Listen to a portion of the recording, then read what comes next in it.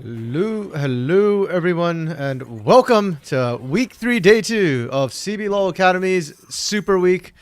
RMC back as usual, and as is usual at this point, Super Bren joining me as well. How you doing, Bren? I'm doing all right. We had a slate of all right games, a couple of really tilted matches, and hopefully we're in for something a little more competitive today. I've been told. I'm hoping so. I think aside from sort of the top 3 teams, the Cade Stars, Pain, Kaboom teams, I think today's looking a little bit more competitive. They'll put up the schedule soon enough, so we'll be able to see that. We are, however, starting with Flamengo versus Cade Stars. So we already mentioned yesterday, Flamengo are in the middle of like the roughest run of their schedule right now. They faced, who was it yesterday? Was it Pain? It was Pain Gaming yesterday. Yep. So it's Pain yesterday. It's Cade Stars today. It's Kaboom tomorrow, all in a row. Man, the CBLOL Academy guys, when they were doing the schedule, like it's the meme of like Walter White like measuring the precise chemicals. It was like them giving Flamengo the exact worst possible schedule during Super Week. Yeah. It's Like, all the same weekend science, too. Perfect science to just 3 back-to-back haymakers, man. But I think that teaches you a lot. So it's definitely going to be tough for them to deal with, but if they can come out of it, if they can pull 1 win out of those 3 games, I think you're pretty happy with that as a team. Like, you're going up against 3 juggernauts. Yeah. You've got a lot to learn there, so. Yeah, and I think yesterday their match against Pain, I mean, it wasn't without hope. Sure, Pain was really strong, but like individually, I think Flamengo kind of did what they could in this situation. Losing the hands checks, their macros still seem pretty decent to me. So, yeah, it's even worse because Takui's playing still. He's gonna play the whole week, right? I believe so. Yeah. Oh man. Did you see? I loved Twitter was like there was like Ilha das Lendas posted and VKS posted like 2 memes of the same effect of just Takui like just beating up on children. I'm like, that's not fair, guys. Come on. Yeah, pretty much. Oh, okay. So one thing I should note, I'm on call today, so I actually have to like answer a lot of work calls throughout the day. So, yeah, I will have to mute at times, like right now, actually. So I'm just gonna mute myself quickly. I'll be back. Hey, chat, it's me and you, and while RMC's gone, I don't know. We're gonna talk about we'll talk about something. I'll figure it out. Takui waiting room. Yeah, it's no longer Leleco waiting room.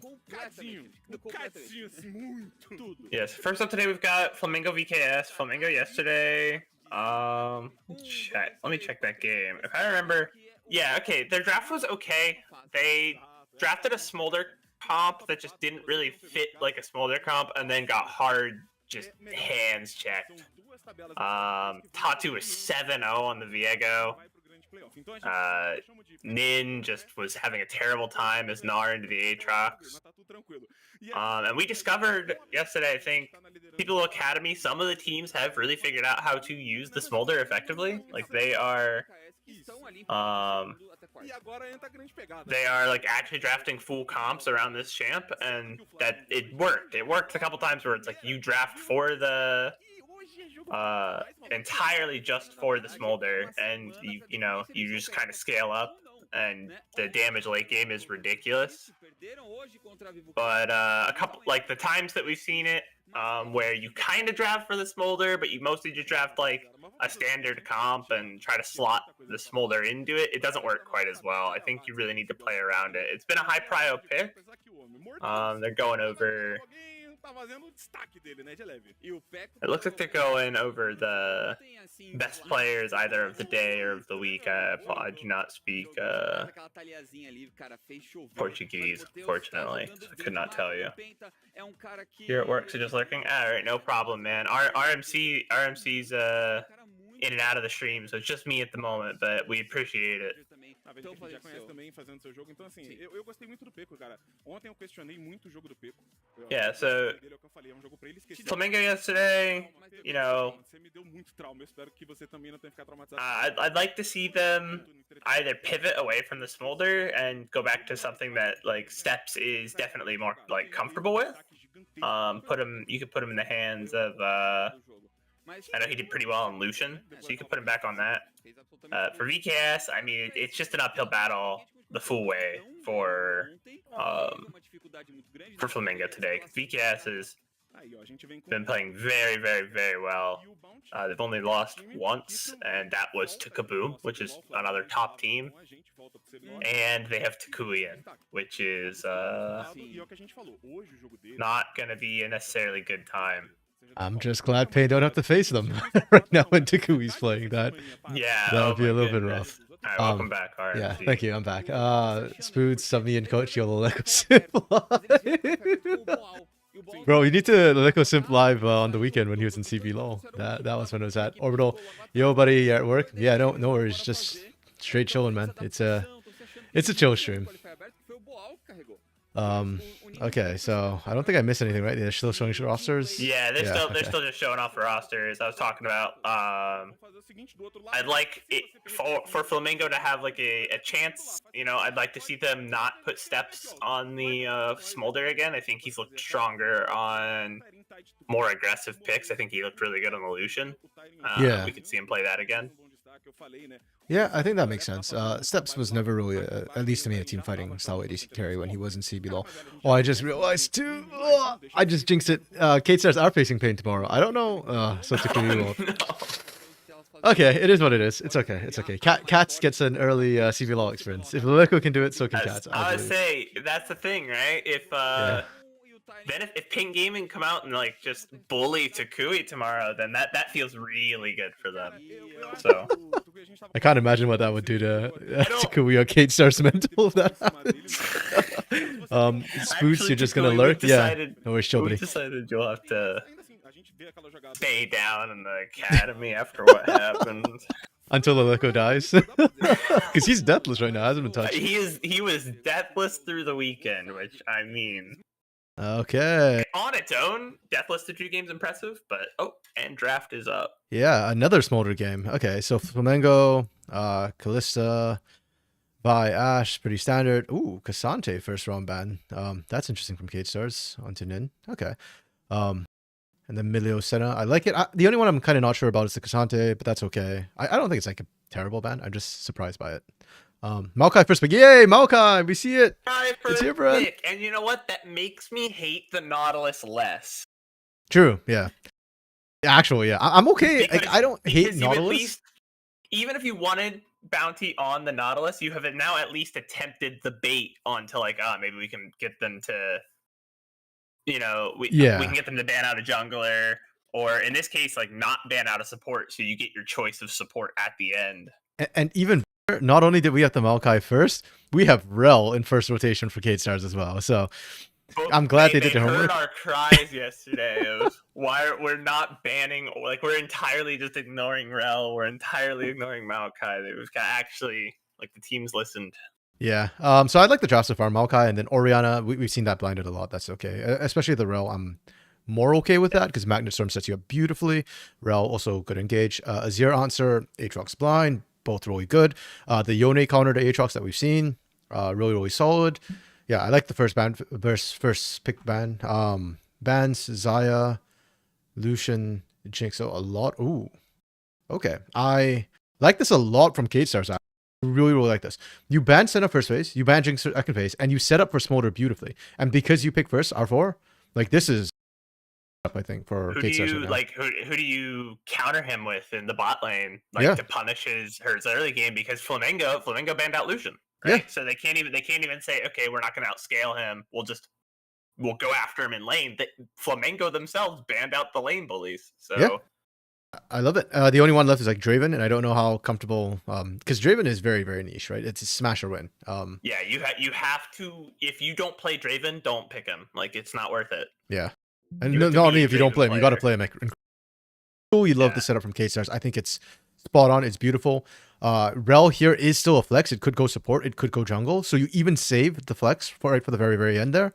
I mean, we saw the Nocturne ban because of that, right? You don't know. I think Flamengo did what they could. Like I was thinking maybe an Ezreal, but I guess, Aphelios could be an option as well. Yeah, this is a tough choice for like Flamengo. I thought this was like the safe option, right? Like I don't think there's an ADC that is a tier 2, tier 1 player that doesn't have an Aphelios like in there somewhere. He's kind of one of those champs you just have to know. Yeah, agreed. And so because of that, and you go Nautilus blind for engage on Smolder. I'm okay with that. And then for K-Stars, you could pick whatever support here you wanted. If you wanted a TK, that's fine too. I'm fine with Rakan, more engage coming through. Right now, the range is not super high on Flamengo, so I don't feel like Smolder needs a ton of peel and protection. Yeah, I think K-Stars smurfed draft here. Yeah.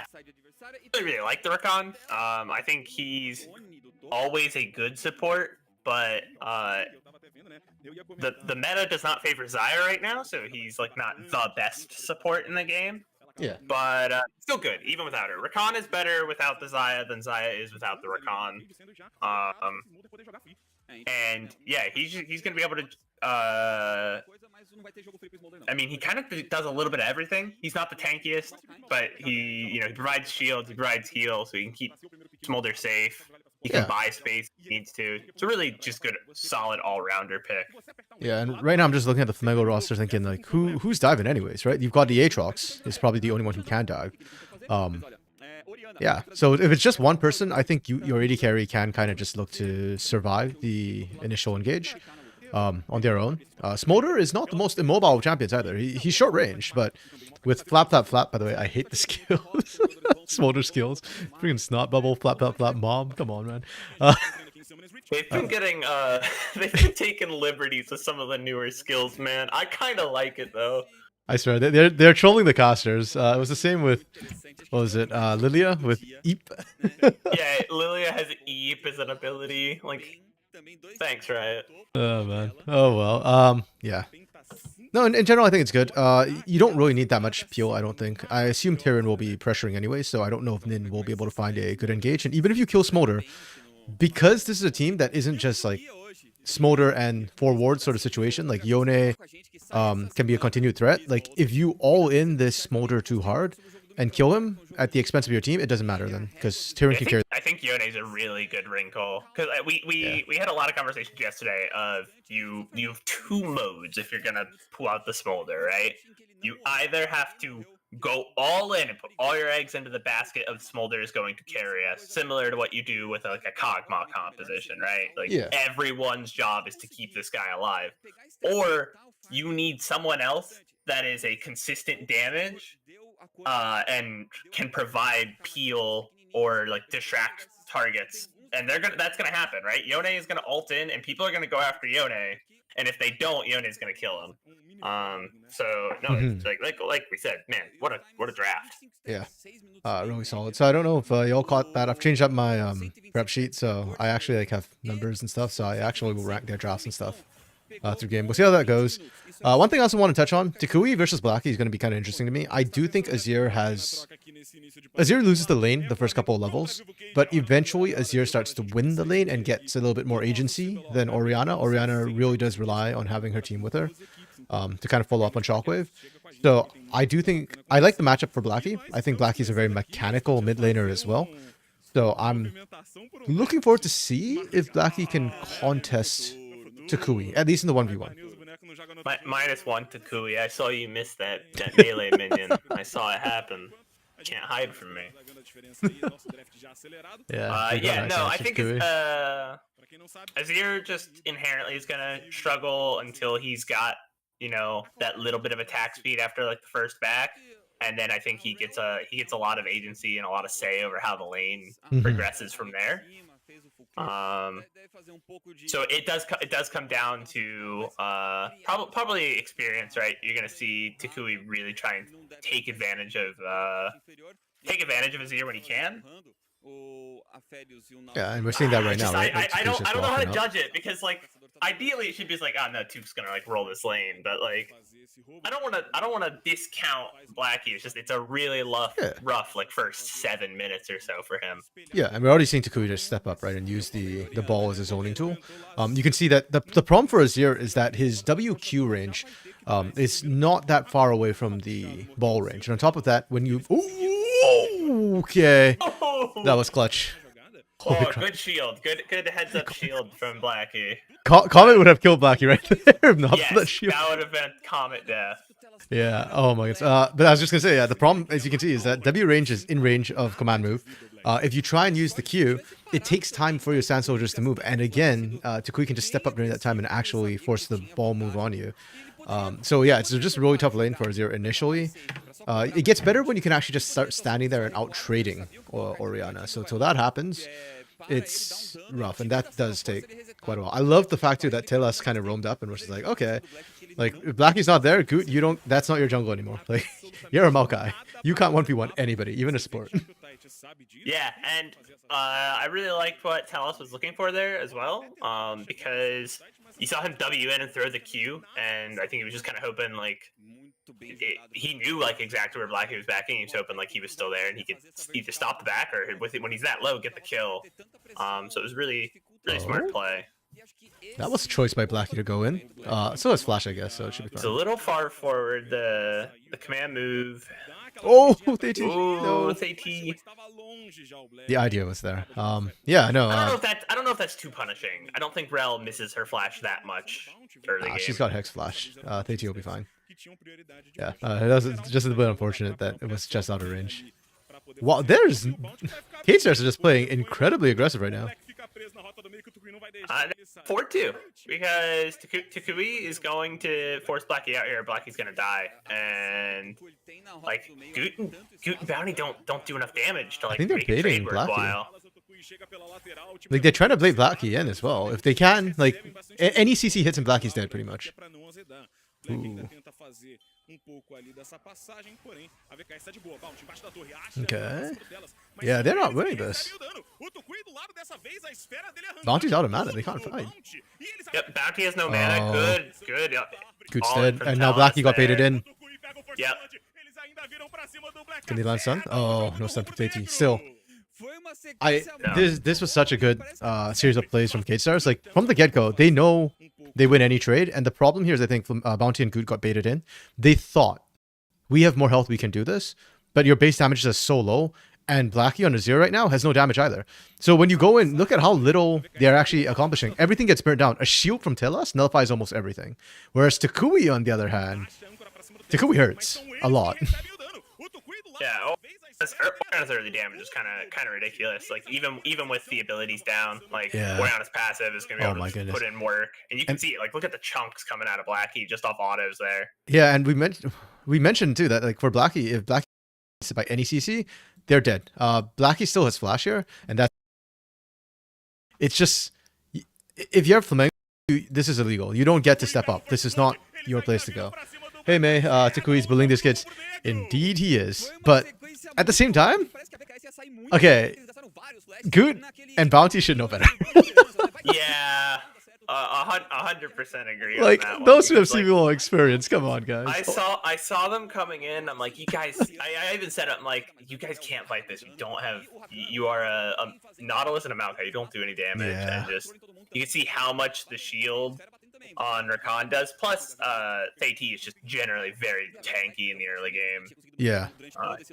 Rel's passive stacking up. Rel can provide herself a shield, and she's gonna steal your resistances. So yeah, that's kind of rough. That's really expensive for Flamengo too. That series of plays, they blew flash on Blackie and Bounty. Goot didn't blow flash, but Goot just flat out died and gave first blood to Takui of all people. First blood to Takui, and now we talked about, you know, after a little bit, Azir is coming back with the he's back with the recurve bow now, which does give him, he should be able to out trade, but you know, Takui has a oh yeah, man.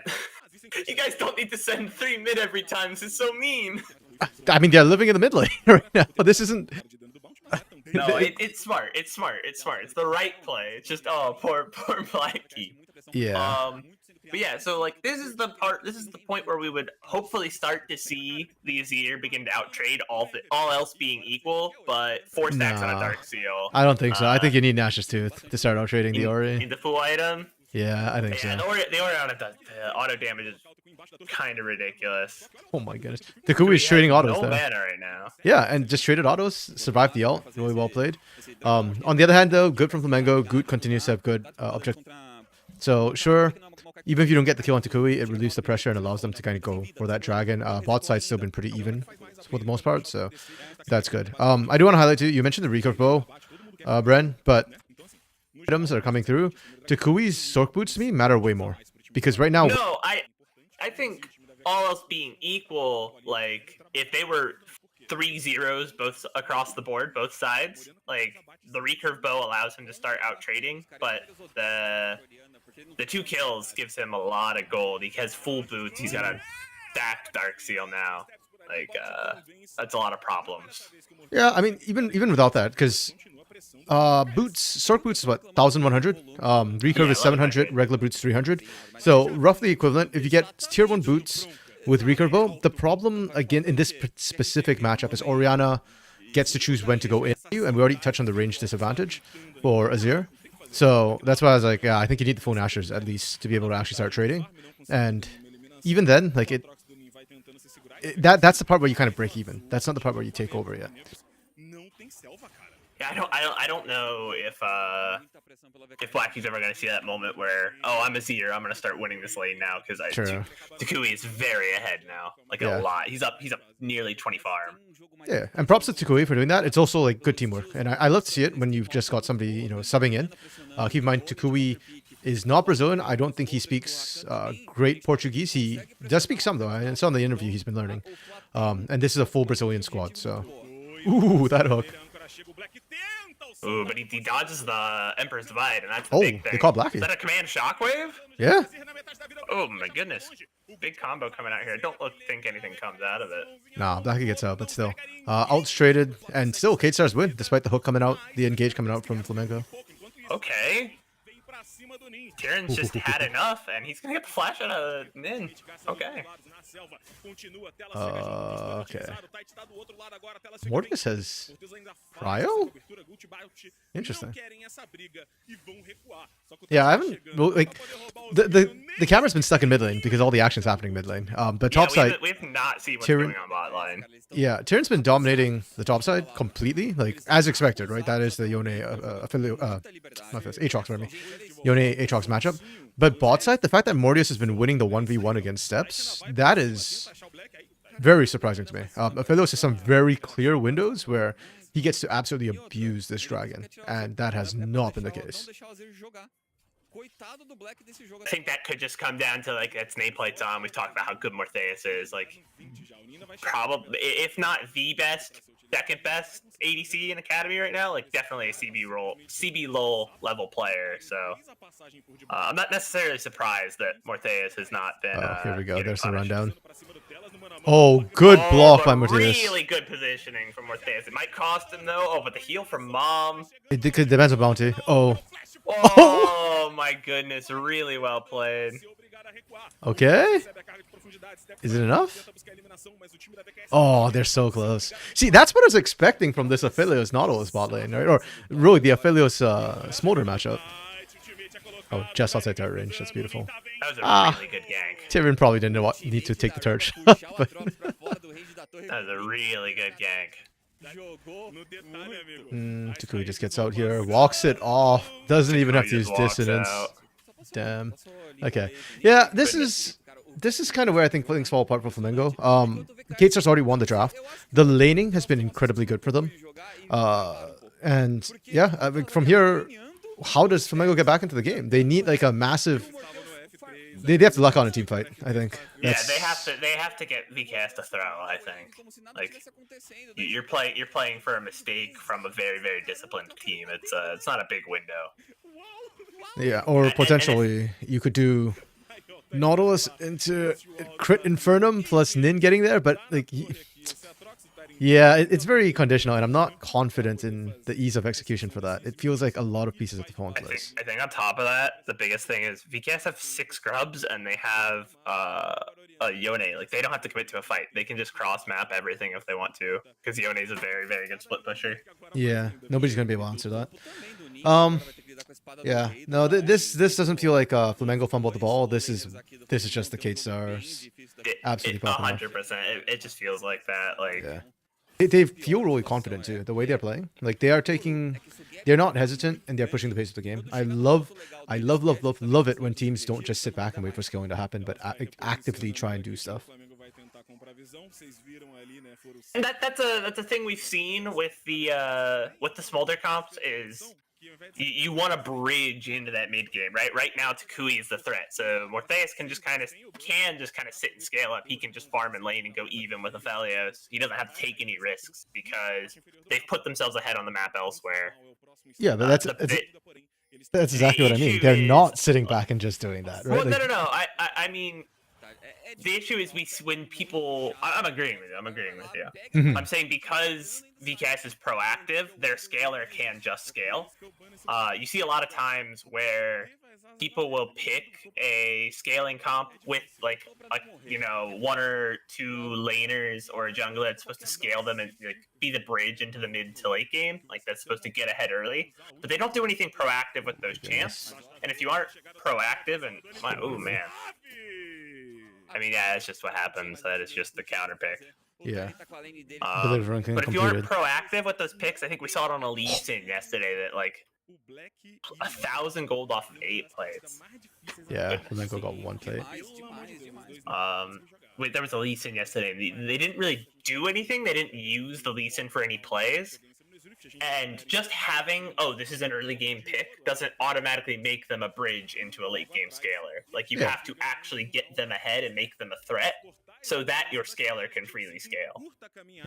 Yeah. One thing as well, while the camera's focused topside, like this, you won't see this because it's not being shown on screen, but if you watch the minimap, like what I really from K-Stars was we saw that sort of 3v3, we were talking about the proactive and not just sitting back and scaling, making things happen with Poke. It got so bad that Flamengo actually had to rotate Blackie down to this bot lane to try and maintain dragon control.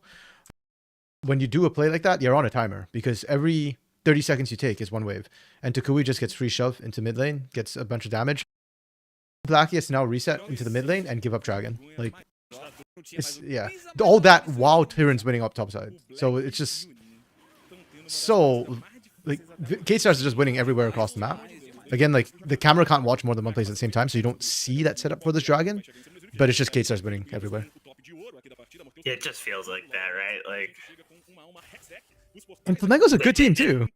Yeah, no, Flamengo are not slouches. Like, this is not a bottom tier team. Like, this is a very, very solid team in their own right. But man, VKS just feels like they're playing like a perfect game. Yeah, this is absolutely insane. Okay, I was actually wondering if K-Stars was going to contest for this Herald. I felt like they could if they wanted. I think it's the right call not to. But yeah, they probably could have. I mean, Takui first item completed. Only Steps could potentially try and match.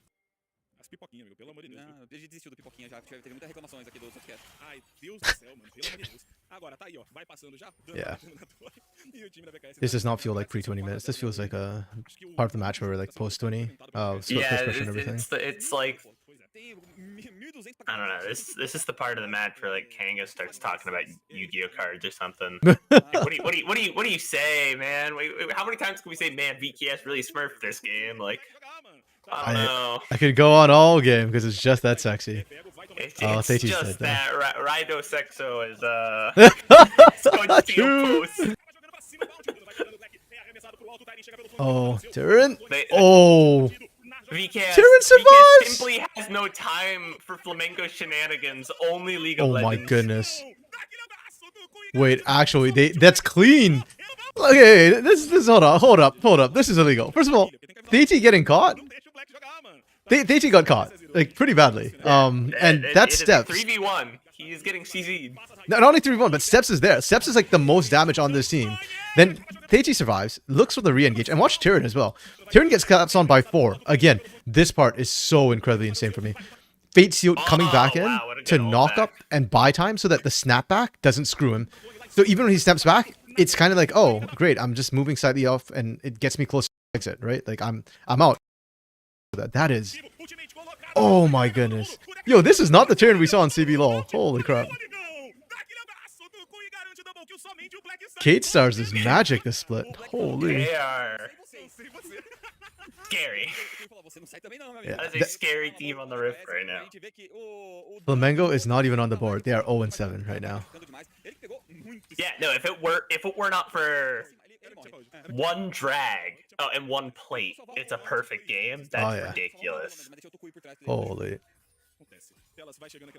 Again, I feel compelled to say this. To me, Flamengo is like 4th place team. You know, right behind those top 3 teams. Yeah, I'd agree with you. It's just I think there's just such a big gap. It is literally the top 3 teams and then everyone else.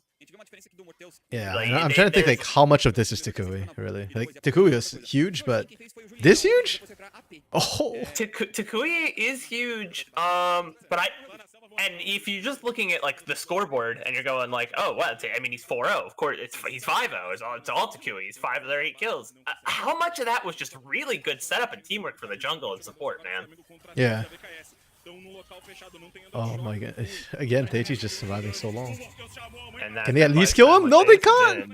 Wait, surely. Oh, the redemption! There's no. Oh. Okay, Nin finally got it. Okay. I don't. But at what cost? But I say they got a kill, but was it worth it? I mean, I would argue no. they took down the raid boss, right? That's the win. That means they win, right? He drops the epic loot. We wanted the minions to finish off Nin. Okay, well, at least Flamengo is not killless this game. They tried They real got hard for that. one. Oh, Nin might get Flame Horizon by turn right now. And that's not even... Oh, that's not even like Nin getting really Flame Horizon by Tyrion. He's getting Flame Horizon by the team. Because Nin has to rotate. And Tyrion's just sitting in the side lane split pushing. Playing PvE the entire time. That's what we talked about. Like, you got that kill, and okay, whatever. The 1 for 3, maybe there's the moral victory. But yeah, we killed the raid boss. It bleeds. We can kill it. But you just lose so much value because they have 6 scrubs and a Yone. So Yone just goes and he takes all of your top towers. Yeah. And now they have permanent prio for Baron. I was gonna ask, did they even use the Herald? They just dropped the Herald. Like, They just dropped it. Where's he going? Where's he going it'll channel bot. Unless they drive it.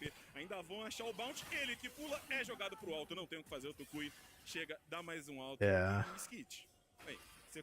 Baron for outer turret. Jeez.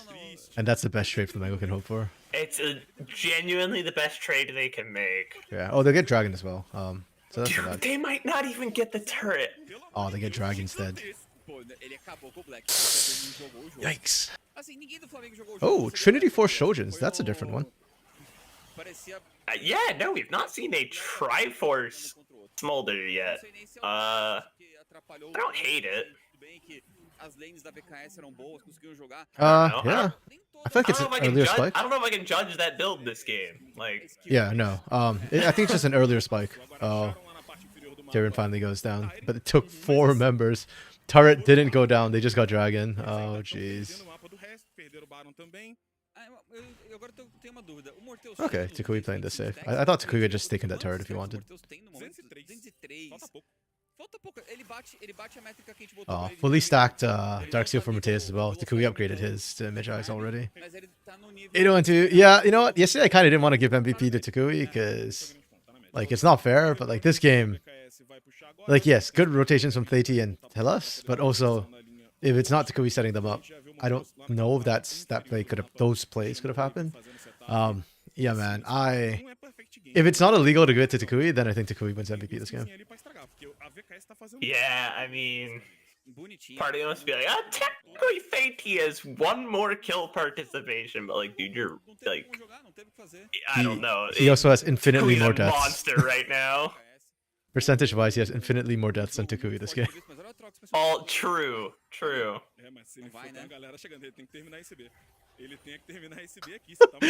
is Ninja sitting here? Your team's here. Go! He's terrified. He doesn't know where everyone else is. Like, genuinely, like, I'm only like half joking about that. Like Nin is 100% mortified that like there is a chance that here. And this is better? He should have just gone while they were up in the jungle. It's not like he doesn't know that, But he was scared. What just happened to him is what he was scared of having happen to him. Yeah, but yeah. Just go after him at that point. Hindsight 2020. Yeah, and well, I said before too. I prefer it when players are willing to take the risks rather than just sit back and die. Like if you lose that fight, if you lose more than 2 people, the game's over. But at the same time, if you don't fight that, the game is still over. Yeah, I agree. Like if you're in the situation where like the that's option huge. is. Oh damn, the execute actually take through. The execute. If the option is, slowly bleed out, or in this case, quickly bleed out, Yeah. Or go out in a blaze of glory, take the blaze of glory, take the cyberpunk option, right? Blow up Arasaka Tower. I've just been playing a lot of cyberpunk. I really like that game. Okay, fastest game of the split for CBLOL Academy is 26:52. I think we're gonna beat that today. Yep, potentially. Okay, definitely. Blackie went down. I mean, if Blackie could find Takui, maybe they can stall, but yeah, no. New record. No. Holy. Okay. Man. Okay. I give MVP to Takui, man. I don't know how to judge that game. Like, I don't know. Other than VKS are really, really good and have very, very strong team play, and that Takui is clearly a very strong leader as well, like able to get, regardless of like over comms communication, just they have the trust in him that like he's going to make the correct play and they can play around him. I don't know. Like that was just. It kind of felt like men against boys out there. It was just. It was ridiculously well played from VKS. Like it's not even like Flamingo didn't play badly. That's the thing. I never looked at a play. I was like, oh man. I looked at one play where Maokai and Nautilus got baited in the mid lane, and that initial start of that snowball. I was like, oh man, what are you guys doing? But after that, I mean, I don't know how to. To me, that was a perfect game from Gatestar. A 5 out of 5 in literally every category. That is so disgusting. It was really good. I don't have a single read on any of the individual players. Oh, actually, no, I'll criticize Groot a little bit. Hey, Dark Knight, welcome. You just missed a absolute beatdown. Holy crap. Yeah, fastest game of the split. Already over. Yeah, it was the fastest game of the Academy split so far.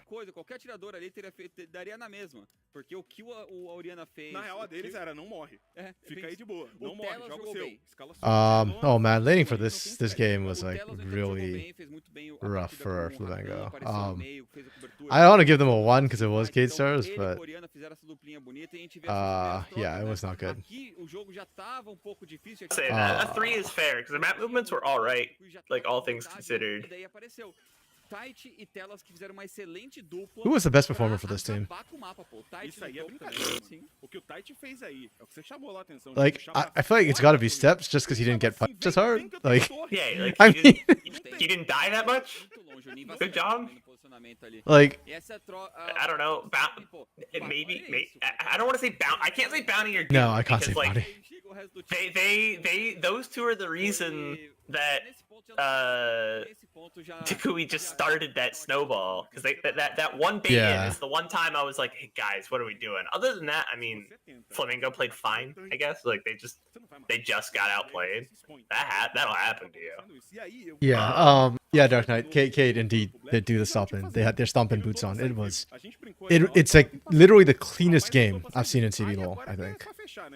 And what I loved about the K-Stars is not just that they won, because expected. Like, not that they stomped lane, which is, okay, that's not that surprising. It's that they just never let up the pressure. Like, from start to finish, there was never a point in the game where I'm like, oh, they're just resetting, and they're taking their time, they're playing it safe. No. Like, they just, every time they moved, they had a plan. Like, they got Takuya hit, they 3-manned mid constantly. The moment Tyrion got a hit as well, they were really good rotating Tyrion from the top to the bot lane and just playing sides the entire way. Yeah, they went down to assist Mortius. Like, Mortius, normally, like, you sit back and let Smolder skill. They're like, no need. We can just accelerate Mortius through items. Mortius went a Trinity Force Shojin build, which is interesting. I suspect it's K-Star side. Super clean. And there's the graph. It's just exponential. That's about the smooth. Yeah, no, Usually- that is not a CB. There's none of that like last minute. All of a sudden it shoots back up to 0 and then back down to 10K. Yeah, there's no spike here. The other thing that okay, so a lot of times when you see a team winning, you'll see like kind of go down, and then you'll see like a stall point, and then suddenly drops off the face of the earth.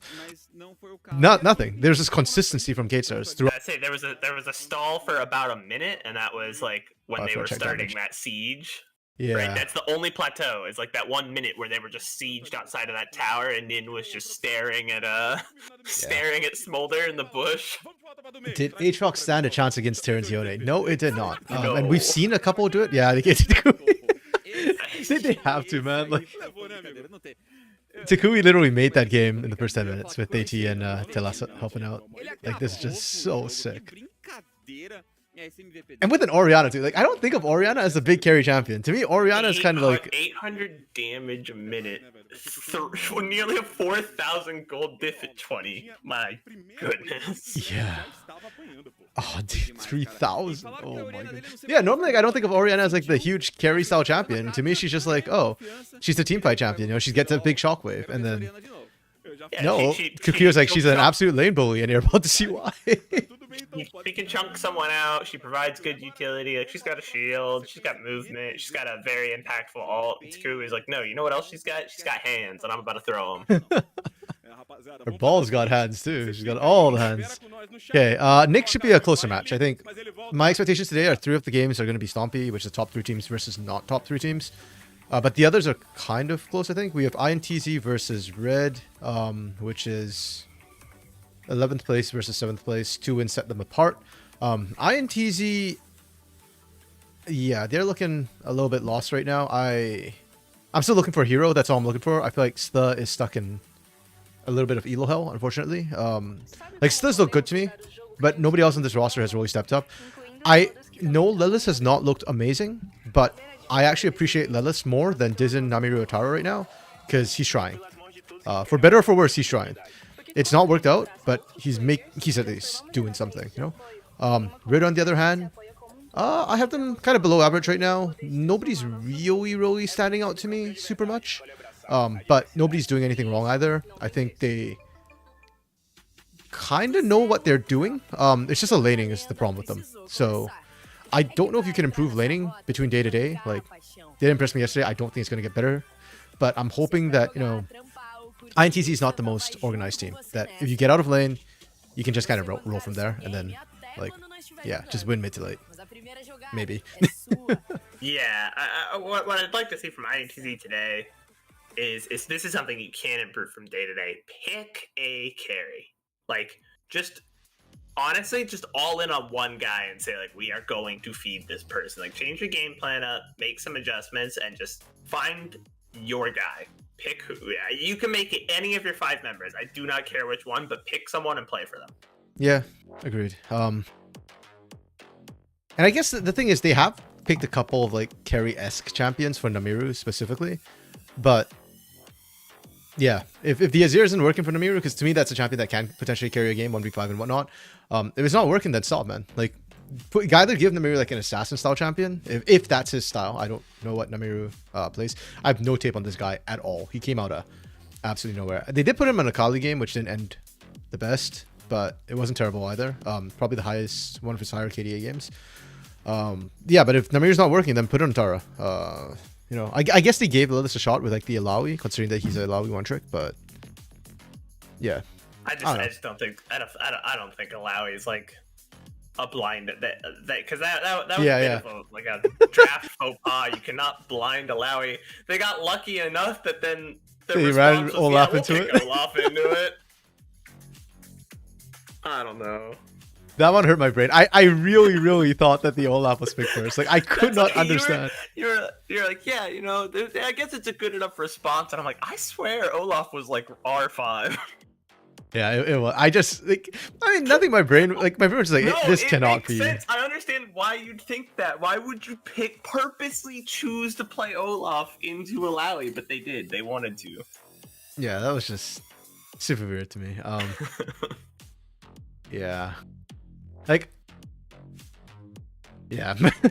I know that Illaoi has like a high win rate against Olaf's, but if you look at the lane rate, the lane kill rate, it's a lot more even. Olaf just wins because Illaoi is not a champion who does well in team fights. It's a very niche champion.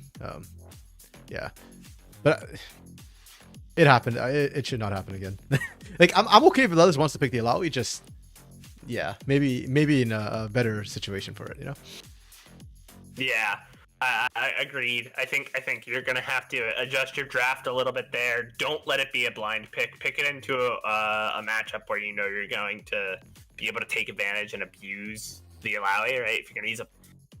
If you use a pocket pick, like it needs to perform. Otherwise, like the advantage of a pocket pick is that it's this, you give this team the ultimatum. What Zai does to other teams, right? Like ban Pyke or Zai will win this game for us. Yep. If you're not presenting that option, if it's not strong enough to be considered like worth banning over the meta picks, you might as well just play the meta picks. Like they're good for a reason. So if we are going to see it again, I'd like to see some adjustments into maybe not even draft strategy, but like in-game strategy, funnel some more resources into it, which is hard to say because he got 2 ganks right off the rip. I just don't really know. Yeah, actually, look at my notes. I just realized that. Wait, Lelis is the guy who played Singed and Illaoi. This guy's got an odd sample. Played a game of Camille as well, which is not very meta right now. I'm pretty sure she's a support. Last I checked.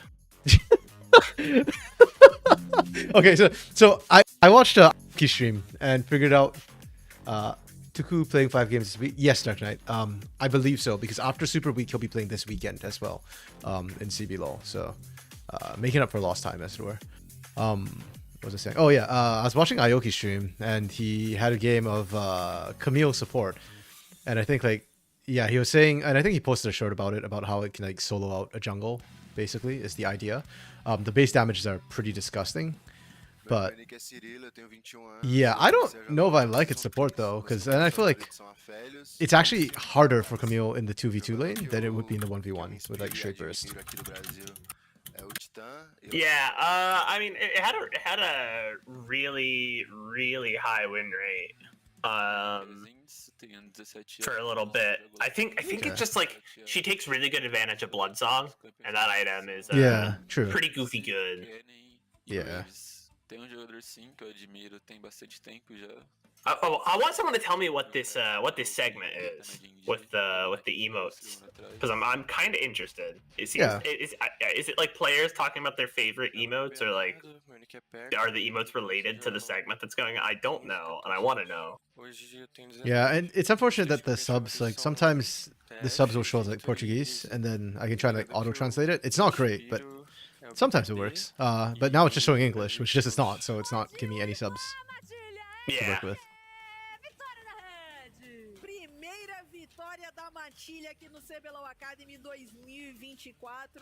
Oh, that was last week's game.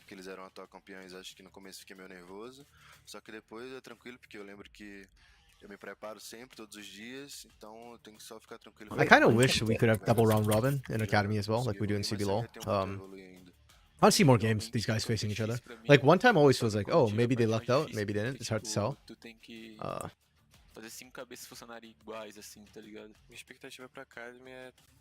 Yeah, so I'm looking at the Camille statistics from 14.3. At Diamond 2 Plus, which I think is where Riot's elite balancing starts. It's like the lowest level of balancing is aimed at Iron through Emerald, which that's a large skill bracket, and then it's like Emerald through Diamond is like the really good ones, and then it's like Elite, which is like Diamond 2 through Challenger, and then Pro Play is like their 4 balancing brackets, I guess. And so Diamond 2 is generally like what I look at, like this is where like if someone's playing this, it's because they're a good player and know what they're doing, and they want to play like this specific pick, right? It is chosen to win. Camille had a 52.4% win rate and a 1.5% pick rate, which isn't nothing. Okay, yeah, that's not bad. 52.4 is actually pretty decent. And it was Blood Song, Sundered Sky, Merc Treads, and if you built that as your core items, It was a 58% win rate. Okay. Oh, we are still going with the Lawi blind. Okay, we've done it again, and I think this time Red has a good, correct answer into it. Yeah, a much better one. Yeah, that's gonna punish. Okay, so first of all, bans Talia, Rumble, Smolder. Okay. I don't hate it from INTZ. I think this is one of our first Smolder bans that we're seeing. I think CBLOL has not banned it a single time. I can't remember. Yeah. If the comp's looking really good for it, I can understand that. Karma, Callista, Nocturne. Okay. This to me is good recognition from your coach about what you need to do. Talia into Peko specifically, because Peko is really good at it. But yeah, I think that's a bit of an issue. That you're having to ban Smolder like this. So from the coach, not great for the team. And then we see Maokai first pick. Yeah, Academy learned so quickly, guys. Like we were just complaining yesterday. They must have watched our stream yesterday, IMC. To all the Academy coaches tuning in, thank you. Yeah, I actually love this the Maokai first pick. Like this is good, you know. This is okay, I guess we'll live with it. We see this. Rel ignored this game. Big no. Yeah, it is what it is. Nautilus and CBLOL are just somehow perma. They're inextricably linked. Yeah, but yeah, exactly right. Darn it, like they picked the Maokai, they blind. This has to be like Lelis just calling for it repeatedly. Yeah, Lelis really wants that pick. If Lelis can carry on it, fine. Like I said, I just need to see it here from INTZ. Lelis is trying at least. Okay, so this is fine. Varus Renata I think is a solid sort of just solid duo to come through. I think it's Rosa today. Tara, I think they don't have a lot of career wins in comp, but Varus is one of the champions they've done it on. I know nothing about Rosa, so this should be interesting. Okay. They need a change. I like it. Then Sejuani being picked up. Okay, that's solid. I think Sejuani fits everywhere. It's a good handshake with Maokai. You know it's Maokai support or Maokai jungle because Renata's been picked. LeBlanc Silas being removed from Namiru.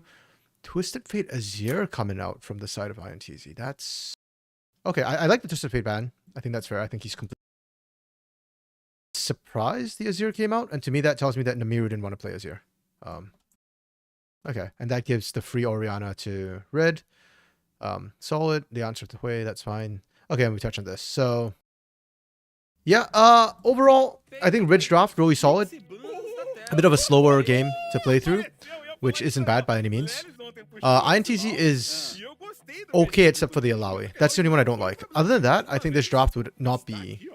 It's not like bad or anything. It's just very generic, very bland. Team fight, okay. Yeah, that's about it. Yeah, I'm trying to think, like, okay, looking at lanes,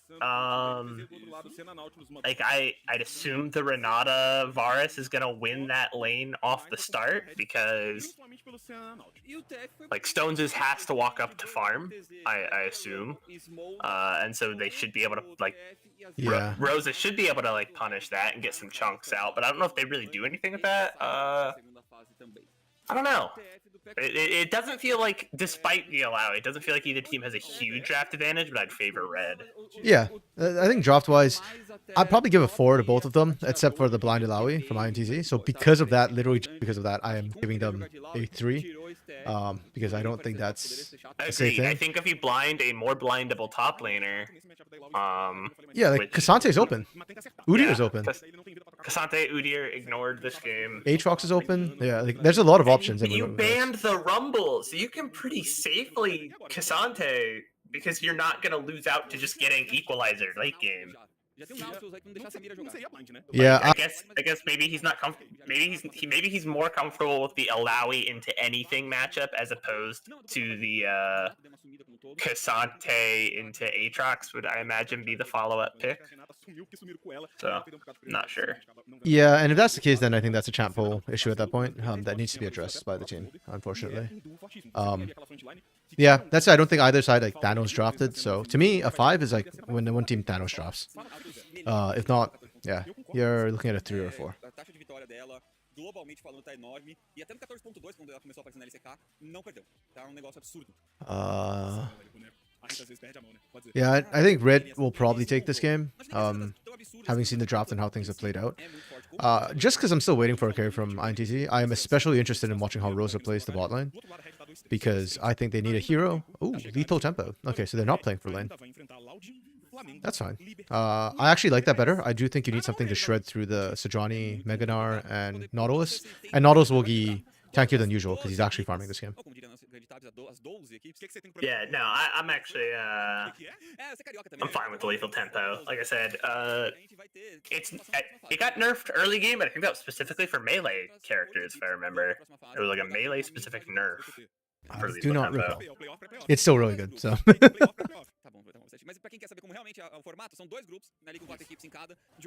Okay, good from Lilith, trading it right from the get-go. One thing I like about off-meta picks, like when you've got a pocket pick, is that usually players don't have experience, or as much experience, handling that particular champion. And so they might not know like, optimal trades and stuff like that, especially in solo lanes. I think it's really huge to have that advantage. So I love seeing Lilith kind of take advantage of that level 1, and Zin's perhaps not as comfortable with the matchup, kind of took a bit more damage than I think you'd expect with the range champion. Yeah, Allow people don't like a lot of that power is packed in that W. So like right at level 2, Alawi hurts and pretty much off the rip. Like she's not gonna be able to 1v9 because she doesn't have her ult, but like already like you're gonna start to see some very early damage come out. I actually would expect Lelis to have a sizable ability to out trade until like a couple of items start to come through and Zinz is able to better exploit the range advantage. Gotta sidestep those E's though. Oh my goodness. Otherwise that happens to you. Yeah. This is not the way I thought this matchup would go whatsoever. Man, you were asking about what the players were saying. I want to see they were saying about the players they have as inspiration and their favorite champions. Oh, okay. So those champions are dancing. Oh, so I guess Zinz likes Graves top then. Okay. I think that was why I was like kind of hesitant. And also, I swear he said something about Titan, right? Like, or was that Cirillo who said that? Maybe Well, maybe even if he did, maybe he was like. But thank you, man. Thank you. Titan's a player who likes to fight, and Graves likes to fight, so therefore I play Graves. Maybe, yeah. I also know that some players have been saying also that they really look up to Titan. Apparently, he does when he has time, or like sometimes like after matches and stuff, that he'll drop by and talk to the academy players and kind of give feedback and stuff like that, which we love to hear about. Yeah.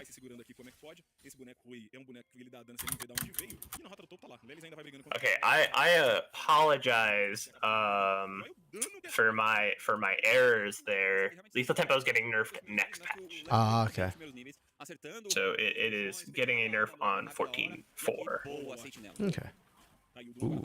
Okay, that's a good ward. I like how Lilith has been playing out this lane a lot. I'm not a fan of where the pick came in or how it came in, but he's definitely showing off his one-trick skills right now. So keeping the lane isolated and having already kind of won up the lane early, my only concern is you burnt flash to do it, and now Zinz has the flash advantage. So, oh, but Zinz keeps getting caught. And if Sejuani can get up here while Zinz has more than none of his health bar left, Sejuani has a very, very dangerous gank potential, but Lelis is just keeping the aggression up, and that's good. That's keeping him alive because you can't gank a lane if your laner has 10 health. And the window's closing too. Once Lelis is 6, that's going to be really hard to gank unless Lelis like almost dead when you start the fight. Oh, they force out Doom as well. So Dizen gets 2, I think? Yeah, Titan's the only we have confirmation that he helps his academy and upcoming AD carries. He was already at raid candidates before Titan left. Yeah, that's true. Cirillo was the one who said he had Titan as inspiration. Okay, yeah. So I got a little bit confused between the players. I don't recognize the character portraits yet, or the player portraits. So yeah. As I say that, of course, they cycle out Cirillo on screen just to mock me. Yes, you did. Sorry, yeah, that was the Dark Knight. Yes, Zinz did just flash. This lane, Zinz does not look comfortable playing to Alawi whatsoever. Yeah, And I wonder if that's has Zinz played Gnar yet? Is that Zinz isn't very good at Gnar, or Zinz is not very knowledgeable about the Alawi matchup? I'm personally leaning more towards not familiar with the Alawi matchup, because how many people have to play against an Alawi in solo queue, and like how frequently does that I'd occur? say, yeah. What's the Alawi solo queue pick rate? Yeah, Zinz is fairly new, so I don't have any stats or data on him. But yeah, and to be fair, like I'm watching the way he's playing the Gnar. It's not like I don't think he's doing anything wrong as a Gnar. It's more just that he keeps getting hit by the freaking tentacle thing. So Alawi, we will look at Diamond 2 Plus. 4.7% pick rate, 51% win rate. Okay, Very strong. so you have like 1% chance of running or 2% chance of running into her. Yeah. Test of Spirit, that's the name. I was trying to think. Leap of Phase the out. I couldn't remember the tentacle pull. Yeah, it's EE is Test of Spirit, Leap of Faith. Yeah, What I is just remember her the Q, which is passive tentacle smash. That which is her Q. Yeah, Like, literally exactly. The name of It's her Q, like that one lives up to his name. it does exactly as advertised. oh, and Flap doesn't RMC. No, he flaps more than 3 times. It's false advertising. True. There's 5 auto attacks in there, right? Yeah, I don't know. He definitely, yeah, he definitely doesn't seem to know but the trades. Here it is. They should be able to get this right. Too Yeah, much damage. Yeah, there we go. Like I said, if they can rotate up Alawi, if they can rotate up Sejuani's very, very, very, very powerful ganks, and Lawless gets a little too far forward, and Since just capitalizes with the Nara. My fear is what happens when Alawi starts to actually build like Thunder Sky or Hydra, right? Like, then the lifesteal becomes a problem. Yeah. But that's still really good that they're able to kind of answer back a little bit. They needed it for Red. On that top side specifically. Their bot side's doing fine. Their mid is dominating. We haven't really looked elsewhere because of the camera, but in general, Red are winning out laning. That's what we expected. Agreed. Yeah, they're actually winning pretty big time in the bot side as well. They've got 61 True, farm actually, onto Stoneses, and still Cirilla was able to pick up 30. So looks like they're doing pretty good down there. The only position I guess that's winning out in gold right now is probably, I think Dizin is beating out Doom in terms of gold. I'm not sure about the 2 grubs versus the assist, but I want to say that'd be the case. Yeah, I think so. Ooh, great shockwave from Pekka. I mean, you don't have enough damage, but still. It was a good shockwave. Doesn't negate that. Okay, so one thing I haven't super liked throughout this early game has been the junglers in action. Like, we've not really seen the junglers do much. They've just been kind of power farming. And I think given how volatile the lanes were, I would have loved to see both junglers get more involved. The fact that Doom's first gank was like post level 6 is not ideal to me. Yeah, agreed. You want to punish Alawi like pretty early. I guess her damage in the 1v1 early is pretty good, but she's super susceptible to ganks with no ult up. Oh, Rosa? Rosa could get soloed here. This is not support Nautilus. Stones is winning this? I think he is. Oh, we got the solo too. Yeah, because I mean, Nautilus high base damages. Normally you fall behind because you're supporting no gold, but like with the Warden's Mail and Bami's, Rosa can't do anything to you. Rosa also went call, so really lacking damage right now. Top side, INTC managed to steal away one of the grubs again, I think. Wait, did they show the grubs? Sorry. I don't know if they showed they did. 3 and 3. Okay. 3 for 3. Okay. So, yeah. INTC at least won that second fight, but it feels like they committed so much for it.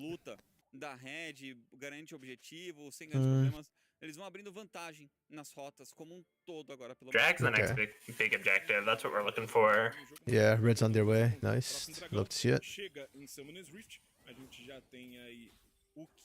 So decent map movements now that we're finally like laning kind of feels like it might be over a bit. Yeah, I don't think INTZ have a shot at contesting this, so they're just gonna rotate back over to lane and see what they can get. I see more gold than I gave them credit for. They're mostly beating out their counterparts across the map. But I think the ones that matter are Zinz and Pekko, unfortunately. Yeah, they're winning bot side with gold, and that's also partially because Senna and Nautilus, so I wouldn't really say that. I think they're winning out there. Yeah, they're losing out the top side pretty hard. And I don't care that Doom's behind. It's only a couple hundred gold. Oh, Shockwave is Looking for the available. dive. Nice. This is coming through. This is Yeah, a it's really clean. well executed dive.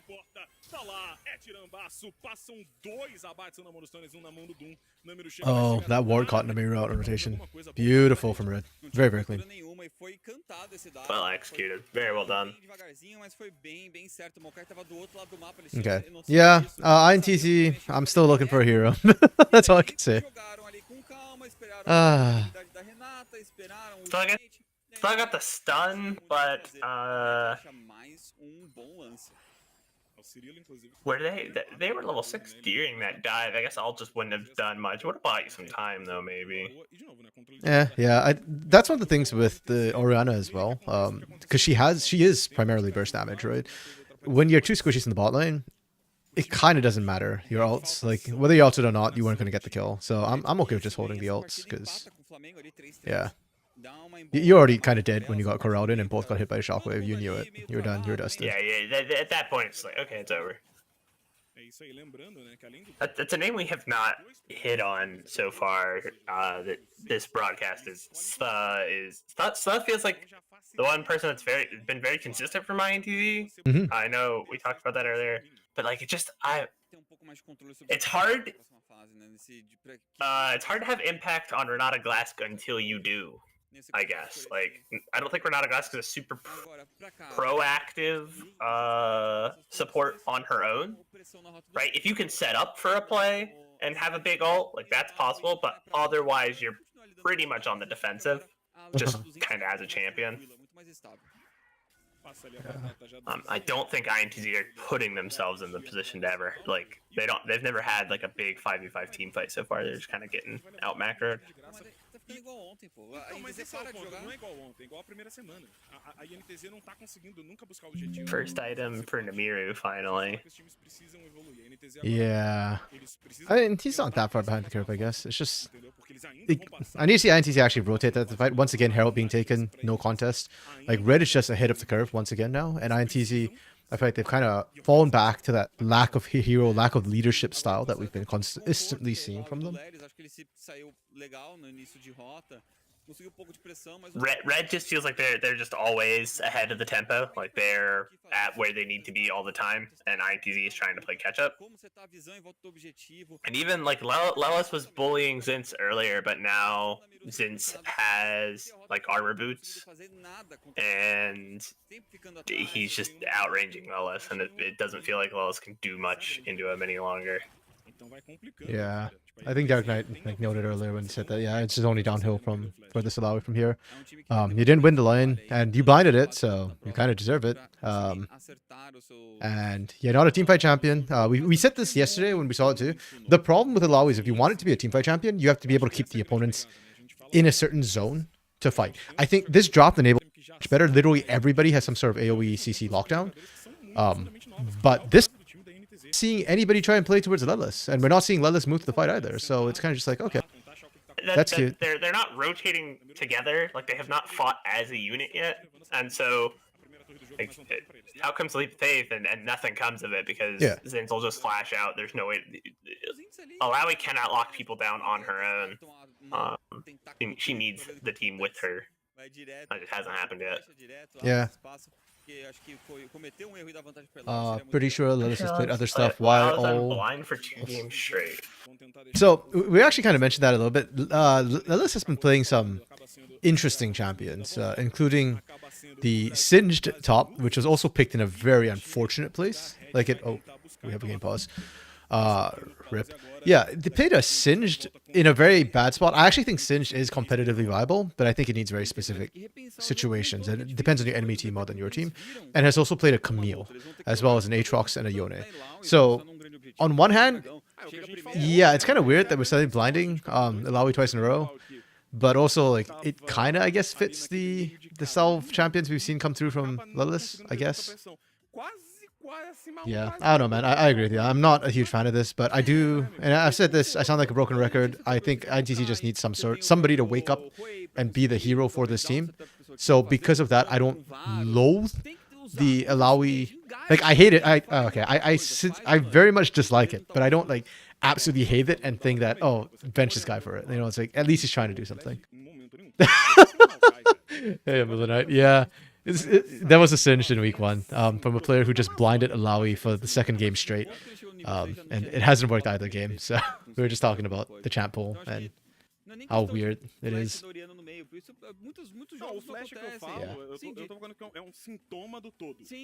Yeah, tech pause. I don't know what's happening right now, but hey, I have the approval of our local CBLOL prophet. Yeah. Singed is completely. I mean, yeah, no. Singed has his niche. I don't know. I think if you're facing high mobility teams or teams that can't really deal with the Singed, like either you can't lock him down long enough, or like you just want non-interactive cut waves, stuff like that. I think a Singe is definitely there, and can very much be used. Like Kalista struggles immensely into Singed, actually, funnily enough, because his adhesive. Because of the grounding is a problem. Might Singe every game for maximum scientific experiment. Bro, that's in maybe tier 3 or solo queue. No. I like it. I like this guy's moxie. I'm staying out of NA solo queue for a bit. While Bren goes for his maximum scientific experiments there. Blind singed in gold for 50 straight games. Okay. I just ran it back to check the game state right now. We are 16 minutes in, 1 turret taken. Yeah. First items completed on almost everyone at this point. 3k gold advantage. It's actually not that huge gold advantage for Red. Oh, perfect timing. Or not perfect timing. They probably went out to pause a bit earlier. Yeah. And right into a fight in the mid lane. Yeah, Red's not like insanely far ahead in gold. Like it's pretty significant, but it's I think just partially the comp and the fact that I'm not seeing. Like, INTZ still have a way back in. They still have huge wombo if they can make it happen. Yeah, I agree with you. The gold lead's not insurmountable, but it feels like the tempo lead is the bigger issue. Like, Red is just always ahead of the curve. Oh, they found Stonesis, though. Oh, they don't even have a numbers advantage in this fight. Okay. This has lived for really long. Yeah. Pekko doesn't have Shockwave either, so this is big. This is huge. Yeah, INTZ, you take that. You come out on top of the trade, and you force them off the dragon. Like, okay. To win. Disn's doing stuff. I like it. I like it.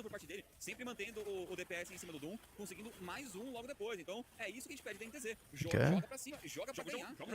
Let's just there for the moral support. That Alawi down. I guess Alawi doesn't have any. Does not have any armor yet. To deal you've with, got some on the boots and the Frostborn Gauntlet. Sorry.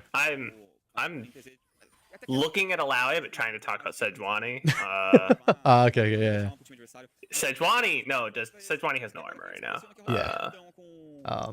So they kind of died pretty quick to the to Rosa.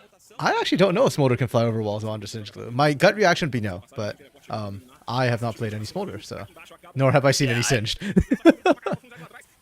Ooh. Okay, that's huge. I need to watch how that fight started again. I was a little bit distracted. Why did Lelis step forward there? I don't know. Was he trying to just buy time? Hold on, I want to see how it started, because I like this call from INTZ, by the way. I actually think it's the right call to just kind of go for that dragon. Oh, teleports over there.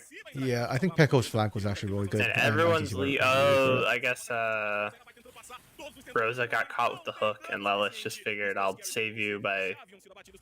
This area is gonna be real dangerous. They took no damage from Lelis. Yeah, Lelis has no damage, right? Like, we're talking about the build. You've got armor, but no damage just yet. Yeah, there's not a Sundered Sky there yet. Yeah. Okay, I'm okay with INTZ, going for what they did. They're just falling behind, and huge props to Pekko on that plate. Pekko, man, that shock, like the threat. Oh, sorry. Oopsies, misclicked. Yeah, that shockwave is pretty big, and yeah, Pekka was able to kind of distract them and actually get the chunk onto Namiru, which I think is massive. Even that last fight, Namiru, to me, I suspect might be doing the most damage in a lot of these fights. Because Rosa is kind of getting tunneled a bit, and Namiru can cast spells from further distance, so I think Namiru is actually the bigger threat right now. Yeah, the hostile takeover came out from stub, and it only hit the Nautilus and the Sejuani. The Nautilus was mid hook, and I don't think the Sejuani really cares about getting hit by it. So it just everyone else was able to dodge out on it. Oof. Yeah. Oof. I honestly thought this would be closer. I thought INTC would be able to actually do stuff in lane. But if Red wins lane, then it just feels like, yeah, GG. Because their strong point has always been the mid to late. Even in this game, I thought their early wasn't amazing, but they won lane, which is good enough for them. Okay. Yeah. Off time for INTZ. I'm not seeing the line where they come back here. No. They have to win the next fight at Dragon. Like, it's an absolute must. You've got 2 minutes to gather yourself, push out lanes, get prio. Actually, I think if I were INTZ, I'd just say screw the Dragon at this point. It's Cloud. Like, we are getting outrun anyways. I'd go for the Baron fight. Go take the Baron over the drag. Take the fight at Baron over the drag. I don't think they can burn Baron fast enough, even with the Kraken Slayer Varus. I think you wait for Red to start it up, wait for them to get debuffed, and pray you can actually... I think it's hunting Baron, right? So the pit's open. So, yeah, you can come in from multiple angles, too. Enemy Alawi, insert Kraken image. Squidward tentacles. Yeah, certainly feels like that, this game, for Lelis, unfortunately. Yeah, I think Red played well into it. Considering Zinz really struggled early, Doom kind of managed to salvage that lane a little bit.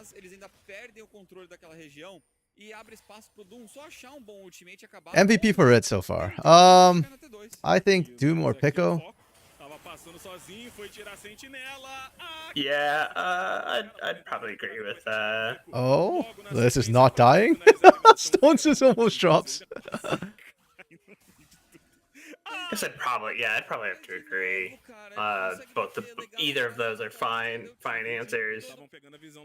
Like Doom's kind of just been accelerating the map. They've just always been good on tempo. They're always at every objective. And Pekko has been absolutely controlling all the team fights. Yeah, I think it has been the primary damage dealer. Granted, that's a passing center, so.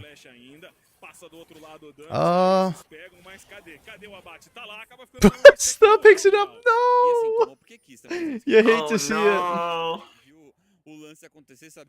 That's suboptimal. Oh, they are trying to go for Baron. Red knows. This is a nightmare situation for INTZ. I don't think they burn fast enough. Am I wrong? Oh, I'm wrong. They are burning pretty fast. Okay. Maybe they should be able to get it. Oh, the hostile takeover buys them some time. I was gonna say it's a dead Lelis, but it was not a dead Lelis for a long time. There. Oh! What? Okay. Squidward's bulking up. Squidward is actually bulking up. Okay, that's huge from INTC. I think Red, kind of like I did, disrespected the damage INTC could put out. Like, they knew it was being done. They just wanted to make sure they secured the inner turret first before they rotated. I think that came back to bite them a little bit. Because INTC, yeah, they actually got the Baron and got out. And they could have, I don't think Red could commit quite as much to the fight as they wanted to down a member. I think they could have forced it anyways. Like Zinz is big, but like, I don't know. Yeah, maybe it's a tough call. They got zoned out by the hostile takeover, and then they just kind of they didn't just like send it after that. They definitely showed a bit of hesitance. They ended up picking up Lelis, but ultimately 4 people get out with the purple cloaks. Oh, Rosa, what the? Make it. Where? How was Rosa? Where? What? Rosa is illegally pushed up here. Oh my god! And Dizen literally walked away, and Rosa was just like, "Nah, you are not straight showing there, Rosa." Okay, that's on Rosa. Yeah. Dark Knight, what just happened? Rosa overextended, but INTZ actually managed to get a Baron. They stuck a Baron, and mostly got out. Also, Lelis Squidward over here is starting to bulk up a little bit, so it's taking a bit of time for them to cut through. He's middle stage handsome Squidward. He hasn't hit handsome Squidward like at the end of the episode where he hits his head again. He's really handsome. To gain that clarinet buff. Oh man. This game's 26 minutes. It's actually not that deep into the game yet, but it feels really slow to me for some reason. It feels like we're really far in. Yeah. And it's weird because I don't feel like Red particularly accelerated the pace of the game. If anything, I'd argue like they were kind of slow about a lot of their moves. Like they were okay, you know what? I've been spoiled by Kate Stars. That's the problem. Yeah, like well, Kate Stars was too fast. Every game's gonna be slow compared to the fastest game of the split. Like, yeah, the game was over by now. Yeah, their game was already done. Yeah, this is now hitting her to DPM. It's not that high on Red's side. Yeah, he has ultimate. It doesn't matter because they actually have sustained damage this time. Like before, Cirillo kinda doesn't hit that hard, so. Yeah, I think Dark Knight said it. It's really down to Nar. It's the Zins to try and handle Lelis in these fights. He's doing a pretty good job of it. Yeah. And I think that's why the last Baron fight kind of didn't go in Red's favor as much as they thought it would, because Zins was dead. So they kind of couldn't finish off Lelis and then actually got the last hit on Cirillo before going down. Then we were trying to split push against...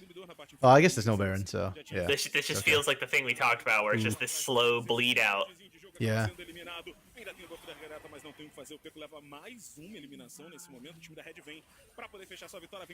But I just want to poke into the stick. Come on, do something.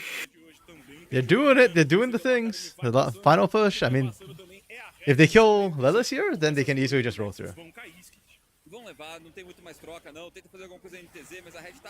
Oh, they find Lelis. Doing a really good job sieging. Oh. Oh man, that ultimate spiraling despair. It does so much damage. It's kind of disgusting. Okay. They have slowly bled out, and they are dead on the floor. Okay, my thoughts. Let's think this through. Please stop.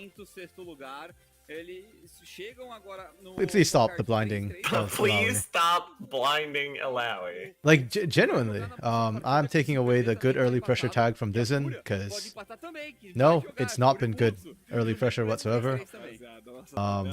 Yeah. Criminal. I hate it. I don't want to see it again. It makes me angry. The laning from INTZ, I'm gonna give y'all a 2. Yeah. I'll give you a 2. Map movements. I would even maybe argue for 1, but they played okay. Yeah, I mean, they still did some stuff. Yeah, that's what I said in draft. Like, Cassandre was open, Udyr was open, Aatrox was open. Like, every top lane pick pretty much was open. We had a good discussion about all the blindable top laners that were open. They chose Alawi. It's literally only Rumble that got banned. It's so bad. X Factor 0. They have none. -5. Yeah, no, fair. I really feel funny. MVP, who do we give it to? God, can we give it to anybody? Gun to our head, gotta pick one. Namiru.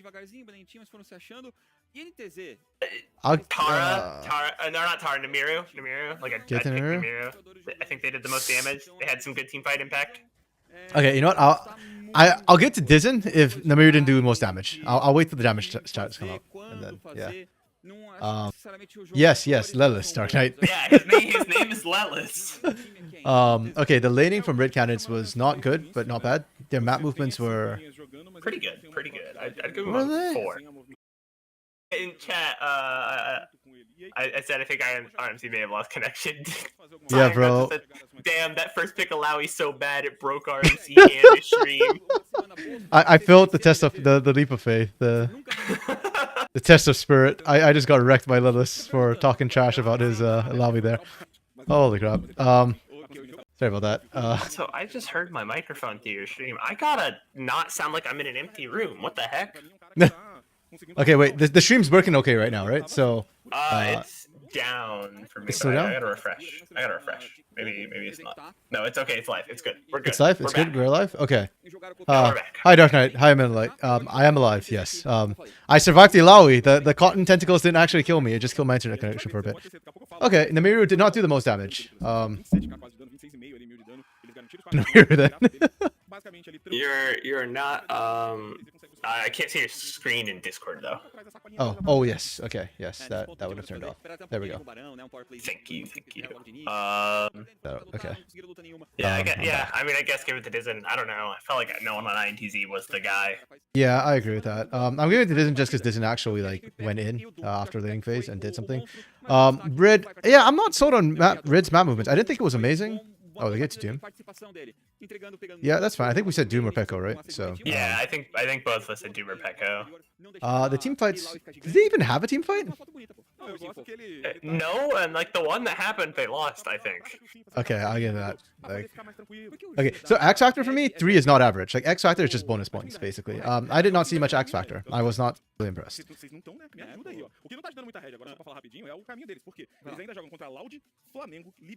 Yeah, they're okay.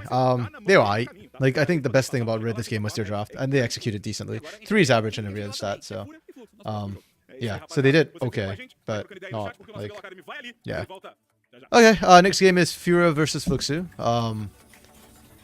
Again, that one I'm thinking should be a closer one. I don't think I'm incredibly.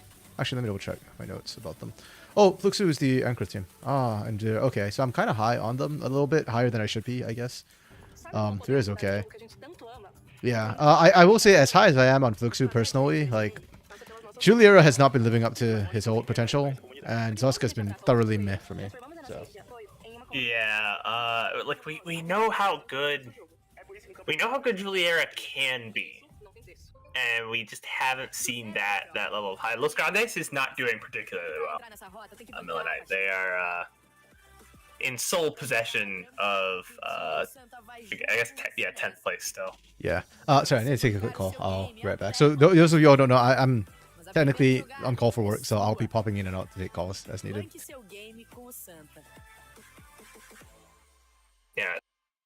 Yeah, Los not doing particularly the best. Upcoming game, we've got what? We said Furia.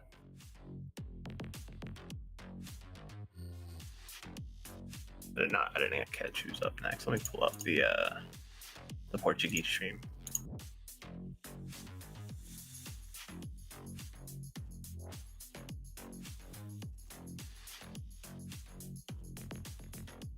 So we have Fair versus Fluxu up next.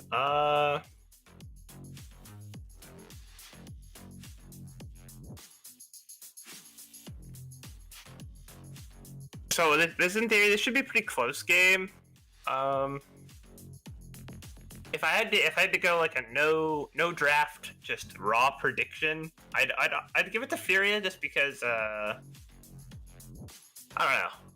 I feel like just law of averages. They got to win. I have no information to cite as to why I believe that. I just gut feeling, I suppose. Yesterday, I think draft from both these teams was pretty decent. I don't think either of these teams got rolled. Yeah, so Pain has looked insane. They're 5-0 right now. They beat Kaboom when they faced them. But they do face VKS tomorrow, so that could change. That could definitely change.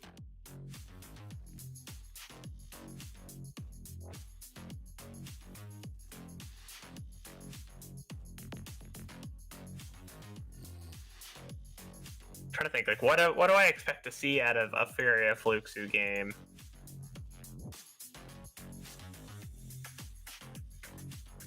Not really sure, right? I think it's going to be a mixed bag. There's probably going to be some draft faux pas. I don't think either team has like the Thanos draft that VKS had, and that's fine. That was maybe the best draft I've seen all weekend. Oh no, RMC! Take your take your take your spreadsheet off screen. Thank you so much. Okay, so here's what we got going for us. So bans, we see Senna, Milio, Smolder, interesting. Karma, Nocturne, Ash. Okay, I kind of get the bans from both sides. I'm not huge on banning Smolder if we're also banning out. No, yeah. So we're doing this live. This is where we are just behind the main Portuguese broadcast. So yeah, it's an actual co-stream rather than a VOD review. Which is pretty nice. So like I said, I'm not a huge fan of banning Smolder if we've already banned Senna. I guess you don't want to give it over. They didn't want to put Prio on it. They wanted to put Prio on Delusion. And they banned out Milio, which means no Caitlyn on the other side, so they can get Lucian Nami, and they're just going to put a lot of eggs into winning lane. Fluxu responds. Good response, I think. They red won the Maokai, which is very, very strong.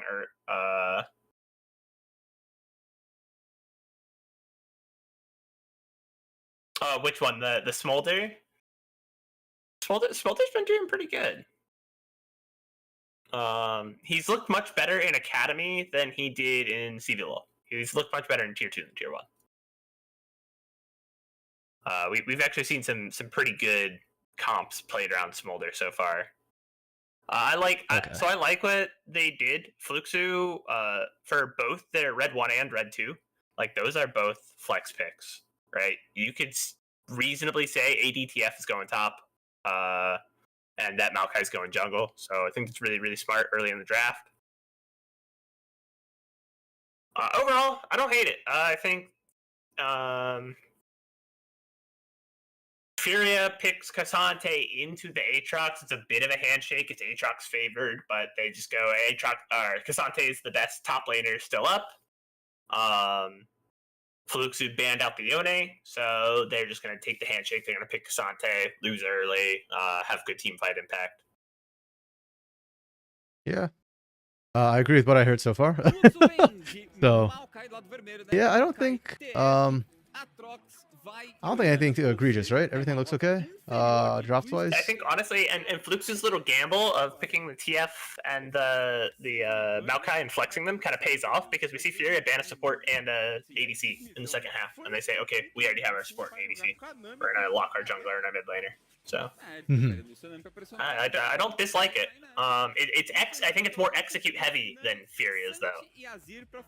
True. I think ADTF is pretty hard to pull off just inherently. I think it scales up really nicely. It's actually pretty disgusting how strong it's become. But yeah, the laning is potentially an issue here. So I guess I'd give like a 4 to Furia. I think it's a really, really solid draft. You got a lot of sort of the old OPs. And then for Fluxu's draft, you got new OP, you've got things. Yeah, I think I'll give both of them a 4. In their drafts, would you agree? Yeah, I think 4 for both is pretty good. Like, okay. If we were doing decimals, 4.1 for Fluxu because they're just like slightly better. I'm only willing to go up to 0.5 if we're going to do decimals. No. I'm not actually advocating for it, but yeah, I do agree with what Millenite said. Don't like Sedge and the Lucian Nami comps. It is harder for Sedge to proc her passive here. Like the only person that's helping that proc is Zyga. So you kind of have to play the Sedge a little more conservatively because you're not getting your ease off nearly as fast. Yeah. It's still a strong champ though. I don't even like in an all ranged comp, Sejuani's still pretty good. Yeah, I'm just reading through the comments. So, a Minolite, yes, I am actually live streaming because it is co-stream. We have co-stream, right? So I'm taking advantage of it. Though I will have to VOD review part of the games tomorrow, unfortunately, because I have work, or have a cast that will cut through part of it. Leave it open and give your opponent a big hug if they pick it. What I are we believe leaving that was open? in response to the smolder, but I did not. Oh, okay. Yeah. He said the little gecko. Yeah. Okay. Yeah. Yeah, I don't know if I feel like Smolder needs a ban just yet, but we'll see. Maybe I'm wrong. Maybe it is really OP. Especially since Academy really has been doing really well building comps around it, so I've been quite impressed by that. Don't like Sedge and Lucian Nami comps. I'm still okay with it. It certainly doesn't benefit. I think Brand went into that in quite good detail about not being able to proc the passive. Although can Juliera play TF? I've tried out ADTF and I am of the opinion that a monkey could play ADTF right now. Like you literally don't need to do anything but auto attack and you still win trades. It's actually really disgusting. I have no hands. If I can use it, then anybody can. Like I am the monkey level player, you know. When it comes to hands, I have horrifically boomer hands. Issue is that it's not really a big pressure jungler to play off of Lucian Nami. I think Sedge is a really strong ganking jungler. It's not a Xinjiao, it's not a J4, I'll give you that. But I think it can enable dive still, so yeah, it's not like the best pairing. I'll give you that. But I think it's good enough. And I think what it brings to you later on outweighs what a J4 or Xinjiao might give you later on. So yeah, I'm okay with that. I just need to see Steiner actually get down there, because right now, Steiner's not there. And Zoska just walks away. Didn't even have to burn flash. Okay. I think what the Sedge does provide you is it gives you a much bigger margin of error. You really can't make too many mistakes on the Xinjiao or J4 because like you have to be constantly you have to be in the right gank at the right time and like get ahead and provide that pressure. Versus if you're a little lackadaisical on the Sejuani, you're still getting value late because you are very tanky and you're still gonna get CC down. It also helps with this comp. They have double over the top engage, right? They can Sejuani ult into a Nami ult, so they can follow up on each other pretty easily. Okay. Yeah. So far though, the Lucian Nami for Aikawa and use it is working really well. They have a significant lead. That was my one concern with the TF because you do need items. I think you really start feeling decent when you start picking out Kraken Slayer, and when you complete the Rage Blade, that's when you really start to feel good as an ADTF. Or at least that's my personal experience, which could be completely wrong. Yeah. See, and I'm with you, Millenite, because Sedge bullies so many jungles early before anyone has ult, right? Like Sedge has a very, very surprising amount of damage. We just saw it there, where Steiner just bullied Ankret. He said, "You are not taking these grubs. You're gonna leave." Very, very hard to deal with this champ early. So she's good before ults come up, and even with ults up, yeah, she is somewhat reliant on it. Like for team fight, it's good value, but she can just throw it, get the slow, and that makes Yuzen's ult like kind of guaranteed. Yeah, I think Sedge, especially from watching. Ooh, hello, Portland. Zino wants this fight. Okay, Portland should be fine. Okay. Okay. Just walk out. Yeah, maybe I'm watching too much NACL. Because there's a player called Alorum in NACL who's like the tank specialist in the top lane. He does not rely on his ultimate whatsoever. In fact, I've seen him win like fights without even touching his ult a lot of times. So I guess in my head, like I'm biased by that into thinking that like Sejuani is actually one of the tank junglers who I prefer. But you're right. I think in a lot of times in tier 1 we see that it's like if you miss the ult, then the Sejuanis tend not to do anything. And part of me wonders if that's a failing of these pro players, perhaps not utilizing the full kit. Maybe I don't know. So they blew one. The illusion. Oh, very good. Got out the cleanse and then immediately follow up with the. Oh, Steiner flipped the flash. That is unfortunate for Steiner, but really, really, really good engage from Ankrith there. Yeah, I mean, you pick the Vi specifically to do that. That's why you see Vi banned a lot of times when people want to play Lucian Milio or Nami Lucian. It's over. You do not want to see that early gold on the TF because like RMC is very much hammered away. That guy's a monster later. He is just a problem. Yeah. Just a good lane gank. I don't think Furia knew that Ankrith was there. So here's the problem too. There's actually literally nothing Fury can do in this situation. I don't think Ankrith even burnt the flash to make that play happen. Yep, still up. So Aikawa had to burn flash, still couldn't get enough distance. If Ankrith uses flash, there is literally nothing Fury can do whatsoever to deal with that. It's so disgusting. Yeah, just really well played. Acha o Fall pro lado. That's what you're hoping for out of the Vi. Tá por aqui também, mas Yeah. o Steiner fez ali aquela chocada de sentinela. Sabia também, acho que Yeah, so to answer the earlier question, Millionaire, they blew one to Lucian, which I think that's a fine blue one. Like, consegue uma boa resposta. it's just he's one of the OPs of the patch, and you're putting him on your bot laner. A gente tá vendo só a build de letalidade hoje em dia, da ida profana, mas quem sabe ele não traz algo diferente para esse jogo, fazer um pouco mais esse papel de linha de Yeah. Yeah, I think TF is an interesting one. I like the fact that you can flex into 3 lanes, and there's still the AP option, even though I think that's significantly inferior right now. But yeah, I wonder what his AP win rate even is. it's probably still half decent. You still have a lot of map pressure and still burst. Like, they didn't nerf it, so. Mas a rota do meio tá bem tranquilo, acho que até pegar o Azir é muito difícil porque ele Okay. In terms of map or laning so far between these two teams, I think Furia has laned well. Yeah, well, not just decent. They've actually laned pretty well. I like the pressure that Ekawa and Yuzin really put out early. For Fluxu, I think they've laned decently. Like, nothing too crazy. Solid 3. Just average. But I like the map movements from both these teams so far. Like Steiner, the way he was like going for that top side, thinking about contesting bot lane. Ooh, good split on the damage. But I like Fluxu, recognizing that, hey, we can get Dragon and Ankrith's ganks as well. I expect to see another gank come through onto Aikawa using right now from Ankrith. Right now, Ankrith? Before Christmas, Ankrith? Oh, come on. He just really wanted that. He really needed that frog. I hope it was worth it. Okay, wait. He can still redeem himself. He can still redeem. No, Ankrith! He's walking away. I'm crying right now. Like, bro, you picked Vi. You basically should be just camping every time your ult is off cooldown. Just crap all over this Lucian. Alternatively, you could go mid, but it's a bit harder with the Azir. I think the Lucian's the easier gank. And Aikawa and the Yuzin are constantly pushing.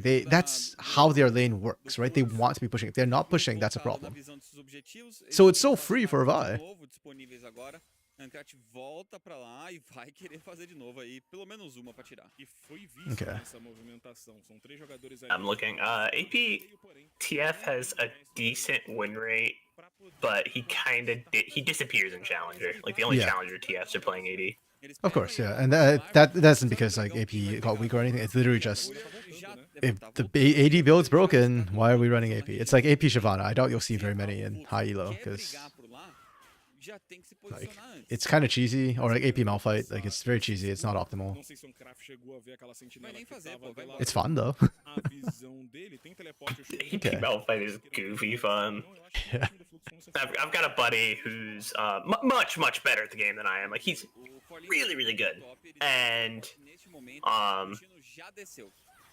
plays a lot of mid lane, but he used to be like an ADC main, and it's like his pride and joy in life to just make ADCs not play the game.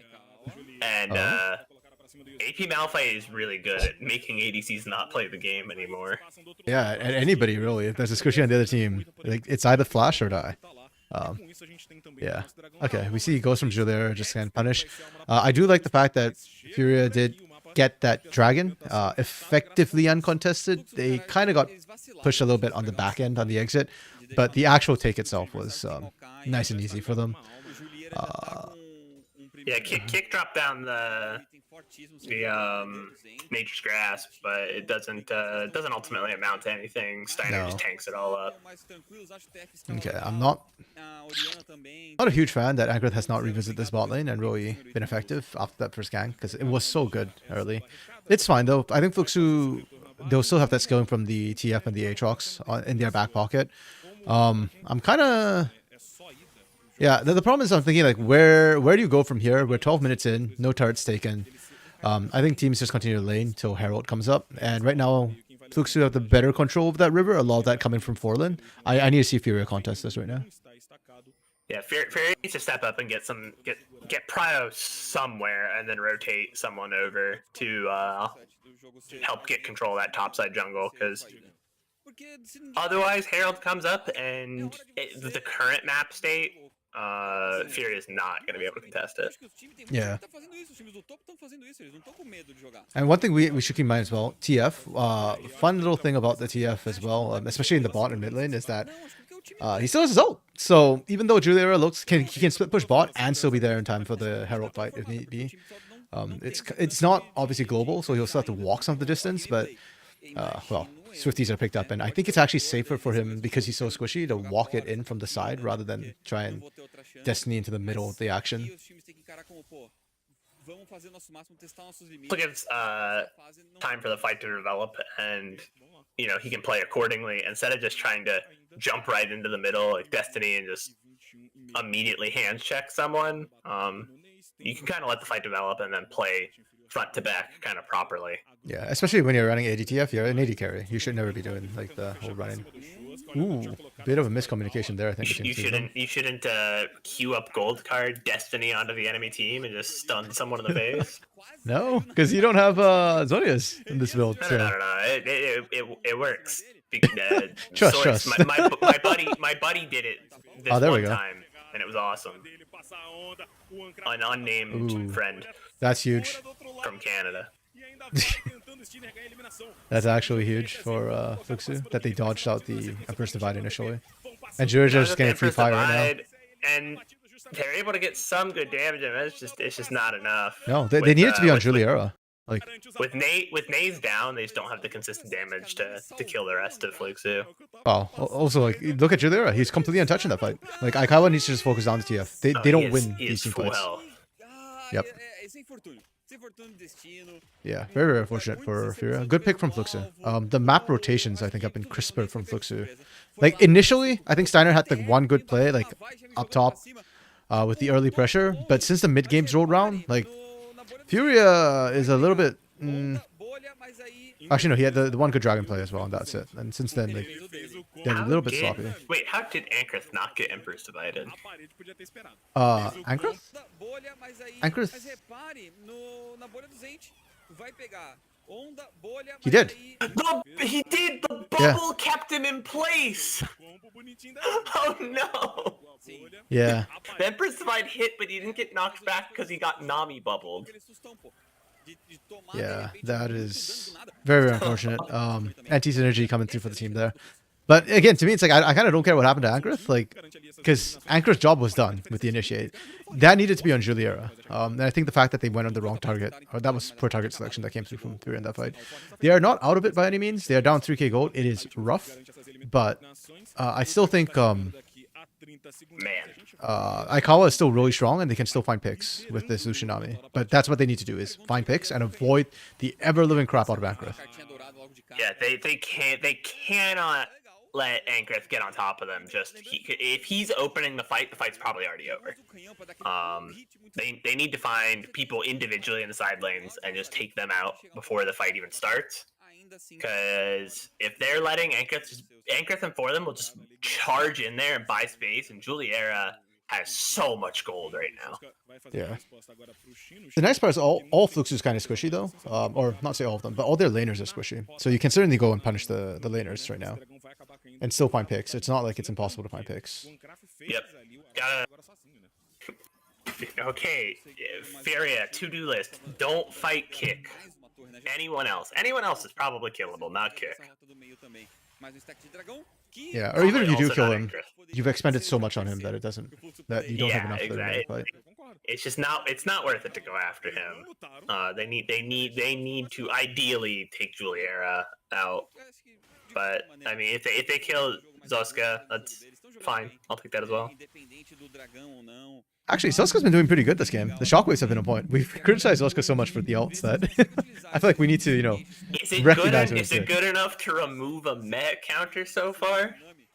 Not remove one, but he won't gain another one. Yeah, I think he's at level 3. He is at Meth 3 right now. Okay, yeah. So no, you need to really impress me twice at least for me to remove that. It's like a toxic counter, and it's not negative. It's just not positive. Corbin steps up with no vision, but he's perfectly fine because out comes Juliera's there. Juliera's here on the was that the Destiny end? Yeah, that was the Destiny end. Yeah, the moment that showed up, like Zoska was not necessary at that point. Like either teleport or Destiny, like one or the other. Oh, here we go. Another game pause. Okay. Well, you know what? This is a good time for me to go back and review the draft a little bit, because perhaps it's a little bit hasty. As this game has played out, Yeah, with the benefit of hindsight, how do we feel about Yeah. some of these picks? because in that short moment I had rushing through this, I kind of liked these first 3 picks to come through, even with the TF on the other side. I But think it makes sense, even like actually, especially with the TF, right? TF's weakness is his laning phase. You've picked 3 picks that should be able to bully him. well, but Like, you don't. in that laning phase. You didn't know that it's AD it's AD carry TF, right? Like this True, could have been top, true. it could have been mid, it could have been bot at this point.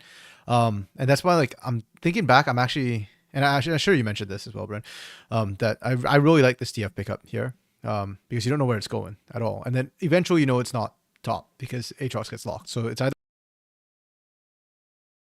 I think the TF is doing a lot of work, and this Vi pick, I actually did not value this Vi pick sufficiently earlier when I saw this, but I think Vi is actually really good into the Lucianami, and even into the Azir. And it's not like Fury has a lot of options either once they've locked these 3 in as an answer to Vi. I think you needed to ban it. So looking back, ban, I don't think you need a Nautilus ban. Does feel a little unnecessary. Nautilus hasn't, even the team, like, obviously they do not know at this point whether Maokai is going jungle or support, but like even the times we see Nautilus, he hasn't looked that good. Yeah, exactly. Like I just don't think it's necessarily worth. I understand the Callista because you just wanted to make sure that. Oh, I think the game has unpaused. Actually, let me. Yeah, like I understand the Callista. I just don't think you need Callista and Nautilus both banned simultaneously. I think you ban the Callista and Renata is a bigger issue. So if anything, I might downgrade Furious drafting to a 3. But though that is with the benefit of hindsight, to be fair, like seeing how the concept actually played out. And he's taking a top side. Oh, are they going for kill or turret though? Go for the turret, man. Oh, they didn't even. Doesn't have the distance. It's gonna punch turret. It's not gonna be able to hit it though. Yeah. Okay. They get the kill anyways. Has Juro completed Rage Blade? No, not yet. Oh, he's going for Rapid Fire Cannon. Nice. I like that. I think that's better than pro play. The Rapid Fire Cannon. Yeah, he's just really safe here. Yeah, Rage Blade feels better though. Like visceral, like I said, when you get Rage Blade, you feel like you can just stand there and you're like stronger than a turret. You know? Don't even. You're just a turret. You don't even need to move. You just just right click. You're good. Sorry, what was I saying before that? Oh yes, skilling. Fluxu out skills in every single lane except for mid, pretty much. And with Vi, that doesn't matter because you get to choose one person and remove them from the map. So yeah, actually looking back, I think. Like, I'm not going to penalize Fury for going for an early game comp because I think that's viable in draft. But the execution was not there. And then now Fluxu outperformed you in the early game where you had your strength and they're just about to scale into theirs. So yeah, and I think that's been an issue. That's been an issue in Academy and CBLOL. It's like, okay, we're going to go for an early game comp, but then we're losing the early game. And so I'd just like to see, like, I guess a bit more, like... Yeah. I don't know if the restraint is the right word, but like if we're gonna go for an early game pick, we have to execute the early game. Like that has to be where our strength is. Yeah. And maybe part of that goes towards what Aminulit was saying earlier about the Sejuani, right? Like if that was a Xin Zhao, that was a J4, maybe it'd be easier to force off those ganks. As it stands though, like the Sedge did not cap the bot lane hard enough to really take over the game. Like Lucianami were doing fine on their own, but not evidently enough. Matt Nays, the reflects on that too. Like he dropped the ward, instantly ran, didn't get caught by Forley. I wonder if he like suspected someone was in that bush.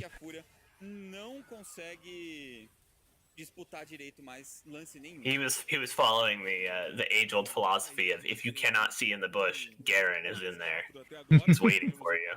But Vital is not playing yet, Brent. But yeah, so like not in this game, but like he'll find you. He'll find a way. I remember telling that to someone. I'm like, if you can't see in a bush, there's a Garen in that bush, and they were like, no one in this game is playing Garen. I'm like, that's not the point. Garen is in there. He'll get you.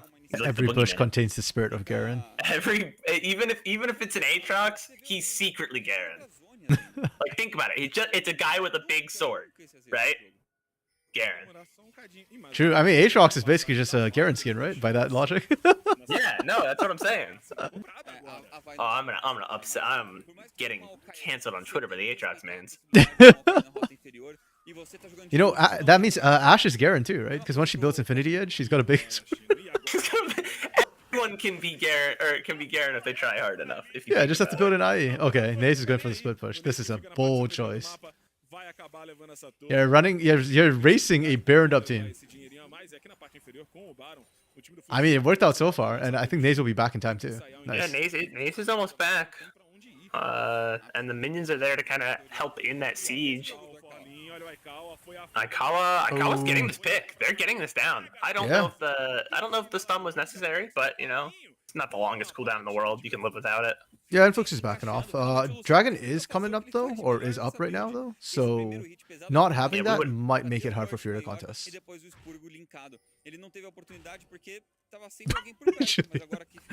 Juliera deciding which of his many cards he's going to use. Speaking of, did you see FIFA is adding a blue card? I heard about it. Yeah, So, I don't know what it does though. so referee TF is real. They liked referee TF so much they made it happen IRL. But what does the blue card do in football? Like, so it is a 10-minute removal from the match. So it's kind of like the penalty box in hockey. dang, that So sounds pretty your broken. team plays down a player for 10 minutes. I don't know. I think Riot will have to nerf that pretty quick. Yeah, 10 I minutes think was kinda long. ADTF, like, he already gets the most damage and mana back on his blue card. Banning a player from the lobby for 10 minutes, it just seems a little too much, personally. Oh man, I think it gets hot patched. I'm actually down for that in football though, to have a 10-minute timeout sort of thing. Yeah, they did something in a league that I played in when I was a kid. I played indoor soccer over the winters as a kid, and the indoor soccer league had a blue card that was literally a penalty box. Indoor soccer's pretty cool, and actually, I got the blue card on me for boarding, because another player was getting a little too aggressive, and I hip checked him in soccer, and you're not allowed to do that. Yeah, I was like, I mean, boarding or not, it's just a check that's illegal, right? Okay, good catch from Furia. Yeah, we're seeing that Furia still have some fight in them. Like I mentioned, Aikawa still does a lot of burst. Half health Juliero with one combo. And right there, like Cake getting burst down, that's massive. Problem is, Fuxu have better sustained damage, so they could look for the re-engage. Oh, they abandoned Forlin. Why are we abandoning Forlin? You could have fought this. Oh, because Oscar's not there. Never mind. Oh, Forlin's gonna get screwed. Sasha's seeking bot to try and get some value out of this play, but good No. on Furia. We said Furia needed to find the picks, and they found some picks. Yeah, this is because the call here is for Zoska to go back, and then Forlin kind of got picked out by. I do think they could have forced this if Zoska stuck around, but because it wasn't napping him, it ends up being really bad. So they're just trying to trade back. Oops. Uh-oh. Yeah, opportunities here for Fury to get back on the board. The good game. What are my notes on Fluxu? Unusual comp solid. Okay. I do think this game is a little bit shaky from Fluxu in the mid to late right now. Like they're still in full control of the game, but that's like 2 mistakes they've made in a row now. And the lead has shrunk just that little bit as a result. They were up like oh no way. Oh my goodness. See, I should have held the soccer talk until now instead of True. right before the big fight. True. What am I doing? I'm throwing, guys. I'm sorry. It's fine. We are getting inted by technical pauses. Tech It pauses. happens. It happens. I didn't. RMC, you told me we were watching CBLOL Academy today. This is the LEC. No, well, LEC is in studio, right? Which makes that worse to me. Dude, I don't understand how they have the most tech pauses. It's like all the time. There's like one a game. Yeah, Guaranteed. That's not great. Okay. Fill in some of these things. Fluxu's laning to me was. Honestly, okay, here's my argument for why Fluxu had 4 in laning. Okay. Because their laning felt average, but they were not the early game comp. True. São Paulo tá aquele caos. True. Right? So even though it feels like, oh, this could have been stronger. Okay, Hey we're back Silas, to game. yo buddy.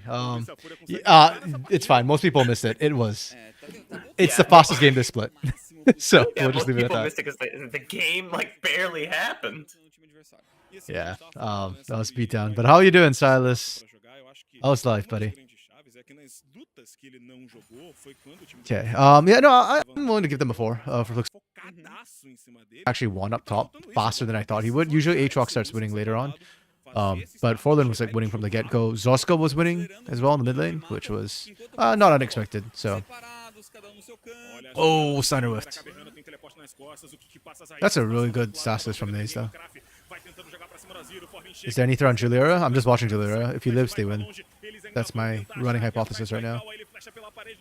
Aikala comes out. He's able to get some more damage on the Nope, Anchor. they are not winning. Kick's about to go Okay. down. Kick bought his team a lot of time there. My goodness. Yeah, but Juliera can't cut through Zyno and One moment. Steiner right now, which is shocking to me. Doing great, just came back from the gym. Hell yeah, dude. Tem o Zônia que compra o tempo e o Ancraft tá lá, cara. I need to work out more. Since I've started trying to Costream Academy, because it's almost like, what, 5 hours worth of games, I have reduced my exercise time, which is not good. So I need to hit the gym a bit more. Yeah, it's healthy. This is huge from Furia, actually, finding their way back in. I guess we see Blade of the Rune King come out next for Juliera. I don't know if it'll be enough, or whether we need LDR. If not, Tuxi might not be able to cut through. So there's your biggest deployment in Academy. That's fair. Yeah, I've said it a couple of times. Like last time he was here in what 2022, he smashed everybody. It's not been the case. I mean, he's not inting or anything, but he's not like huge. Yeah. He's not the worst AD carry. In fact, I'd still probably put him top 5 right now. But yeah, Hello, top 5 is not friends, good I'm enough. back. I had someone at the door. I Welcome apologize. back. No worries. Are you safe? Are you okay? I am Stranger danger? all good. It was Okay. it was like a plumbing inspection thing. I think there's been some issues in the apartment building. Okay. Yeah. That's good. You always hear those horror stories, you know, about like strangers. Oh no! Oh Whatnot. my goodness. Ooh, are we trying to rush this? Can Flux you? I don't know. Hello, Lana Cortez. It's going okay so far. The games have been a bit more one-sided than expected, but this one's coming back. Furia's doing a great job right now, so pretty happy about this. Oh, That Forlin! was a good tidal. That was a good tidal wave. It zoned a lot, but man, I don't know if Naze can carry this. Juliera is dead, so maybe Naze can't, but Zyno's looking like he's trying his best here. yeah, their job was done when they found Juliera. This is, even though Furia lost, I thought that was a pretty strong showing from them. It's just that Forlin kind of wrecked them. Yeah, I think that's a moment of you're really far behind. It's hard to win fights without a perfect play. Being not the team Inter is not. Yeah, but he's not just the not a team Inter. He actually does do damage. I know this game, it's not looking like it because of Zyno and Steiner, but I swear, Silas, when we look at the damage numbers, he'll have done damage.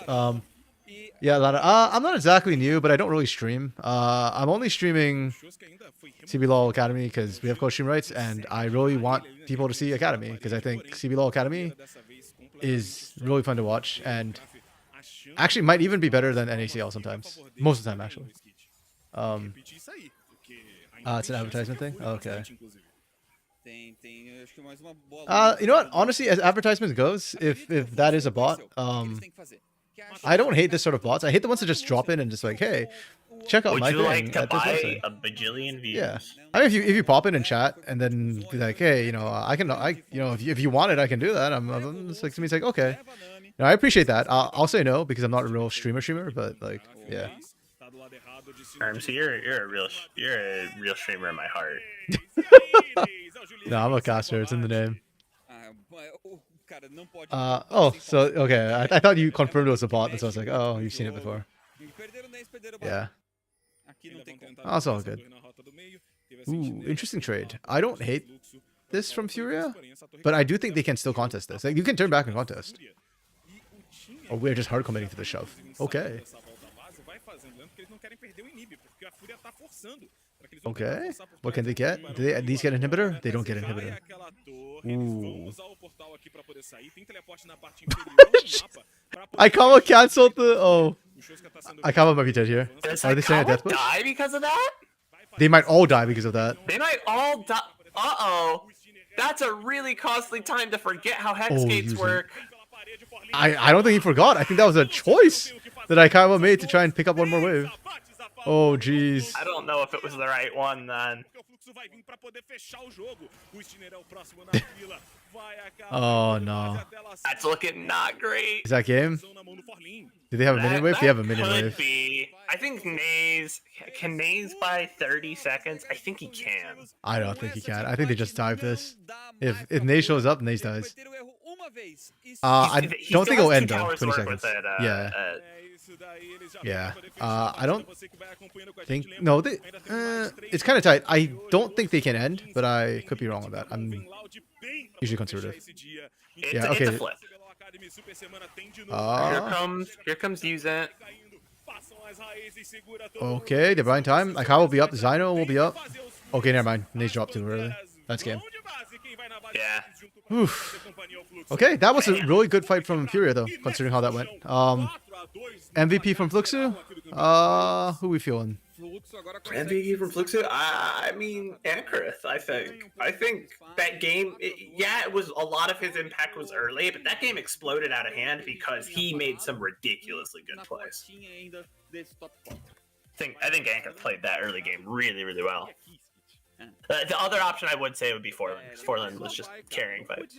Yeah, I was thinking Forlin because I feel like Forlin hit harder and therefore felt like it mattered. But yeah, I can see where you're coming with the Ankrith call there.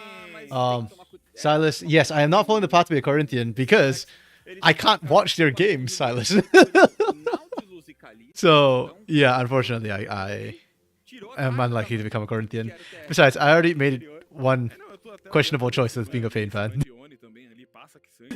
2 might be a bit too much. Yeah, I got good old Stream for me? American Soccerino in my town, and my team's good. So Post in your Discord or something, Silas, when you're gonna do that, and I'll see if I'm available that day to watch. I don't mind watching football. I haven't watched football in a while, so being a Corinthian, it's tough. Yeah, normally being a Pain fan is tough, but this split has been really nice as a Pain fan, so I ain't complaining. I'm trying to maximize this, but I keep missing the freaking edge of it. Dang, now that was harder than it should have been. Okay. Yeah, you know what, for me, I'll give it to Portland.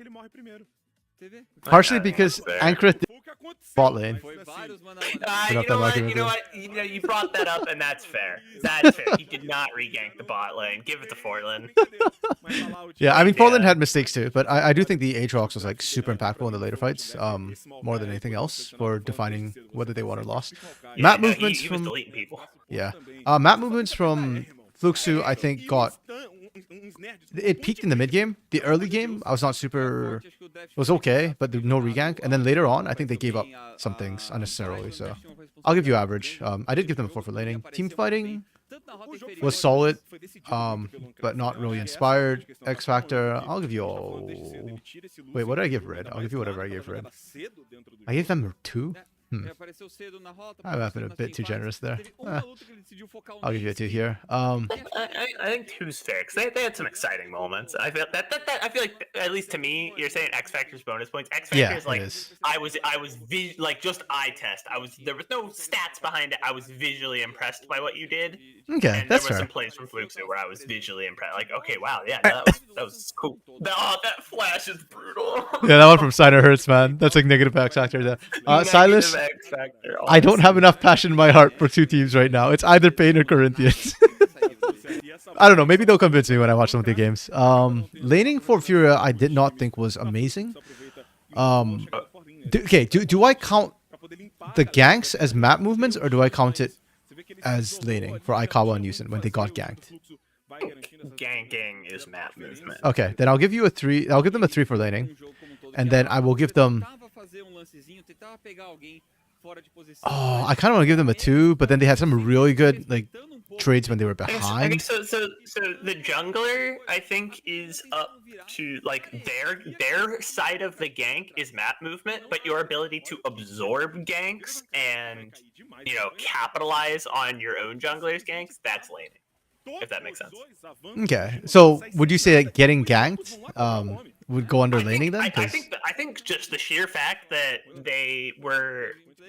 Like them getting ganked isn't necessarily their fault, because I think it was just a really good gank. That first gank was really just good by Ankreth. I'd still maybe give them a 2 in laning, just for the same reason that we gave Luxu a 4, where both teams looked average in lane, but you looked average on a hard winning lane pick. In terms of the bot side. Yeah, because the thing was, everyone else looked okay. I did think Aikawa and Uzit actually laned pretty well, but the problem was that they kept getting ganked, right? And like, I guess there's nothing you can do. I'm fine with them giving a 3. Yeah, I'll give them a 3. I feel bad, like, yeah, because it's a vibe. We mentioned it. Like, there's nothing you can do against a vibe solution. Like, you just have to take your lumps, I guess. Yeah, map movements were bad early. It got good when they were behind, but like you're behind. That's not helping.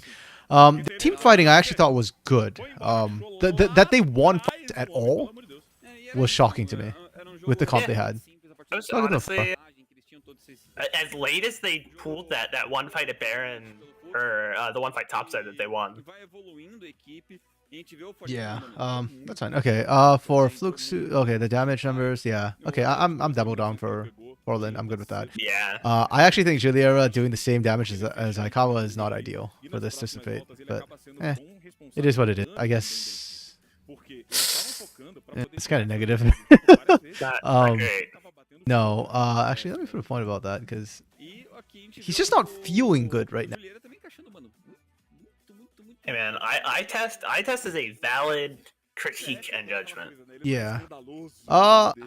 Man, Zoska at the end of the game felt kind of meh. I have to agree with you. I've been trying to be like a Zoska defender. Like, no, it's okay to look meh. Like, he's playing it safe, but like, man, he just really just was silent at the end of that game. Yeah, like I want to give him something for the early game, and then like towards the end, he was just like, meh. I'll give him a 0.5, man. He is not climbing out this hole anytime soon.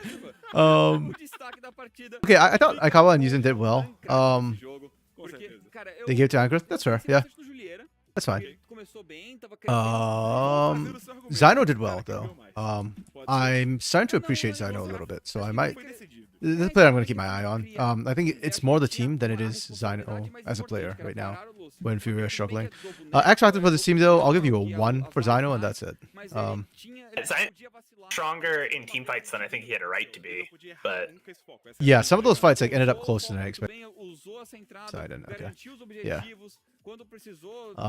Yeah, Zyno actually shocked me. I think the only reason why Fury ended up winning team fights was because of Zyno, but also the team fighting was strong from Fury. I was actually pleasantly impressed. If Naze didn't get one shot by the Vi combo, they were definitely able to pump out some good damage there. So props to that. Aikawa honestly put out some good damage, but thoughts on Yuzin getting meh again this game? No, I didn't give them a meh for this game. Those are old mehs. No. I'm saying, do you think meh should be given? I don't think Aikawa deserves it, but Yuzin had a couple ults that were like good, but there was no like, man, that was a great Nami ult. Like that's kind of like what you do as Nami. I don't know. Yeah, I guess to me, like when I award somebody a meh, it's because I feel like they didn't do anything. They just got carried that game, like one way or the other. Like whereas Yuzin had impact, it wasn't consistent and it wasn't great, but like yeah, there was still one or two ults where I was like, yeah, you know that was a good ult that helped them win the fight, you know, sort of thing. Whereas like literally the shockwaves from Zoska right now, they're not standing on my mind, and I'm sure there were some, which is why I only gave it 0.5 meh, but it's like none of it really stood out. I don't feel like any shockwave was like hugely necessary. After the early game, there was not one that did anything for me. The early game ones were really good, and then the late game was really bad. Yeah, that's well, not really bad, but like, yeah, just like didn't have impact. Yeah. I guess I feel like any shockwave that doesn't have impact is a bad shockwave, because that ult's so good. Okay, yeah. Next is Los Grandes.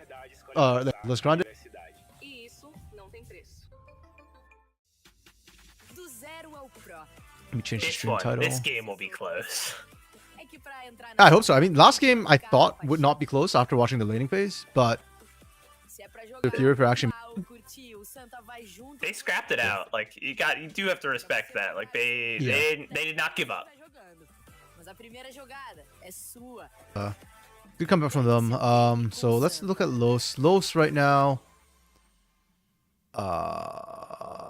Los, yeah, they're at 10th, and they'll be facing up against Tropa at 7th. So one win sets these two teams apart. Los as a team, like everything below the top lane has been very meh to me, for the most part. Like they don't stand out, and their laning is their issue. So like once they get out of lane, they look good, but like they look like how Furia just played basically. Laning not great, and then they just play from behind, but they play well from behind. So yeah, I'm hoping that changes.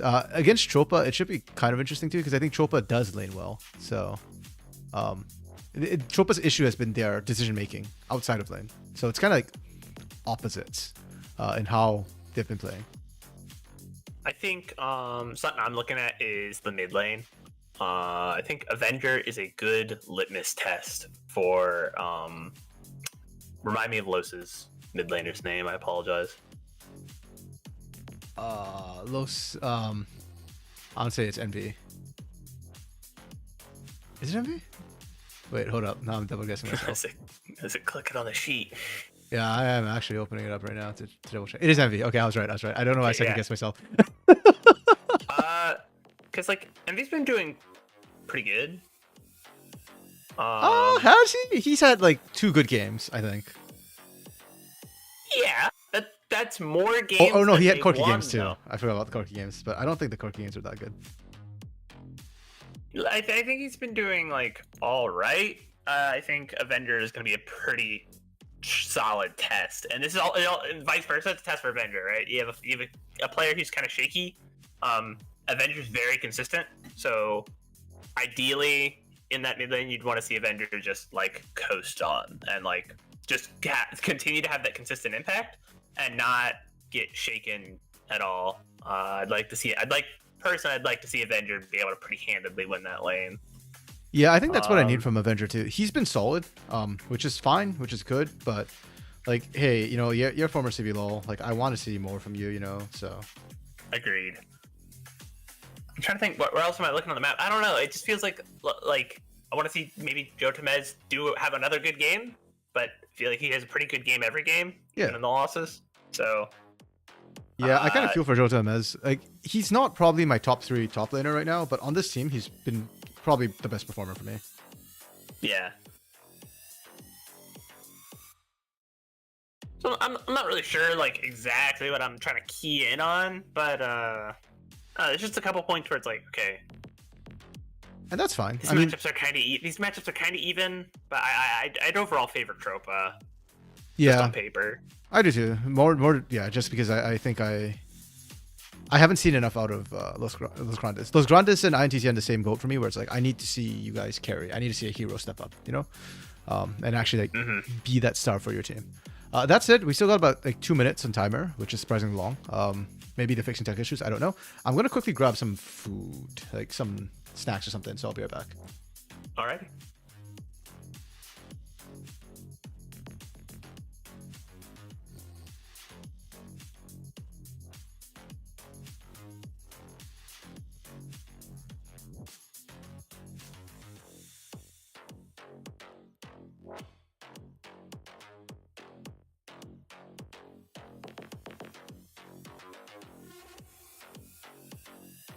See, like, if I can get it. I just don't. I feel like I don't have a read on this game.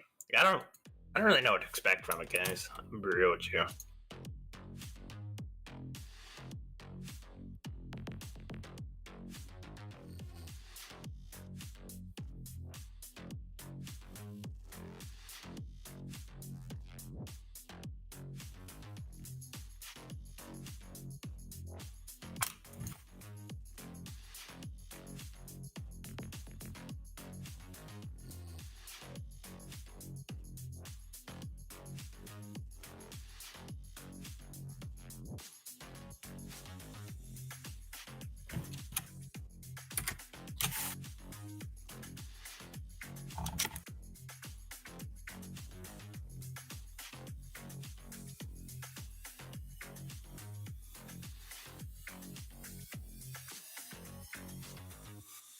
I remember when Tropa played Loud.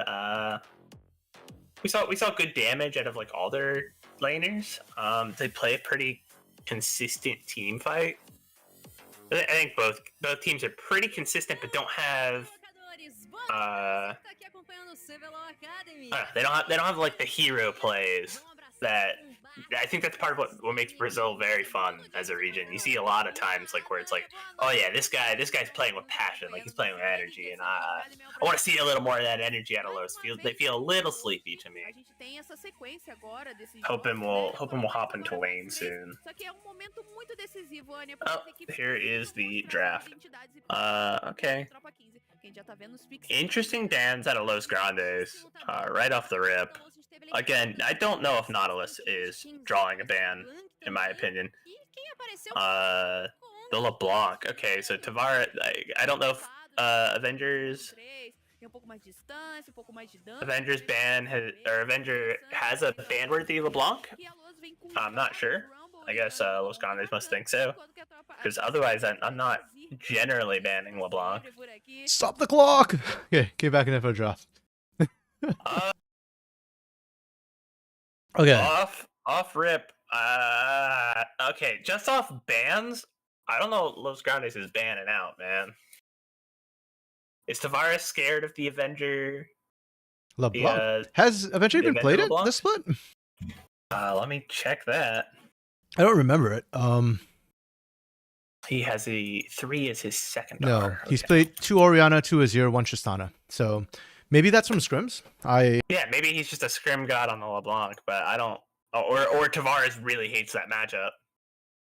I mean, if you have everything Ori is fine. So yeah, definitely a bit odd. And then the second ban is also, we're banning Nautilus again. Why are we banning Nautilus?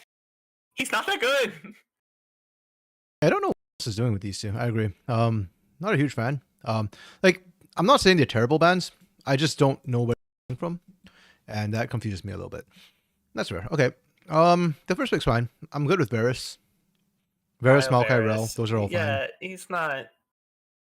Yeah, he's not a terrible prio. Azir, Smolder. Okay, here's our Smolder. We need some bridges. Azir is not it. They take. Oh, I dislike. We're picking Ori into the Azir. Like, I'm okay that blinded and then getting countered by Azir. It's okay. Like, it's not like a hard counter, but I just don't like it when you know it's Azir on the other side. Well, that's it. It is a really good wombo combo they drafted, right? Like, literally just all in, press R. Yeah, it is a wombo combo draft. Just feels like they gave over a lot of OPs to Tropa. Agreed. Like, Tropa doesn't have, like, necessarily, like, oh, yeah, they've got the team comp for the Smolder to bridge into the late game, but, like, they have the Azir, they have the Maokai. Like, the Maokai on Red 5 is crazy. Yeah, kind of. It's really weird, but I'm fine with it. I think it is a good place to pick it. It's fine. It's fine as a pick. I'm just surprised Los let it get that far, you know? Yeah, okay, so I think Los gave up a lot of OPs. I'm not super sure about their ban strategy, but I think Tropa, I don't like Tropa's draft at all. So I don't feel like they really took advantage of it. I already mentioned, like, these two together, to me, aren't great. You need a bridge for one of them, or specifically. Your Cassante is decently strong, but into a Rumble, I don't know about that one, Chief. Like, that one feels a little bit of a optimistic. Yourself there. Yeah, like, you can win it, but it's a disadvantage lane. I think that's what I'll call it. Your Vi is good. Vi gonna do? Like, are we just looking to shut down the Varus? Say who does your Vi gank? Yeah, like, I'm just thinking in team fights more. Like, what's the Vi going to bring later in the game, right? Like, in lane, sure, you can kill the Varus repeatedly, sure. But, like, later on, you target the Varus, I don't know if you'll one-shot him, and even worse is I don't think they need him. Yeah, I mean, I guess you have a point and click for like, Wukong and Rakan. I don't know, it doesn't feel like great use of Vi. I agree. Yeah, I don't know. I'm puzzled by both these drafts, I will say. I don't know if either team has a bigger advantage. I'd lean towards Los Grandes. Yeah, I'm leaning heavily towards Los Grandes right now, compositionally. Messing up your bans isn't as bad as messing up your picks. Yeah. But again, still puzzled. Yeah. Like, with the bans, again, we don't There are things we aren't aware of, but the picks for... I'm not liking Dropa's draft. You got power picks, sure. You got meta champs, sure. But I'm not seeing the synergy. And I feel like if you ever fail to kill the Varus, Los Grandes will just run you over. Is my concern. Like, who can you pick into the Varus? Like, I think the Senna is pretty good into the Varus. The Callista is a decent answer. Callista was I don't know open. if was Callista up? Callista was open. Yeah. Yeah, so we could pick that over the Smolder. I think I would have liked it Like a lot more. Aphelios, if you want to match scale him, I don't know. I'm gonna give Tropa 2 for the drafting. Like, it didn't throw the game in the draft completely. Like, it's playable. I just don't Below think average, it's I would good. agree. I will tentatively give Los Grandes a 4, and we'll see if they can execute. Because, like, 3 is average. This is a very synergistic draft. Like, it's all in wombo combo. I don't hate that, but it is a little bit linear with the approach, shall we say, or binary with the approach. Like, either you hit and you win, or you miss and you lose, right? Like, Yeah. I mean, you do have Lethal Tempo Varus to kind of carry if it runs longer. So I'll give you a 4 tentatively now. If they can't execute, I'll downgrade it to a 3. Not bad. Wisconsin's up a little far here, Oh, but wow. they have the damage to play that aggressive. My goodness, there is no more Soweto. Rumble level 1 OP. And that's gonna be a good start for Los Grandes. Yeah, they can cover and 3 buff Soweto to start.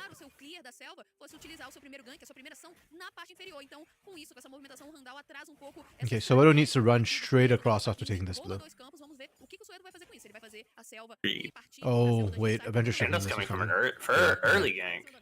Yeah, it's just transitioning, right? Because you're trying to cut and deny away the... And 3 buff Soweto. Yep. No, and That's Vi just too goes on a Gromp. Randall is insanely ahead right now. Okay, let's go. I mean, we had criticized Randall, like, sometimes over-aggressive, like, way too much. It pays off this time. You've got the good. drop for it. I think it's a good read. They said we have a way stronger level 1. We're gonna abuse that. So, Yeah. Okay, good call.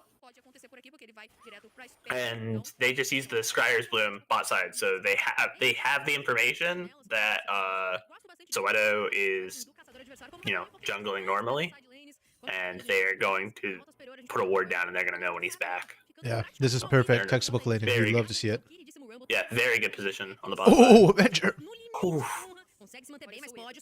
Soweto can't actually can't gank this lane. Yeah. Yeah, I was like, Soweto, don't actually run at him because that's a bad idea. You can get a winning trade, but that's about it. Like, you won't. There's no Ignite, filter the there. Ignite comes out bot side, but Both sides blue not too Ignite. much impact. Yeah, both sides burn their Ignite there. Oh, I like this from Soweto though.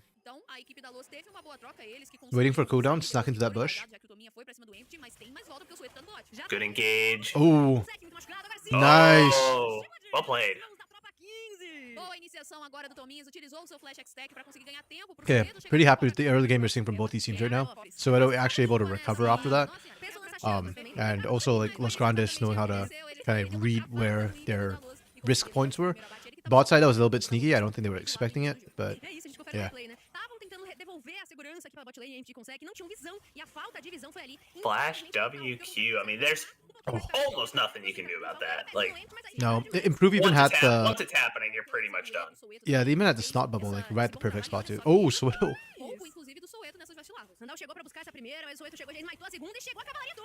Okay. Flash over the equalizer comes out. Oh my. Jotam has just hit 6 too. Yeah. Perfect timing. Kind of unfortunate for Tropa. The Hex Slash over the wall. He was Dominios wasn't able to get much out of it. Unfortunately, like he comes over the wall and just immediately has to back out as the equalizer comes down. Yeah. Oh, Okay. Tavares didn't have to turn aggro when that happened. It was a good thought. Yeah. Still forces him out, lets him collect that wave for free. Looks like he's gonna stick around and try and. More important, it gives them this dragon more. pressure. If not, Avenger doesn't get to help out, and it's risky. Oh, they can't do it? Oh. You get a good Okay. gank off. Yeah, they stopped it for the gang. I think that's worth. That's harder than it should have been.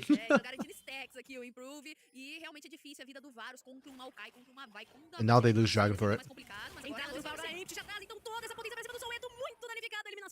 Oh, come on, Kansaki. You don't need that gold. It was the Ignite tick, I think, so. Oh, was it? It was the Ignite tick. Gotcha. Yeah, it's kind of beyond Kansaki's control. So that, honestly, that extra time it took to kill Varus kind of hurt them a little bit, because it gave Randall just enough time to get into position, then a very good gauge from Kanseki. Yeah, and Improve wasn't there anymore. So suddenly trying to take it, you don't have the numbers to actually take it against Los Grandes. That was an interesting call. I would have preferred to see the Dragon taken, but I understand where the call was, right? If you can get your Smolder ahead, that's a huge win con as well. Hello, Arashi. Welcome, welcome. We're about halfway through. This is game 4 today. So yeah, and it makes sense. Like Smolder was pretty desperately behind. That kill is gonna. That's about a wave that he's down right now. So yeah, it's gonna help make up for it. I get why they did it. Hindsight being what it is, probably not the best call, but yeah, you went for the high risk, high reward option. Didn't pan out this time. Really Yeah, good spacing we've also from had some Joe tech Gomez on the top problems lane. as well, so slow down the stream a little bit. Ooh.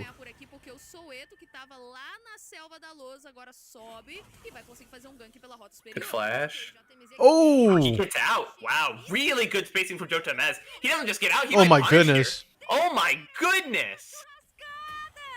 Holy crap! Soweto hangs on with a sliver of health. What is that, 20 health, I think?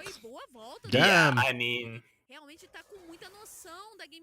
that was literally Vi passive saved his life. Okay. Oh, good Emperor's Divide Really from well Avenger. timed Emperor's Divide there from Avenger. Clutch. Okay. Okay, we're at 9 minutes. The laning so far has been heavily Los Grandes favored. And I think a lot of that started from that level 1 invade. Pushing off Soweto, stealing away the buffs. Yeah, Los have just been running this right from the get-go, which is huge for them. The big question for me is how they transition it, because their big power spikes around the 15-minute mark when they finally start rotating out. They've got a huge Wombo combo. They should not lose any fight pre-25 minutes. That's fair. I like the positioning I've seen this game. Joe Gomez like absolutely spaced the hell out of that gank top lane. Like held his flag for as long as possible, just barely outspaces Soweto, and then Improve used his E to just outspace Kanseki. Kanseki RW'd in and did not get the engage. So. Yeah. So rough. Okay, that's all 6 grubs taken fairly early, fairly quickly. I'd love to see it. Arashi Rumble deserved to kill him. Hell yeah. But, I mean, hey, those are the clutch moments, right? As a Soweto, you type, not even close. And the cold blood on the Azir, yeah. Avenger, that's what I expect from a player like Avenger, right? Like, players like them who've been through CBLOL for a while, been to Worlds, man. This guy, let's not forget, Avenger went toe-to-toe at Worlds and actually won games at Worlds. I don't think Greftar actually won any of the games. I think it was Avenger who pulled out the wins for Red, so... TXP is a new potential org. Yeah, so it's a tier 3 org. The way it worked for Academy this year was they opened up 2 more spots for tier 3 orgs to come through a massive tournament that was organized by Liga GG. So Chopa XV and Team GE made it. Team GE got picked up by Flamengo Wholesale, so they call themselves Flamengo Academy now.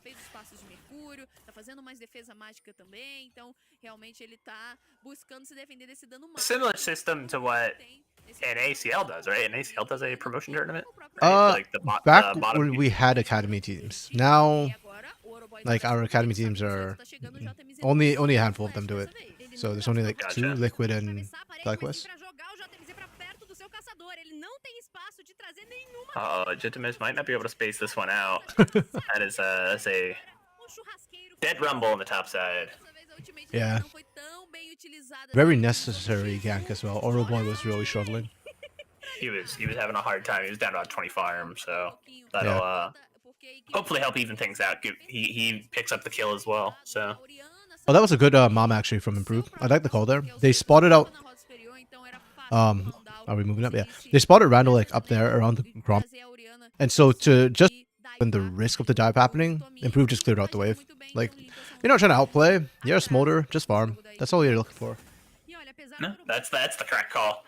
Especially, like we said, they do not have like a great bridge. Like their quote unquote bridge champ right now, I guess, would be Vi. You know, who has a pretty strong early game gank pressure.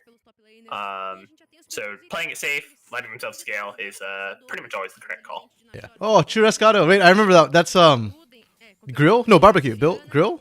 Barbecue. I remember that one. Both teams have Churrascado. Oh, Improve lives? Please no. Okay, yeah. Oh, okay, Improve does not live. No, I do not know the Avenger from Maringa. It's a big fight for Los Grandes. That was huge. Love to see it. I mean, like we said, they shouldn't be losing any big fights pre 25 minutes, especially the lead they got in lane. So I appreciate that they made that a big fight from how it started. They didn't even have to call down Jota Mez either. I mean, he doesn't have TP, but this is huge for Los Grandes. No, Arashi, I don't know the Avenger from Maringa. I don't know if I'm pronouncing that right. Meme. Starts out, what, 3v3? Yeah. Okay, so just the mid laners having to walk down. But Improve getting caught there was really bad. Like, as Smolder, you're short range. If you get caught, you're kind of busted. You're really squishy, too. Gotta be a little more careful with his positioning. And Tavares TPing down, and Randall being able to catch them on the backside was just that's really heads up play. Yeah.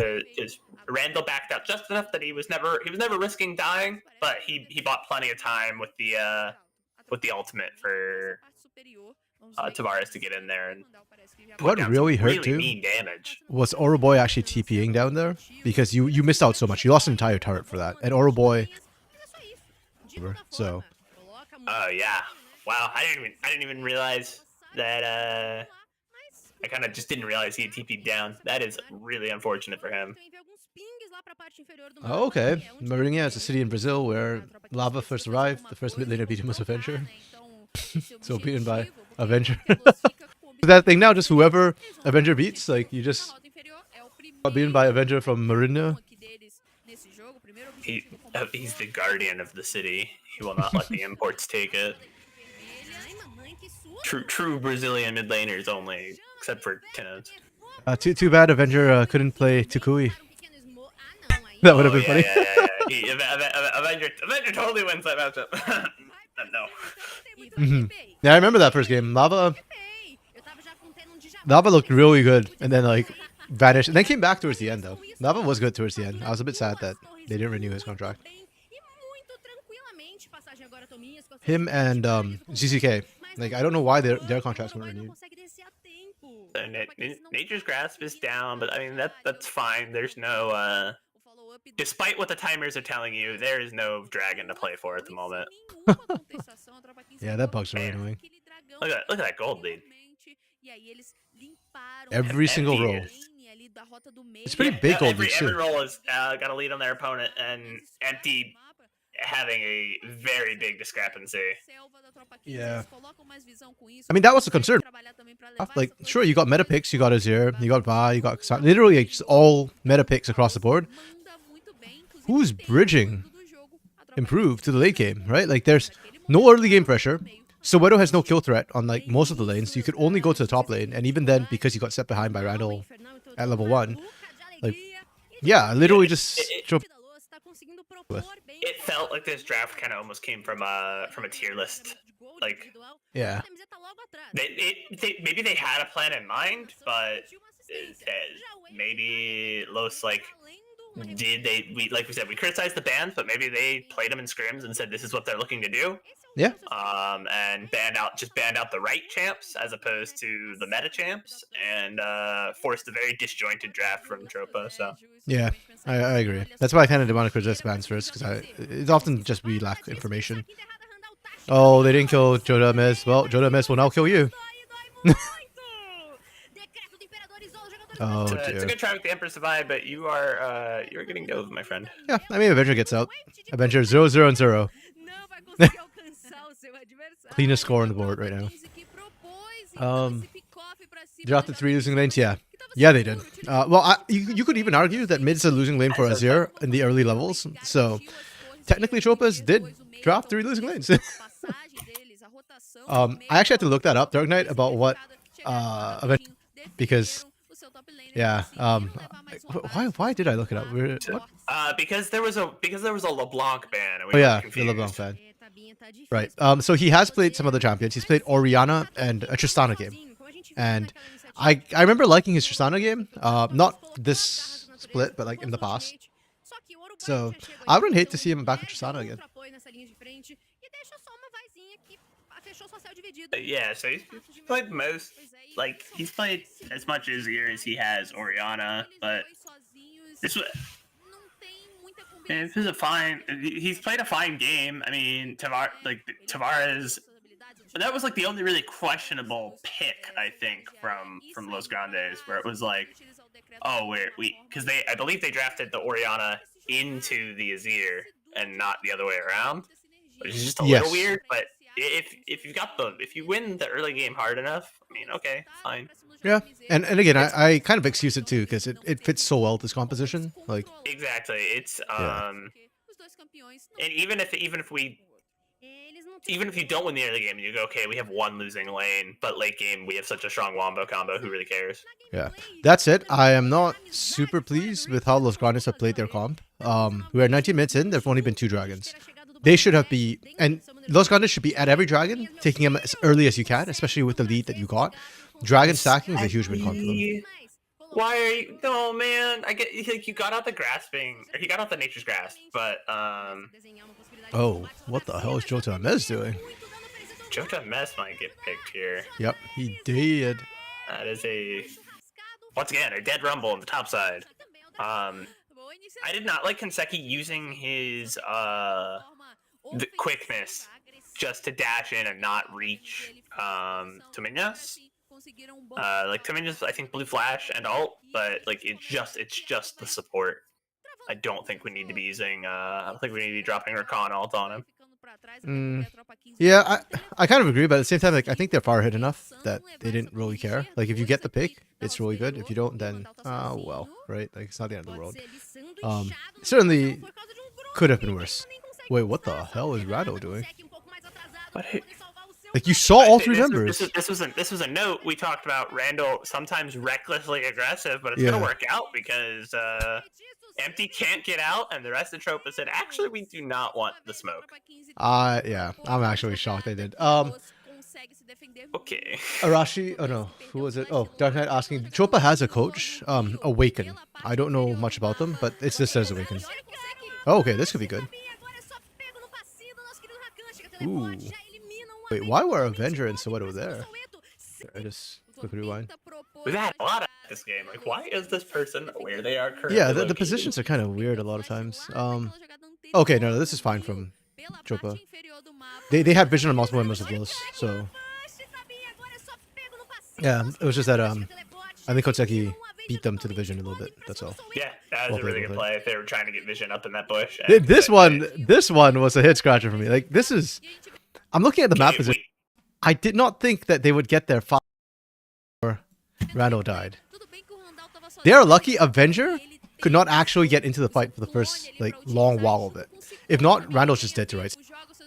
Randall should have been dead to rights. I think there's I still think they could. I don't know. I mean, I'm not. It's different when you're the man in the arena, but like, felt like they could have killed him. Yeah. Don't let trade in Rakan R for Makaro. Yeah, that's fair. Barbecue again, Randall. It was actually well played by Rakan. No. Yeah, it was very very well played by Rakan. Yeah, I was just curious like how Soweto and Avenger kind of got caught out there, and I was like, wait, were they just in an illegal position? But no, they were not. They were not offside. That was on Konseki just being Konseki built really, different. Like he was faster to the spot, and he kind of knew like this is where they're going next. Yeah, and really set up the play. It's well played by him. Okay, but the fact that Tropa got Dragon again, this is so like what? I cannot, in good conscience, give Los Grandes a good map movement score the way they've been playing this mid game. It is a bit of a head scratcher because, like, you win at objectives. Like 5v5, pound for pound, you are the stronger team right now. You're up 5k gold almost, or you were before the dragon. Like, Yeah, 100%. I don't really know why we're not contesting that. No, and here's the problem too. So going to the question Rashi's asking, yes, the only chance Tropa have is somehow Smolder and Azir get to scale up, and Oro Boy gets to scale up, because those Grandes has an amazing team fight wombo combo comp. The weakness of the wombo combo comp, bye bye Tominius, that was just, why are we basing that push when you didn't even sweep it? Like, he had sweeper and didn't use it. Up and doesn't sweep the bush. Yeah. I will back here. I mean, Yeah. I respect it. I don't. think it was the right play, but I respect it. I do not respect it. Okay. And they just get toasted. So the thing with Los Grandes' comp is that it will mostly fall off towards the end game. Only empty will scale really well. Jota, Mez, Randall, and Tavares will fall off. So they are actually on a bit of a soft timer for the side of Los Grandes. So giving Avenger and Improve so much time is just... Can they steal? So what? Oh! Good job, Randall. That's what we want to see. You won the smite fight. Congratulations. Yeah. And you know what? Soda went in and he got back out. So, like, nothing ventured, nothing gained. Fair enough. Yeah. I like that he at least tried it. Yeah. For sure. I think for Tropa, when you're in that position, when your what was it, support got picked, and then you lost your Top laner. top laner. Okay. Yeah, like when you lost in members like that, all you can do is pray for the steal. I think they set it up best they could. They got really close, so props to them. Yeah. Okay. Okay, we're seeing a big, five. What is this? A 5v4 Cut right out now? again? Because Jotamez isn't there, and Why are Tropa we doing capitalized. this? Okay, so we're pushing up with a split push with no TP. So you know that if fight breaks out, it's 3v5. Tavares doesn't have TP. This is okay. You're pushing out. You're trying to get control. He gets slowed. This is fine. Vault breaker. Randall goes in. A bit Fire. less okay. He just gets CC to hell and back. Okay, yeah. Okay, yeah, well played from Tropa. That's more on Tropa than it is on Luz. Oops, wrong one. I want to speed up. Yeah, Tropa has largely been drafting just for late game, but most teams haven't been letting them get there for free, and so they're in 3. Soon be 3 and 3 at the rate they're going. Certified Mikau position movement. Yeah, sometimes. I'll take a look at the Tropa match list. They've been playing just mostly scaling. I remember because Improve has been like, he's played the only game of Ezreal, and then he played a Jinx to match Smolder. And then I think he had an Aphelios game as well? Yeah, so he has not played. He has not played the same ADC twice so far this season. Oh yeah. He has one Ezreal game, one Aphelios game, one Varus game, one Xayah game, Oh, one Xayah's the one I Jinx missed. game, Okay. and now a Smolder game. So this will be his first duplicate on the Varus then. No, sorry, I was talking about Improve. I was talking about Tropa. Oh, okay, sorry. Yeah, sorry. I got them swapped on my head, my bad. All good. I have done that multiple times already today. Okay. Yeah. Tropa's actually clawing back their way back into it. I'm down 5,000 gold, but considering they have 2 dragons and they're stalled,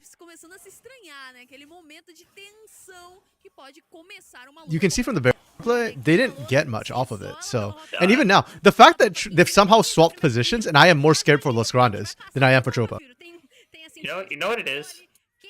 Here's why Tropa win, and no other statistic actually matters this game. Nothing that's happened so far really matters. Tropa, all 3 losses, blue side. Both wins, red side. Tropa believes in red side supremacy. They're gonna see it through to the end. If Los Grandes win this fight, I think they lose the game. You cannot give them soul point, Los. That is illegal. It's turbo illegal. You need to. Okay, equalizer came across. Really Good. equalizer. Oh, yeah. Really Okay. good equalizer. The problem to me is this fight should have happened the last like 2-3 times these teams met up. Like, I don't know why Los was so reluctant to team fight when that's literally all your composition does. Okay, they're fine. With this, they're still in the driver's seat. Yeah, I don't even I don't even have like a devil's advocate argument for this. No, like Los Grandes should have just been fighting at drags. Like what like okay, we give up the ocean like that. That sometimes those things happen. Sometimes you give away, but you gave up a second drag, and that just felt turbo illegal because you could have contested that one. It's just so simple too from Los Grandes, right? Like the moment Chopa try and engage into you, if they clump up in any choke point, just drop it, right? And they finally do that. All of the buttons. Yeah, and you see the burst that came through. The quickness comes out, the equalizer comes out, and just everybody dies. Yeah, Crazy. it's just that easy. And also, unfortunately for Chopa, that's going to happen a lot because Smolder is short range. They're going to be in positions where you can catch at least Smolder plus frontline a lot of times. So, yeah. Rashi, do you have the power of cursing? I don't know, man. I don't know. As a caster, I can't speak to that because we definitely have the power of cursing. CBLOL English especially. We're talking about something you don't like earlier. We talked about gold plateauing, like those leads plateauing, and that, I mean, you saw that it was like one straight line for like 10 minutes. And then that fight happened. Yeah. Dark Knight, I agree. I think improved did uses are a little too early. We've seen that a couple times with Smolders, getting a little too preemptive on the R. And I think part of that is it takes a long time. It starts behind you, and it takes a long time to get in front of you. So people are using it like, yes, now is the time to use it. But by the time people are, the fight moves around, it is a little too late. Yeah, and but you don't want to get too fancy with it and try and predict and then whiff. Part of that also goes back to the comp Chopa dropped it. I kind of didn't like their composition, or the way they dropped it, because they're individual power picks, but there's very little setup for Smolder, right? Like you're waiting for a Nature's Grasp if you want to line that up, and that's kind of like, if Los are playing into you, but in that fight, it was Chopa playing into Los Grandes, so the Nature's Grasp just doesn't really ever.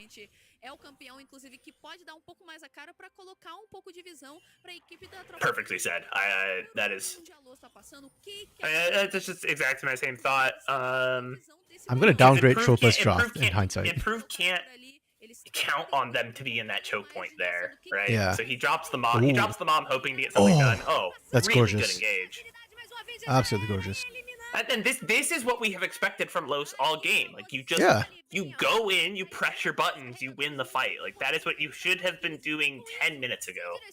Yeah, and you catch both the carries in that. Absolutely gorgeous. Really well played. That for me was a Konseki. Konseki jump anything like that. A lot of R's have been pressed. Yes, indeed. I think that's the best way to sum up this game. A lot of R's have been indeed been pressed.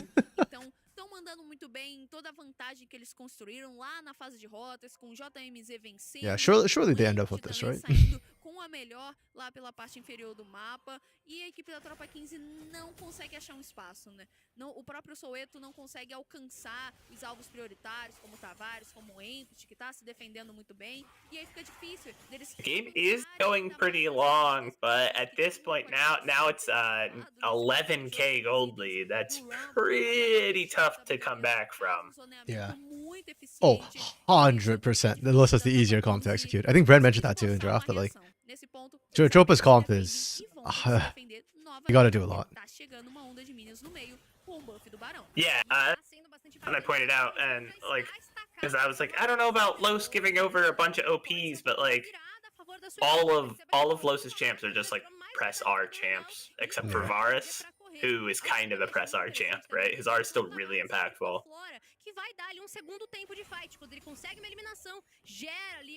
Yeah, I mean, Smolder is killing, to be fair. But counterpoint Arashi, Randall has GA. So it looks like a lot of damage, but it's only like 1/3 of his effective health bar, I guess.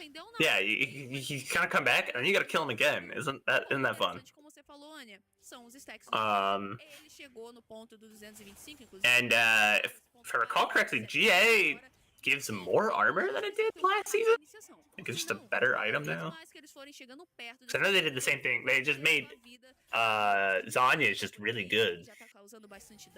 I do not recall. I know that they made the Zonya's build path better because you don't have to spec into the stopwatch anymore. That gets packed into the Seeker's Hand card.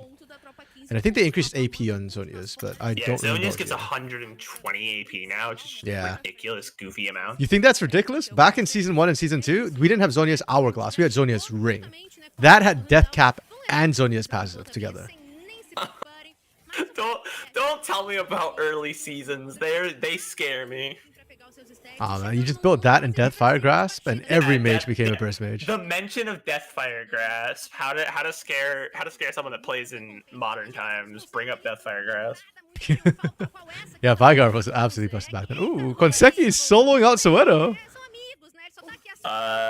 Oh, okay. Yeah, so Soweto had this to flash. season, it got a AD Guardian Angel got a 10 AD buff, a 5 armor buff, and you get 100% of your maximum mana back on rebirth instead of 30%. So you spawn with full mana now, which is that's a really big change. Yeah. I guess depending on the champ. Yeah. I suppose. Oh, I mean, it is a buff. For sure. Yeah, I was more just thinking about the map position for the teams when I was saying that. Because yeah, I thought Tropa was finding a good angle, and I thought Los was a bit split, but Decent. Oh my goodness! Did the Emperor's Divide created an artificial choke point for the Equalizer to just burn people up? Yeah. Avenger kind of like anti-synergied his own team. I need to see that. I felt like, yeah, it kind of screwed Smolder a bit, but hold on. You know, I'll manual replay because I want to see what the hell. Okay, so this engage is already kind of sus. Randall comes in. He's the only one that gets Emperor Divided out. Like, look where the Emperor's Divide is, and then look at the Equalizer that comes down. They can't run up past it. They can't. Why not? It's their Emperor's Divide. They can walk through it. I guess yeah, they can walk through it, but no one does. So I don't know. Yeah. Like, Telminus does and almost dies, but Man, I just feel like this comp from Tropa has no synergy together. So it's just like everything's just coming out separately. I don't know. It feels bad, bro. Like feels like it does feel like 5 individuals and not a team. Yeah. I don't know. Has had really good alts so far this game. Yeah. He had one that was not great, but it was still pretty good, and the other ones have been just spot on. Churrascado. Jota MS is the real barbecuer here. Improving got nothing on Jota MS for barbecues. Zanya's isn't a defensive item. I mean, it's still got Zanya's passive, which is like the important part. Bro, right? if you put the stasis on an IE, I'd call IE a defensive item. I do not care. Like stasis to me is a is defensive item when it's got stasis like that. Yeah. That passive. Like Jax was building that on AD builds because he can. true. Yeah, but the item itself without the passive for sure. I think all the mage items are now like offensive items. They kind of scaled it that way. Technically, the armor went up on it from 45 to 50. So technically, it's a more defensive item than it was before. Oh, great engage from Randall. What it lost was ability haste. Oh. They're just running them down. It's so painful to watch. Los Grandes figured out what their comp does, and they started doing it. Too bad CBLOL Academy doesn't show us like the damage done in the team fight, because I don't think Empty did very much in that team fight. The fight was always moving forward, and Empty was just running. One of my favorite. That's one of my favorite things CBLOL has been doing this season. Is that like bar that fills up? Yes. How much damage has been done for team fight? Oh man, I really like that. Yeah, that's sexy that they do in real time too. It makes it so much easier to track things. As a color, my reaction time is not great, so like anything that helps me track fights better is very much welcome. Okay, let's win this. Very well deserved from this team. I think they absolutely deserved it this game. Let's screw around in the mid game, but that aside, the laning was good. I will give them a 4.5 for laning because I really like the early game. How they played the early game. What I hated was their map movements. I'm so tempted to just give you a 1 because of how bad it was, but they still did get stuff. Oh yeah, here's the draft in case anybody was wondering from earlier. Unrelated to the game, but you're happy to see me at the CBLOL Costream official. Feels so good. Thank you. It feels really good to be given permission to do this. Like last split, I could not do this, which is why I did VOD reviews. all the time. Though I will say VOD reviews are in a way better for me because they take less time because I watch at 1.5 or 2 times speed. But Yeah.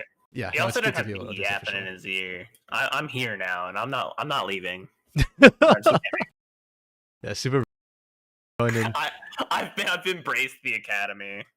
Yeah, Their team fight, I mean, it should have it been was a really good. it should have but been a that's what their 10 out comp- of 5. But like, I- come on. That's what their comp does. Like their comp is good at team fight. Like And for that, I'm only gonna give them a 4 because you should not have lost any team fight at all with this composition. You lost 1, so you -1. agreed, -1. Yeah. Yeah. Oh yeah, Derek Knight, the Nautilus ban. Brent and I were like, We what? talked about that. Yeah, Nautilus Too ban soon. was that those first 2 bans. Like I understand the Ashe ban. The Ashe has been popular in the first rotation of bans, but LeBlanc, like Yeah. Avenger, has not demonstrated that he has the capability to play it. Now, once again, we don't have the full information, so like maybe in scrims, like Avenger is a LeBlanc god and he's been 10-owns on people, but yeah, I don't MVP. Wait, what's his? What's his? Oh, GMC. Yeah, Okay. JMZ. Like, yeah. I'm giving. He Or just had- I mean, Randall and Konseki had some really good engages too, though. yeah, that's what I was thinking. I was thinking, like, I was like, oh yeah, JMZ, but like Konseki had some really good all-ins. Yeah. Avenger in the past used to be really good at Yone too. Yone, Tristana, LeBlanc, all these assassin style champions. He has not been really using them for the last like year and a half. I don't know if it's a resurgence and he decided LeBlanc is good again or something, but okay. So you know what? Y'all in chat, who would you give MVP to for Los Grandes? I'm actually curious because yeah, I'm not sure who I want to give it to.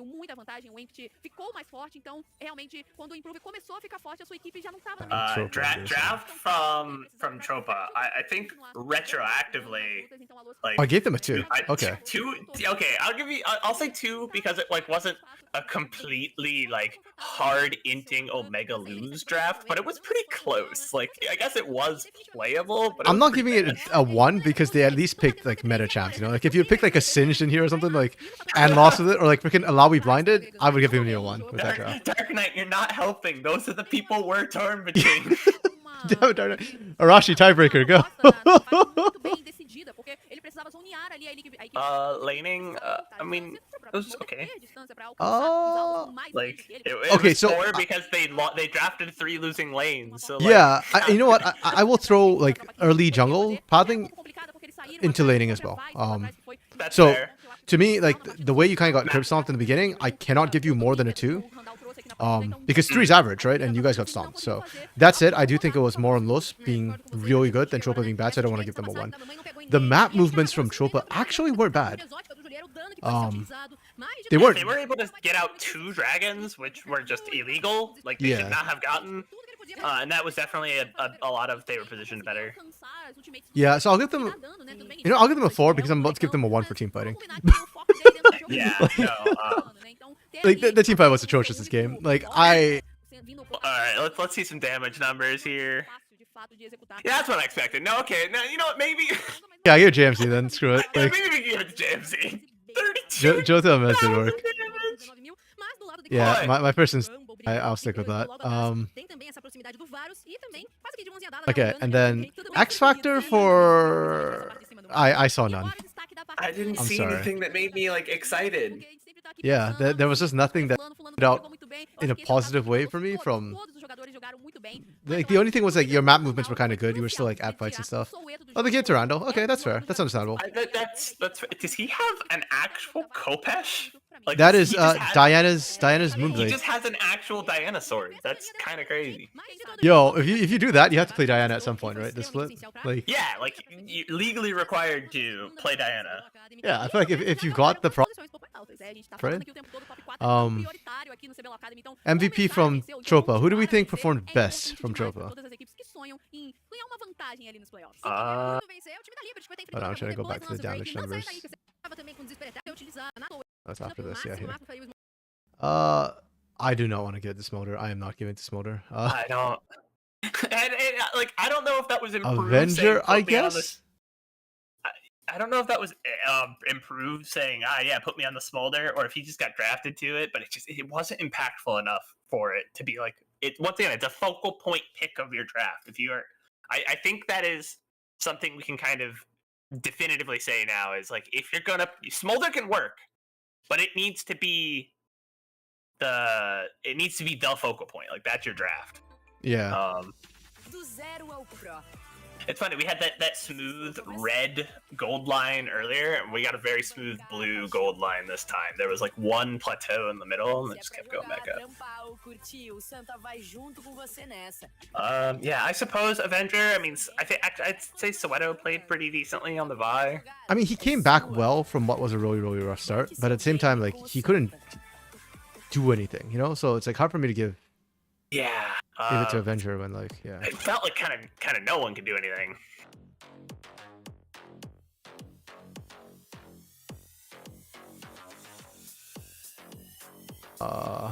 Yeah. That's fine. Oh. Damn, wait. No, this doesn't work! My formula's broken.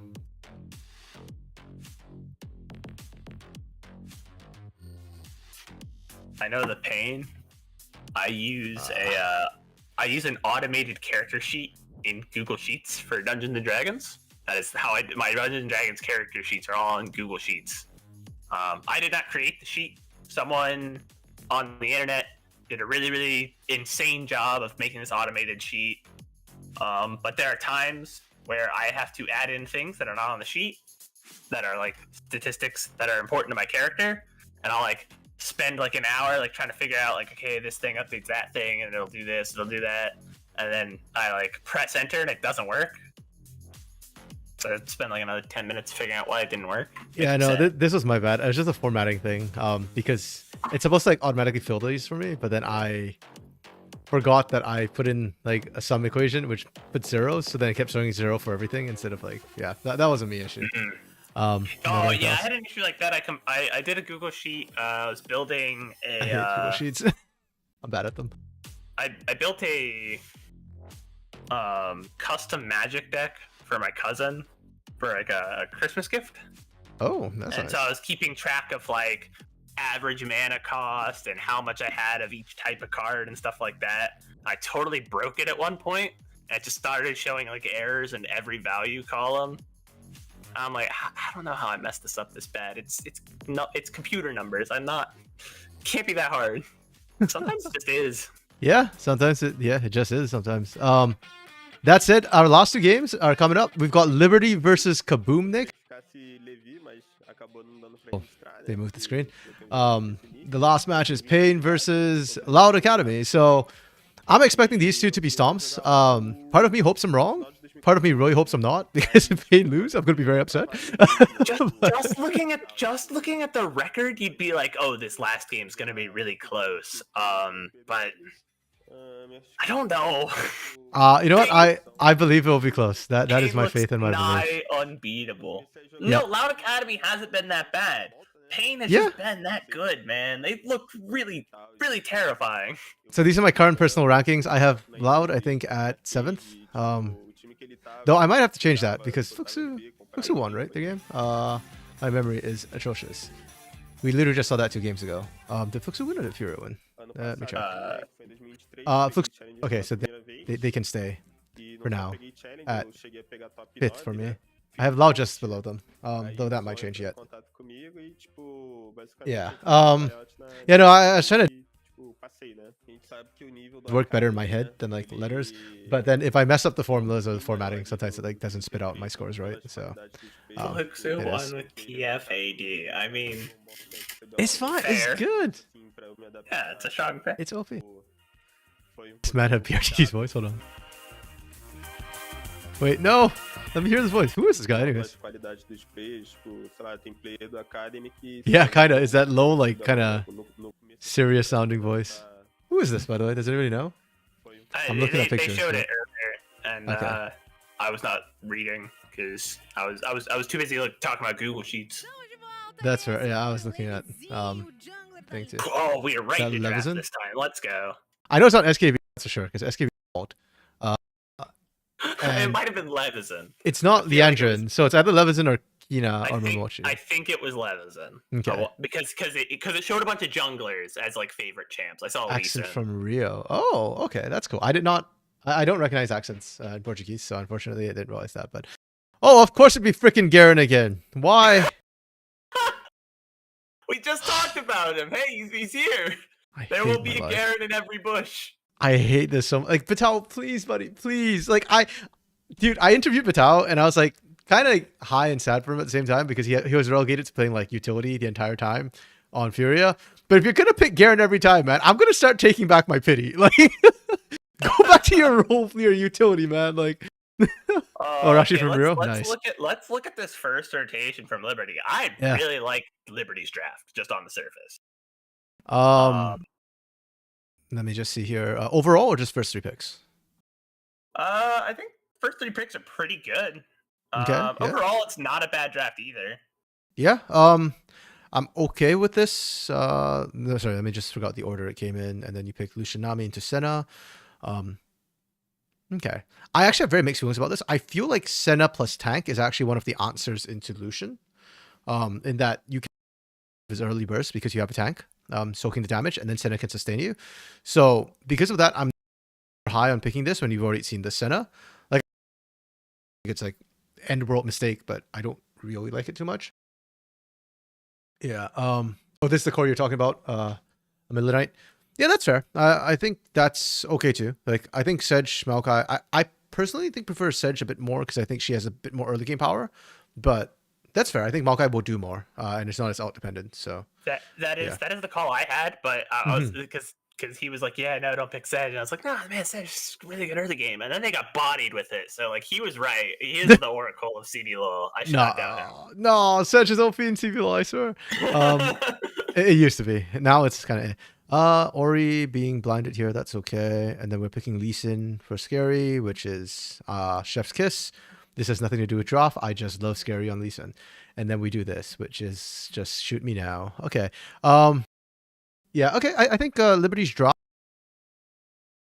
Yeah, Liberty's draft is super solid. I like it. This to me is textbook draft. I'd give it a 5 out of 5. Well, I'll give it a 4. No, I'll give it a 5 out of 5. I'm not a huge fan of Lucian Nami into a center lane, but that's okay. Like, I think given what there was, this draft should work really, really well. I'll give it a 5 out of 5. I think even so, like Lucian, it's not quite Draven, right? He still can have value without hard stomping the lane. True. And I think I think this is just a very like you said, very textbook comp. Like I think they got the thing they wanted. They're gonna be able to play the game plan. It feels like Liberty. It feels like this is the draft Liberty pictured when they started draft, right? They didn't have to pivot at any point. Yeah, so I'm just laughing at a Millenite's comment there. I'll get to that, but first of all, yeah, Arashi, that's my issue with the Lucian Nami being picked into a center lane, because yeah, you just kind of ignore it. Dark Knight, you maintain the Maokai flex, go Poppy after they go Lee Sin. The problem with that is then you're saying like don't pick the Nami here, because then you'd screw the Lucian if you did that, right? Yeah, so, because they already banned out Milio. They cannot not pick Nami. Even 3. yeah, Karma also got banned, which is like my 3rd tier. If you can't get Nami Milio and you have Lucian for some reason, or you could go Nautilus, I guess. But oh, no Lucian, no Nami. Okay, yeah, I agree. If you didn't want to do that, that's fair too. But then you also have an unhealthy obsession with Poppy, so. It's all right. I understand. It's a fun channel. It's a fun game to watch. I'm not biased. Definitely don't own like half the Poppy skins. I don't play Poppy. I would never. A Millenite, CSI Brazil is what happens when I do VOD reviews. This is more. I don't know what we call this, because like we are watching the crime happen in person right now. Yeah, this is like live leak footage. Yeah. Yeah, no, I think Liberty have a, like you said, super solid draft. And I don't think they did anything wrong responding to what Kaboom did. I hate Kaboom's draft in isolation. Like, if you turn nameplates off, I hate this draft so much. Like, what the hell is this draft supposed to do? Yeah, true crime. Yeah, that's it kind of thing. Yeah. This is like live is the crime. Live coverage of the crime. This is like a news channel. I hate this draft so much. Like, genuinely, where's the synergy here? Tao is just going to split push with Garen because he hasn't won a lane with Garen yet.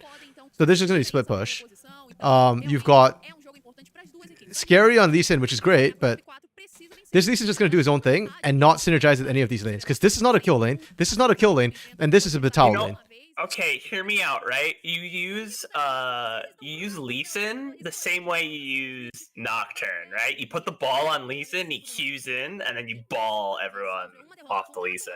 Okay, but at this point, you might as well just go Poppy if you want. I mean, okay, you're not wrong. It's a good ball delivery system. You've got at least some synergy there. But the problem is like your team is not a team fight team. So even if you get the ball going off, it's like, then what, right? Like, congratulations, I just smashed my balls in your face, but it didn't kill you. It just makes you wish you died.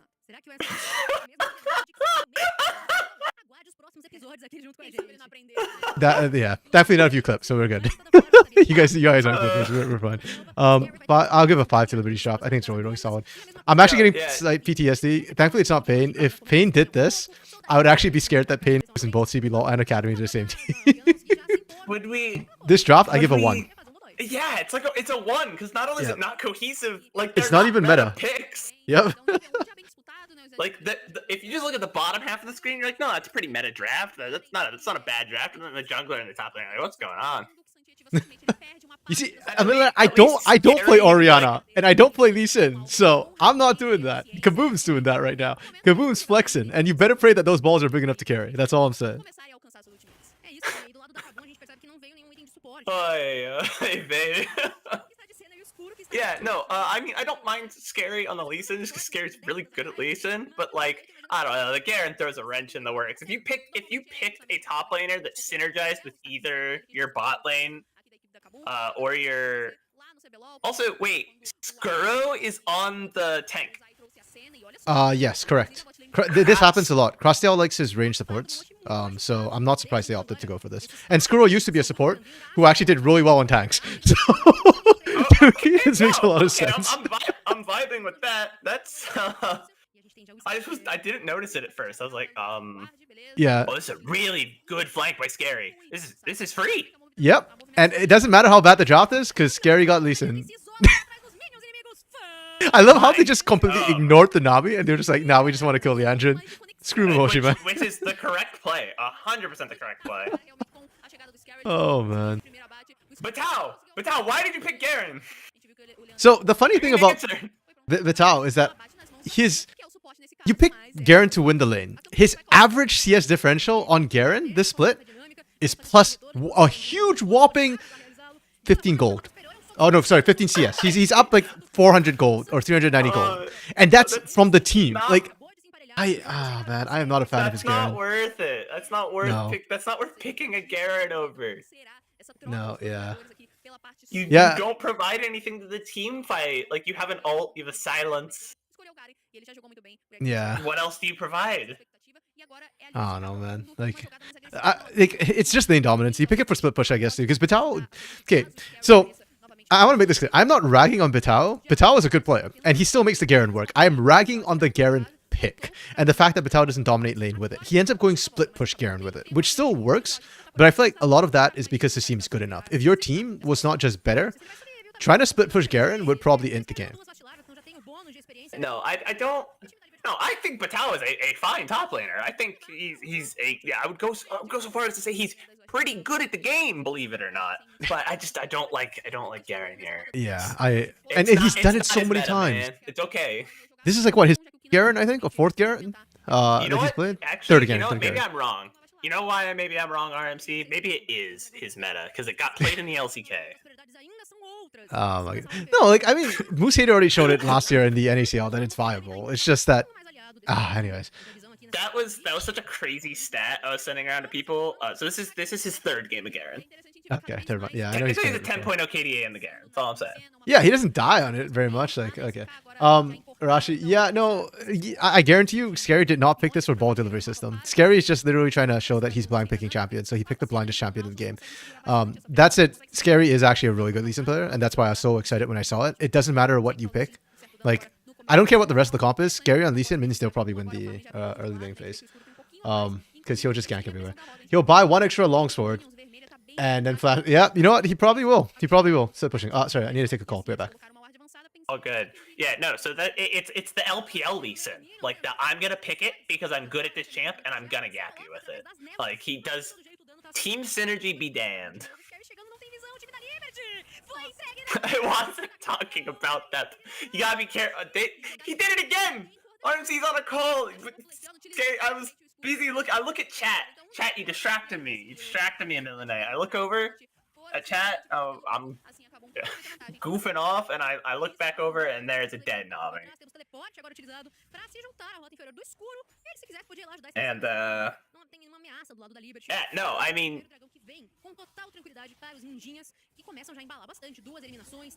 seriously, he was just down there. Gets him. It was really well played.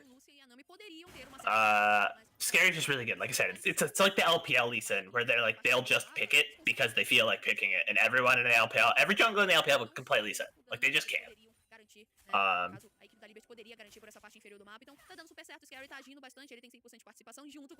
Yeah, that does kind of feel like the game plan. Like they are very hard encouraging. Just they're trying to draw the Lucian Nami in and get kills off it, and it's working, right? So I think it doesn't make it a good draft. Is I guess what my argument. Makai should be playing bot, but he left his lane completely open. Yeah, it's hard. It's hard for Levizen to cover, but I agree he probably should be. Yeah, no, like I don't think that it's I don't think the fact that it's working makes it a good draft, though. Okay, because it's working because it's Kaboom playing it.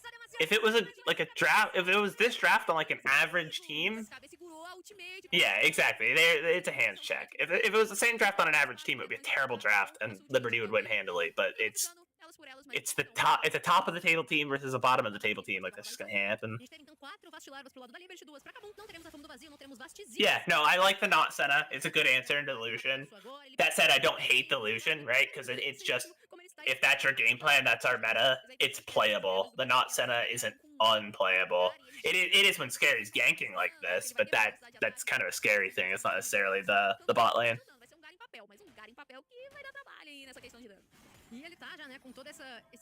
That said, we have first item coming through for Kina. So Kina is now going to have some pretty significant advantage over Dioj.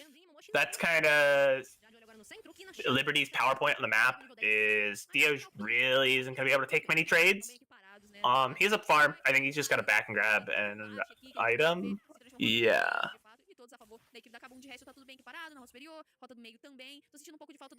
I don't really see. I don't think Azir's powerful enough to carry fights yet, though. So, like, yeah, he's gonna win trades in lane, but it's not gonna matter. They could feasibly get 5 plates in the bot side here.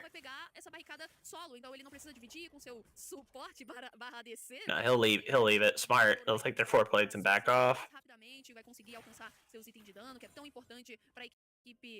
What makes Lucian always kind of viable is he can always be viable. DPS with our very mobile carry. Scary's trying to make that not happen. Yeah, so like I said, that's why I didn't. Oh, Andrew, what are we doing? It's totally. Look, once again, blink and I'll miss it. Look over. Yeah, they know what their win con is. Playing accordingly is another talk. It's also a very narrow win con. Like playing through your Azir at minute 13 is really hard. That's just very difficult to do. And I agree with Tadarashi.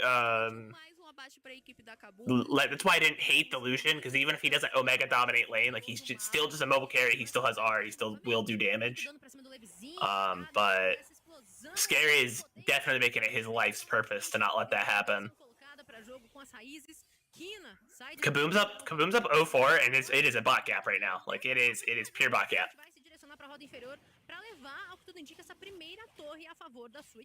Like pretty much everyone else is playing fine. Like Levizen needs to be doing a little bit more on this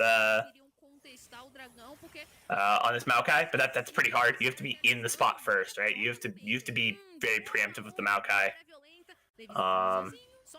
Difficult for him to do when his bot lane's that far behind. Scary's just gonna back out, and that's very smart. Skuro doesn't have the health to tank at the moment. That being said, I don't think they want to take the 4v4 here. I think both teams are gonna. Tsunami were winning, but no jungle proximity to let them get ganked. Yeah, like I said, you probably want to protect that Lucian Nami, because it is a losing lane for them because of how well Skuro is going to be able to absorb pressure. The teleport coming in. I think Liberty will just walk this out, but it is Skuro. He could throw a hook, but he doesn't have the backup. It's just going to be that teleport's just going to secure a free jag for Scary. Also, guys, I like when RMC has to step out for a call. It looks like his little minion is sleeping, and when he sometimes when he's starting to come back, it looks like he jolts awake. Like he's having a little nightmare. Look at him. He's sleep.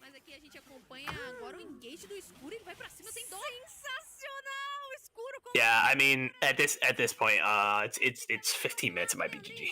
Tinha o que fazer, veio então com todo o impacto do Scary. 5 abates para Kabum, 0 para Liberty. A primeira torre do jogo cai lá na rota inferior. O Escuro confiou bastante no dano que o Scary conseguiria colocar. Yeah, it's a good early game pick to bridge your late game carries on. I agree. I never hated the Lee Sin. It is a little disjointed. It's not quite an anti-synergy. It has a little synergy with Dioj.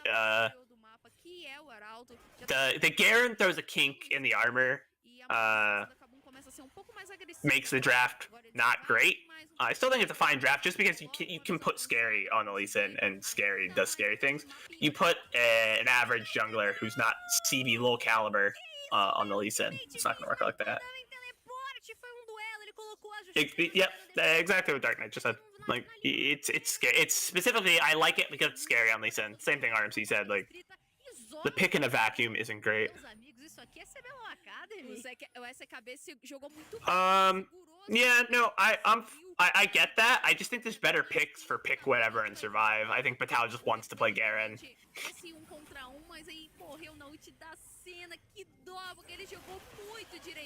Which, I mean, yeah, that's fine. Have fun, I guess. It works, it works.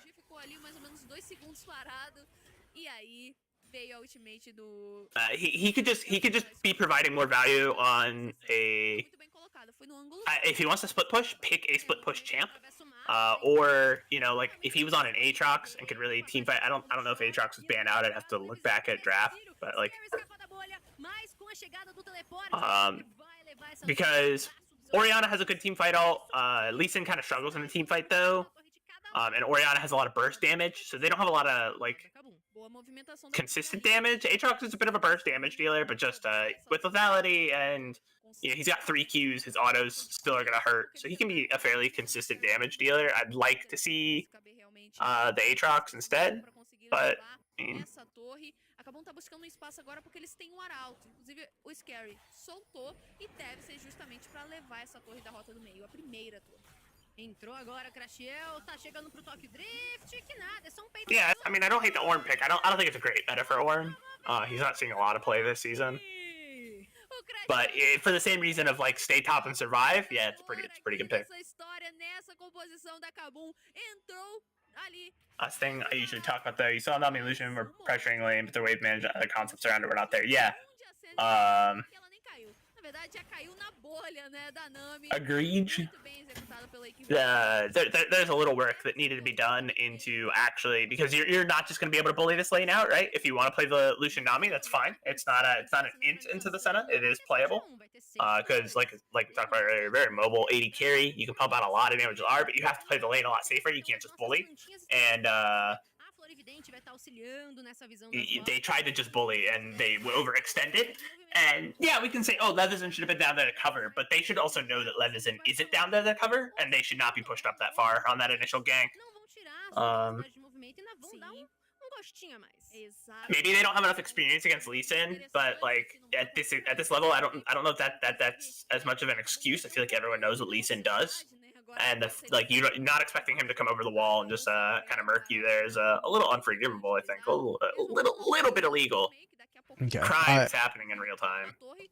Okay, crime watch continues. Okay, I just got back. It feels like I missed a lot. I saw Costream getting bubbled mid-air out of Herald. Yeah, Chat decided. We have officially decided CrossDL just wanted to ride the Herald for fun. He just went for the full amusement ride, right? And Liberty just cooperated with that. You always get knocked back in the same position. So if you're a good player, which I mean, tier two pro play is like they're very good players. Even if sometimes we criticize, they're very good players, and so they're smart enough for Mo, but she's just gonna drop a bubble down, and that's a free pick. Yeah. Okay. We're Tao is dying. Okay, good pick. Don't pick Garen.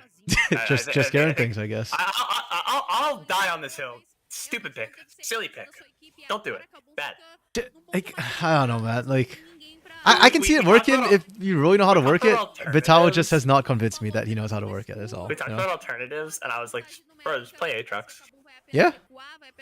Or if you want to be the annoying, undying thing, pick Udyr. That's fine. Udyr or like someone in chat suggested Ornn. Yeah, Dark Knight said Ornn. Like I don't think it's great meta for Ornn, but he will not die. Yeah, and Vitao plays utility really well.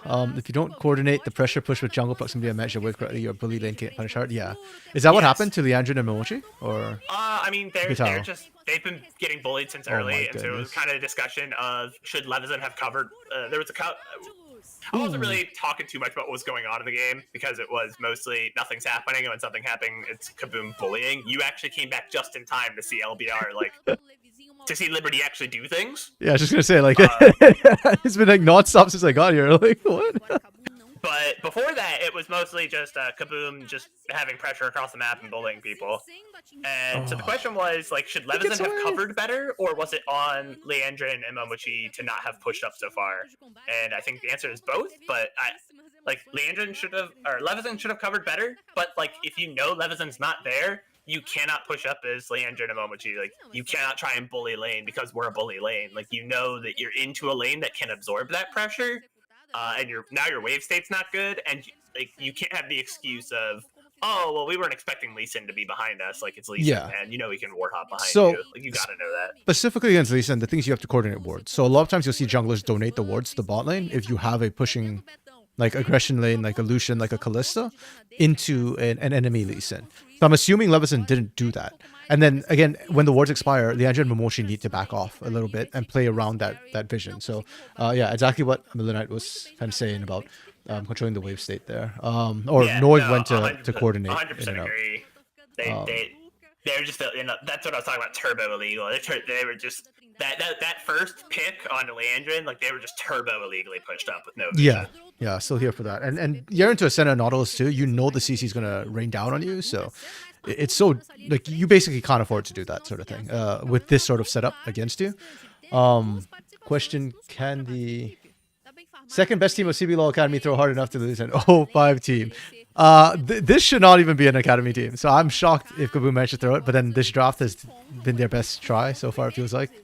Their best try. Only extremely good players can bully lane without affecting wave state. Yeah, and you usually play around wave state, right? Like, part of the benefit of having the wave state pushing is you get more prio.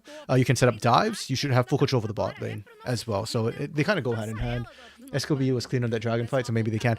SKB is looking more unkillable than the Garen right now. Like, I saw Scary and Crossdale try and run him down, and it did absolutely nothing. Arashi, just because your jungler isn't where he's supposed to be, you can't make a position. Yeah, exactly. And Malka hasn't been. Oh wow! Actually, Leveson didn't gank a single time. He did not gank. He was down one time as like a hover, as like a shadow, but he never had like a full on gank. Oh, was it just because Kaboom like perma pushed in and there was no gank path or gank? There was a lot of perma pushing, but Leveson has been kind of power farming. Okay. Yeah, I don't think power farming is the right call as a Maokai ever. Like, what are you farming for?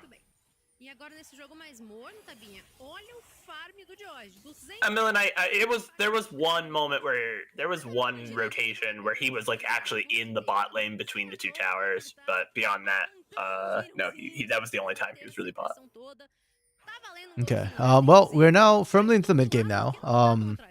Liberty, honestly, their comp should be starting to come online a little bit. And even though Lucian does kind of fall off, he still does, yeah. You can still do damage with the Kraken Slayer and Navori build. So That should be fine. Kaboom's comp.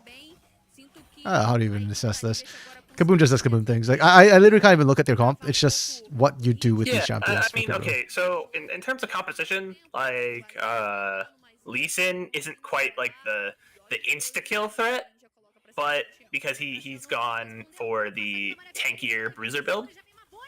But you still have a Senna, and that Senna's gonna hurt with Bloodsong and lethality.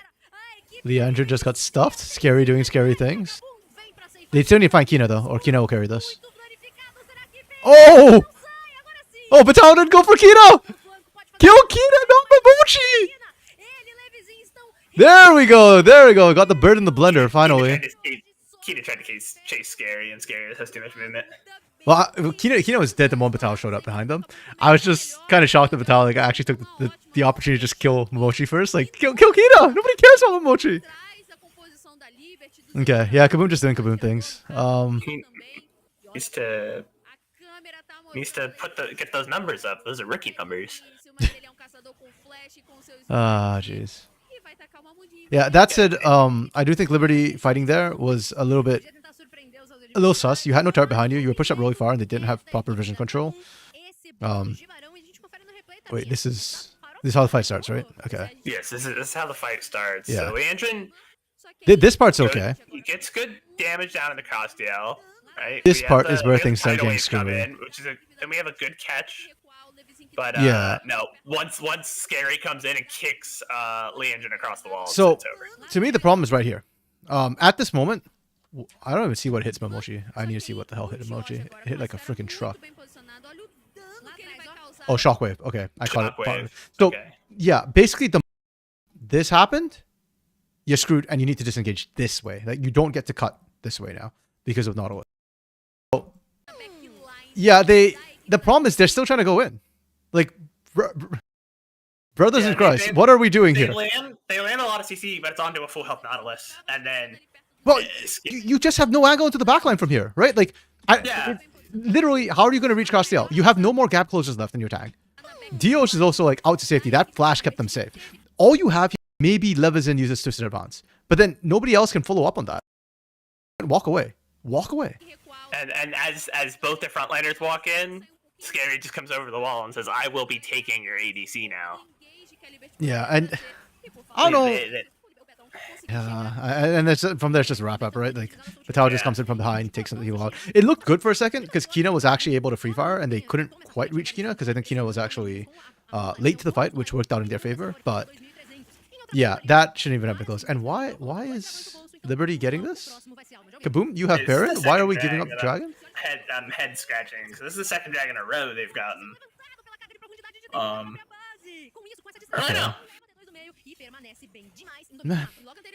Okay. Checking comments. Okay, then dumping everything on not. This is some of the issues they call an official stream. Yeah. Shut everything. Yep.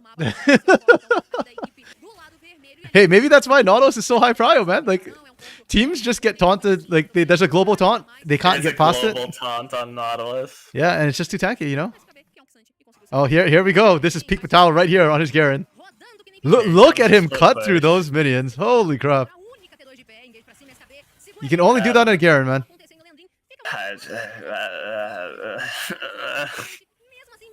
Bro, I don't care that you're into SKB on Cassante. Like, you want to split push, bro? You could have picked Yone. Like, pick Yone. There we go. Oh, Leveson, where are we going?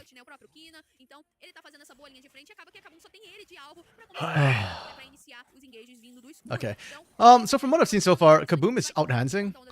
The macro is not super clean from Kaboom. They are still doing not bad macro, but they're also being a little bit sloppy. Like, they could have contested Dragon. They're opting not to. The Tao is choosing to just run at people, which is a Garen thing, I guess, without proper vision on where the rest of Liberty might be. I don't think they'll be able to kill Batal, but yeah. Okay. No, maybe I'm wrong. Maybe they're just baiting the entire time. Okay, you know what? I'm going to put it down as Kaboom was baiting the entire time, because that feels better. So he did not pick Garen against Pain. He played it against VKS and Los Grandes, I believe. And he beat both of them with it. Yes, he won both those games.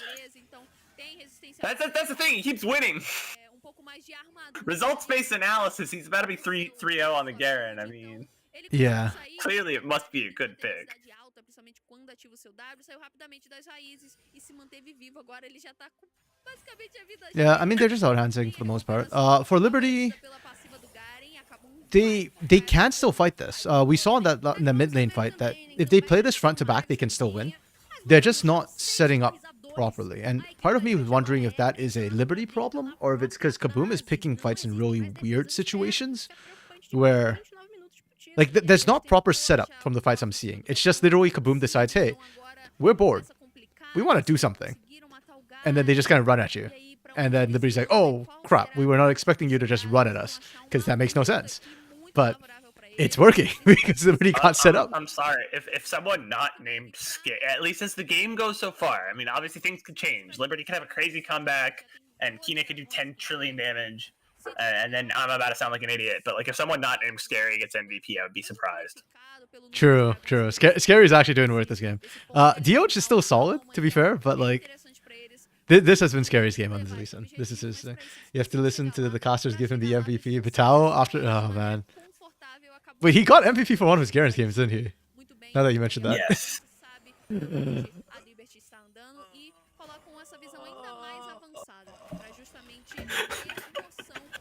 I like the little single tear on the minion.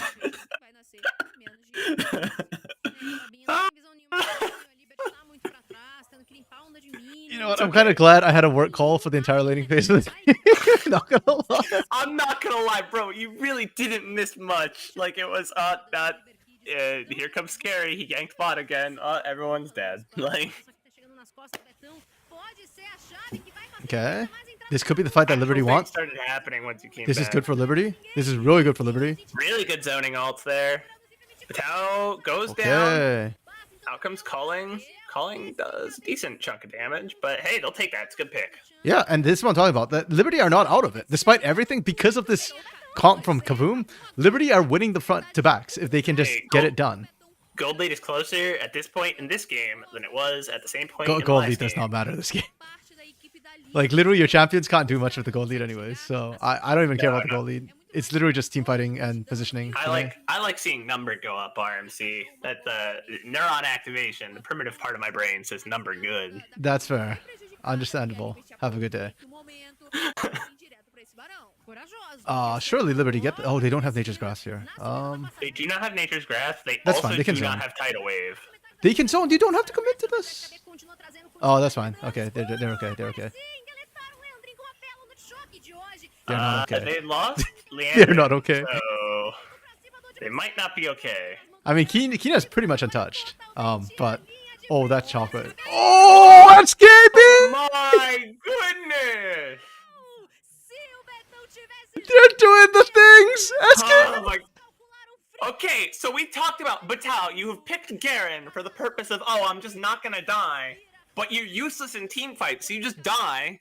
And SKB is actually unkillable. Oh my goodness. That was like a throw. That was like 3 throws. Oh my goodness. I can't Like- believe this right now. Like Kaboom, Batal, but Tao throws by getting picked and lets Liberty start the Baron and like get control of the Baron. Liberty picked by like not zoning and forcing this fight, but then Kaboom throw again. I don't even know if that's a throw, just more as so much as SKP just kind of styled on him. Oh my goodness. Look at it's 4-on-1. There's 4 people hitting this guy and he just doesn't care. I just can't right now. This is actually insane. What is it we said like last split? Or it hasn't been said that much this split because like CBLOL actually looks decent this split. Like I've seen a lot of good games. One team doesn't want to win, the other team wants to lose. Yes, the one team does not want to win, the other team wants to lose. What No. is going on? To give credit to Liberty, Liberty want to win this. Liberty are trying so damn hard to win this. So props to them. Kaboom, on the other hand, like, bros, we are not setting this up properly. Like, we are walking... First of all, I don't like Batal running the Ignite instead of the Ghost, or the Flash instead of the Ghost. I think Ghost would be so much more useful for repositioning, because Batal has not been able to threaten that backline. What is They this need to get the flank. illegal illegal war crime that is Liberty getting 3 straight drags and having soul point. The first two were war crimes. This one, Kaboom is actually starting to fall behind. They are struggling to handle this. Okay. Did they get this? What did your 340 farm get They you, actually get Patel? this. What did your 340 Oh my farm goodness. get you, Patel? And Scary's dead. Like they're not gonna be able to kill Leandrin because they're not gonna be able to get to him because Scary's dead. Liberty are just gonna hard win this fight. Oh, they killed Cassante though. They're still Levison. They got to Levison. They lost Cassante and they lost Momoji, so like they don't hard win this fight, but they have the Baron. Yeah. And So- again, okay, here's my problem right now. As long as I don't see anybody threaten Kina, I don't see Kaboom winning the team fight. This is for Leandrin for the game day 2. You know what? True. Leandrin has been suffering on this roster. Leandrin deserves better. So I'm like, Leandrin's been trying so hard, and this game, it's not about Leandrin for a change. Kina is stepping up. Kina is being huge, and Kina is being the carry they need. For all the games they entered Leandrin. It's funny. Like as it stands right now, if Liberty were to win, like Liberty at the end of this game, when we give out the MVP for each team, it'd be Kina, but they'd get bonus X Factor points for SKB. Yeah, I actually don't know if I'd give it to Kina. Like, I think SKB is huge too. I don't know who. If SKB finds one more big engage. One play where he just went in and knocked back 3 of them, like that won that fight single-handedly. Won Yeah, that fight. if he gets another of those, SKB's my MVP. Yeah, no. Which is a good problem for Liberty to have, that we're like looking at 2 of their players and being like, wow, both these players are playing really well. Like, Whereas I'm looking at Kaboom right now, and if they win, actually no, it's scary. It's scary. It's fine. Like, it's still scary to scary. me. Yeah. It's still scary. He's got a couple of scary what are you doing moments, but like the only reason they have the gold lead they had was because Scary played like a maniac. Yeah. I think if there's never been any moments where I went, Scary, what are you doing? My question is always, Scary, why are we doing? Like, I know what you're doing. It'll be really good if it works, but did we have to do it right here? Like, it's usually my question with Scary. Yeah, like he queued in over the wall to try and steal the Baron, which like fair enough, and then he got CC'd and couldn't get back out and died, and then his team died. Yeah. It's like, no, I get what you're trying. You know, you're right. I get what you're trying to do, but why? Yeah. Oh man, this game I was like really sad because I was like, man, RMC promised me better games today, and we were so excited and things were gonna look good. Well, we had some And good games. We had some good games, but Yeah. like, it looked like the last 3 were just gonna be like straight tilts, and no, Liberty's making it good. Oh, Scary! They almost found Kina! Oh, Scary, not like this. He slightly misses the Dragon's Rage and just kicks him not over the wall. Yeah, I And, mean, Scary did everything right. The team also can't follow up, right? Like, you're diving in alone. Like, where is Batao? Where's my Garen?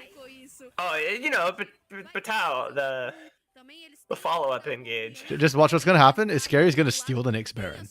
And then Batao is just gonna split push to victory while Liberty is trying to stop the rest of Kaboom fighting. That's my prediction for what's gonna happen this game.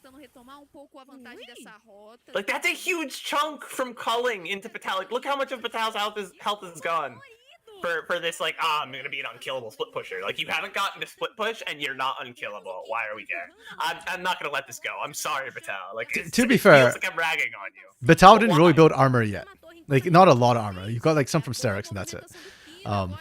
So, you know, Yeah, he it's will coming- actually get coming tanked through here. next item. It's coming through next item. He's got the Warden's Mail. Yeah, and I think at that point, I think you'll feel better into the engine. Still, Kina will still rip you, but like the engine shouldn't hurt quite as bad at that point.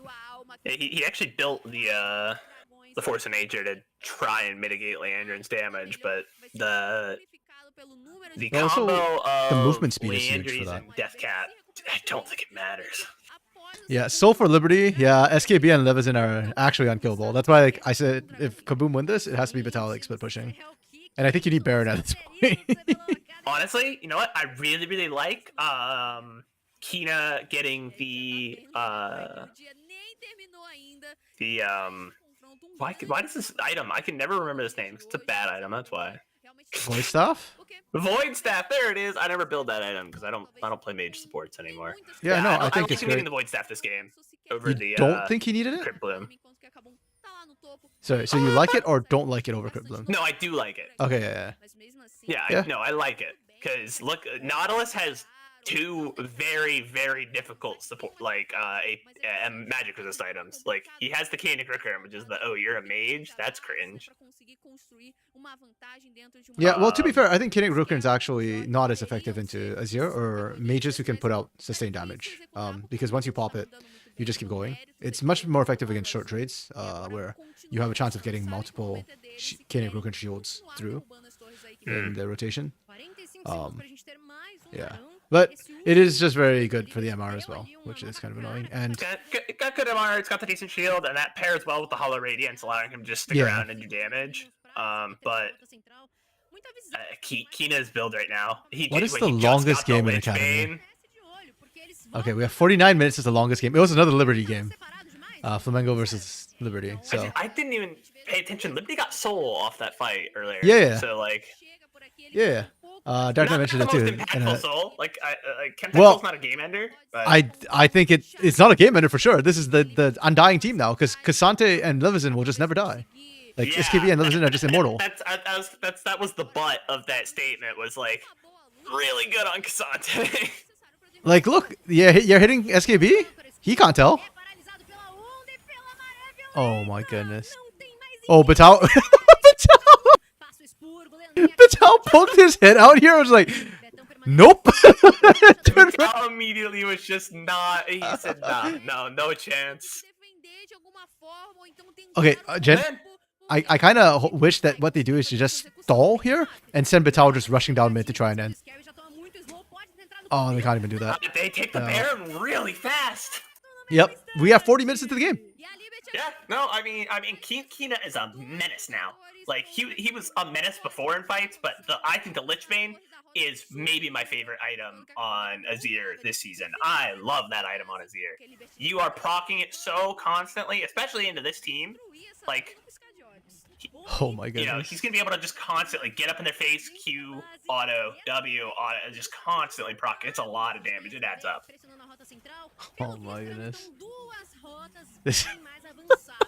I can't believe we're witnessing what we're witnessing. Yep. I'm in disbelief. And you know what? I'm okay with it. I'm okay with it. Liberty's 0-5 too. You know what? We say like something's in the water with Pain, with how they're dominating both CBLOL and Academy. Something's in the water for Liberty, man. That's twice they've upset top teams in both leagues now. Like, once in CBLOL, once here in Academy. Oh man. I mean, on one hand, it's like I cannot believe I'm upset at Kaboom for throwing, but on the other hand, you know what? I'm happy that someone's punishing that fiesta of a draft. Yeah, I'm down for that too. Like that draft deserves. No shot. Oh. Kina died. No. What? It just tanks and Momochi left. Does SKB do enough damage? Wait, Crosstail did. Crosstail went way too far up. Crosstail might have minted there. The SKB damage is coming through, and it is a problem. Screw. SKB can just sit on this Nexus and hit it, and nobody can stop him. Like, no, yeah, they're just gonna end because they're literally undying and tanky. Okay, SKB for MVP. Screw it. He's got my MVP. Yeah, no, he has to get it. My what goodness. the actual hell happened there? Oh, you know what? We you better learn it when you lose it again. We always complain. I seen a lot of complaint of like loud drafts, like goofy people in CBLOL, like in Tier 1. They just draft whatever and win because they're hands gapping people. And I thought that was gonna be the case for Kaboom. And hopefully this is a wake up of like, no, you cannot do that. Don't do that again. You have to draft a good comp. Even against Liberty. It does it feel like they were like goofing off almost a little to you? Kaboom or Liberty? Kaboom. Not Kaboom. Liberty. Kaboom looked like they were trolling. Like, okay, at no point during that game did I feel like they were setting up properly for the fights. Like, the problem is you don't win front to back, and I did not ever see Like generally, he doesn't. Like, okay, that's not true. He looked for the We one had- flank mid we had where he the poked one his head out flank and in ran mid. away. It was like way too late, man. Like this is just not okay. He had the one flank in mid, but fight was like kind of already decided by that point. But yeah, You know what? Despite the um, win, I still feel super bad for Leandrin because like Leandrin finally wins a game, and it's the And game. not because they carried. Yeah, it's the game that like Leandrin gets dustered because everybody's just focusing this Lucian out, and Kina gets the freest fights. Like I feel so bad You know for what? Leandrin right now. You know, no, I think as a team you'll take the win, man. Okay, It's gotta feel good. Liberty laning. What are we looking at? It was kind of bad. I'm not gonna lie. Like a 2 or Especially 1? in the bot in the other lanes it was fine, but in the bot lane they were like, this is what are you doing up there? That's illegal. It's turbo illegal. You cannot be where you are. Okay, we'll give them a 2 if the other lanes are fine. The other lanes were fine. The other lanes were average, so I'd give them a Okay. 2. Their team fighting was like I want to give them a 5, but at the same time, I feel like it wasn't them team fighting out their minds so much as it was freaking. I gotta take a call again. Sorry. Right back. I think at least a 4 because SKB and Kina played the fights really well. Acabou propunha uma fight, Oh. mas não tinha ali essa sustentação. Nessa aqui, por exemplo, não tem nem Kina e nem Salu RMC. He will be back. But yeah, I think a team fighting 4 is appropriate. Como eu falei, os ultimates do George explodiam um alvo e aí o Betão quando ele Yeah. entrava os últimos Yeah, to me this, I mean, you guys in the chat, you guys correct me if I'm wrong. This had the feeling of muito bem. Como eu falei, eles tinham as funções this had the feeling of Kaboom. We're like, it's an 0-5 opponent. We get the day off. We're gonna do goofy stuff. We're gonna draft Garen top. We're gonna put Scary on Lee Sin and let him do Lee Sin things. We're gonna have our ADC play tank support. Crossdl as the carry he's gonna get in the Herald and charge the Herald instead of letting one of the tanks do it. Like, it just felt like they were severely underestimating their opponent and got punched in the mouth. Which good. Good. I think teams need that. It's not good when a team is just like trying to coast by and keeps winning. Yeah, they exactly, they did a Loud. And that's why I've been glad about these past few weeks, like Loud getting punished, like teams consistently like taking them to task for not playing optimally. Good. That's how your league improves, right?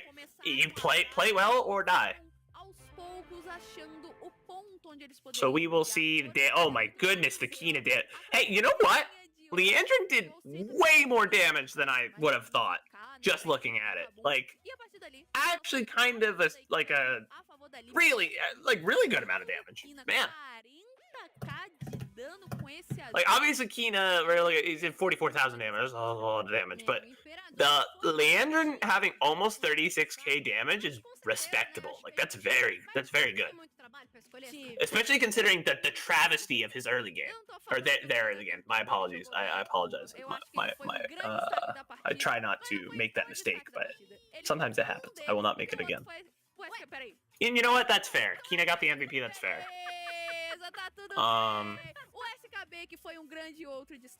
Like 44k damage. It's a lot. It's a lot of damage. Oh, they get the Kina? No, man. They just looked at the numbers. No, SKB was immortal and undying and just overall sexy. I would like a second graph at the end of the game that shows damage taken. I think, or damage mitigated would be fun. Because that's how I judge my tanks, right? Is not damage taken is one thing, because that's more like drain tanks and bruisers take a lot of damage. Pure tanks like Cassante are mitigating all that damage. They're not actually taking it. I don't know if mitigated to be able to get it happening. Yeah. I think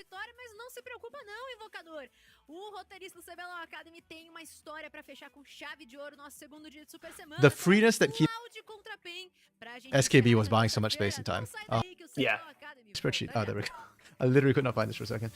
Okay, so team fight. I'll give them 4 because I don't play this over 5, but I'll give them an X Factor for. Perfectly. X Factor. I say they had some.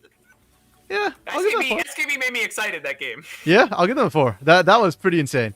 Kaboom's about to get the worst report card in life. Holy okay, crap. okay. Early laning was good. They had because Scary made it so. Map movements were pretty bad. Like they got the first 2 dragons, but then after that they were behind on every objective. And The then team fight was not good. they literally were not able to do a team fight. Like I'll give you an X factor for Scary. For I'll Scary. give 1 point for Scary because Scary tried to start off. Scary was doing all the works, and then freaking holy crap! I just can't, man. I just can't. Yeah. I was saying it's good. First of all, I don't know if you caught it, because I know you were on a call. I don't know if you saw it, but The damage charts at the end, yeah, I saw those. yeah, Leandrin did a respectably good Yeah. amount of damage. Like, I mean, if you look I at guess that sometimes comp, it doesn't feel like it with the illusion, but it was good. yeah, and if you look at the comp, there's only 2 damage dealers, right? So obviously, like if they won, unless Kina seriously actually solo carried, I'd expect to see a decent amount of damage off Leandrin. I just felt bad for Leandrin because they were getting focused down every fight, and I don't even think they were the one who needed to get focused down, you know? Like Agreed. No, you needed because Leandrin was doing good damage, but Azir was doing more damage and has Emperor's Divide. That is the big scary ultimate. Whereas like the calling, I would say is not as scary as Emperor's Divide.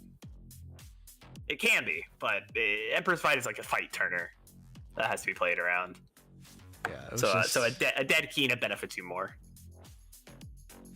But no, Hmm. I said this in chat, and I think you'll agree. RMC is like Kaboom felt like they were messing around, and then Liberty said we're here. Like they wanted it more. Liberty won because they wanted it more, and they punched him in the mouth. yeah. And it's kind of the same thing that's been happening to Loud in Tier 1, and I think that's good. I think that's good for the league. For the league, maybe not good for Loud, but it's good for the holistic picture of it. I just hope. Okay, I've had enough of the surprises are nice and all that, but please not in this last game. What, you don't want to see the sides going even 3 for 3 on the day? Three red side wins followed by 3 blue side wins. No, I want to see the Perfectly pain balanced, as all side things wins. should be. I just want to see pain side wins. Patel was just -1 this game. Patel, please. Yeah, you generally. were up like 40 farm for what? For nothing. Man, like like that freaking the Garen pick just doesn't work, man. Like please, let's stop with that. Like genuinely, please. He got away with it twice because his team's really good. Yeah, that's completely the case. Yes. I cursed it. I was saying we're results-based analysis, RMC. He's going to be 3-0 on the pick. He's not. So that's the game. That's the game that tells you, no, not worth it. You can stop it now. You've done the science. We can vet. It is not. Great. Okay, let's see the draft here. Pain versus Loud. I think these are both pretty good teams. I mean, Pain is number 1 right now for a reason, and I don't think they troll around anywhere near as much as Kaboom did. I actually need to update that on the Kaboom site that they're trolling. I forgot to do that. Okay, bans. Ooh, Seeing this some is good actually wrinkles in interesting. both these drafts. I kind of like them. Yeah, I think Loud bans super standard. Love it. Solid.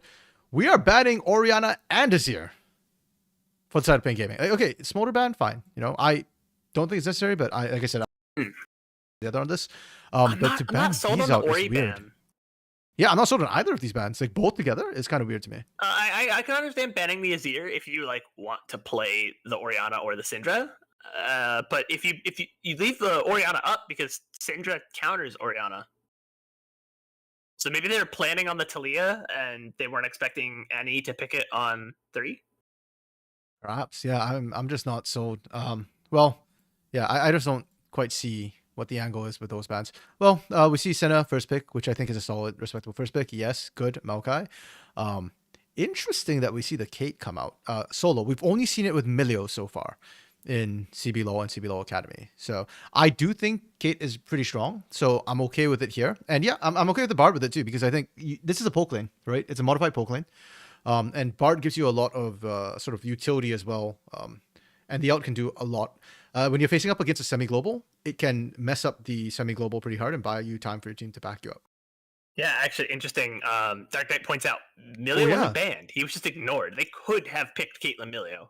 Yeah, that is They actually super. chose I didn't even realize that. I just assumed it was bad when I didn't see it picked with Caitlyn. Okay, so this does make this a huge question mark then, because like it's not a bad pick. I just am very surprised to see it. I agreeing with you. I don't hate it. It might be kind of hard to play that poke lane into the Senna Nautilus for the same reason they can absorb the pressure of like a lane bully. It's gonna be hard to like poke them out. You have decent sustain on the Senna, so yeah. Okay, and then we see Talia come out. Solid pick. It's a flex. Could be jungle. Could be mid. And then we see Bart. Second phase bans. We are assuming it's mid because that's where it's more frequently seen. And we still opt for the Syndra into the Talia. That's interesting. Syndra will outscale, but I think Talia controls the zone better than Syndra. It makes it a little bit dangerous. Respect bans. I appreciate those. I think Cats is. Yeah, two respect bans for the Cats. You have to do this. Like the Vlad is just ban it. You Syndra blind here, so you leave counter for Yups. Yups picks a Gnar into Cassante, which is fine, which is good. I think it's a little bit risky into the Vi, but that's okay. Solid drops from both teams. With both these drafts. I think both these drafts get a 4. Yeah. Yeah. I was gonna say I could see Pain being a 5 if the Bard works out.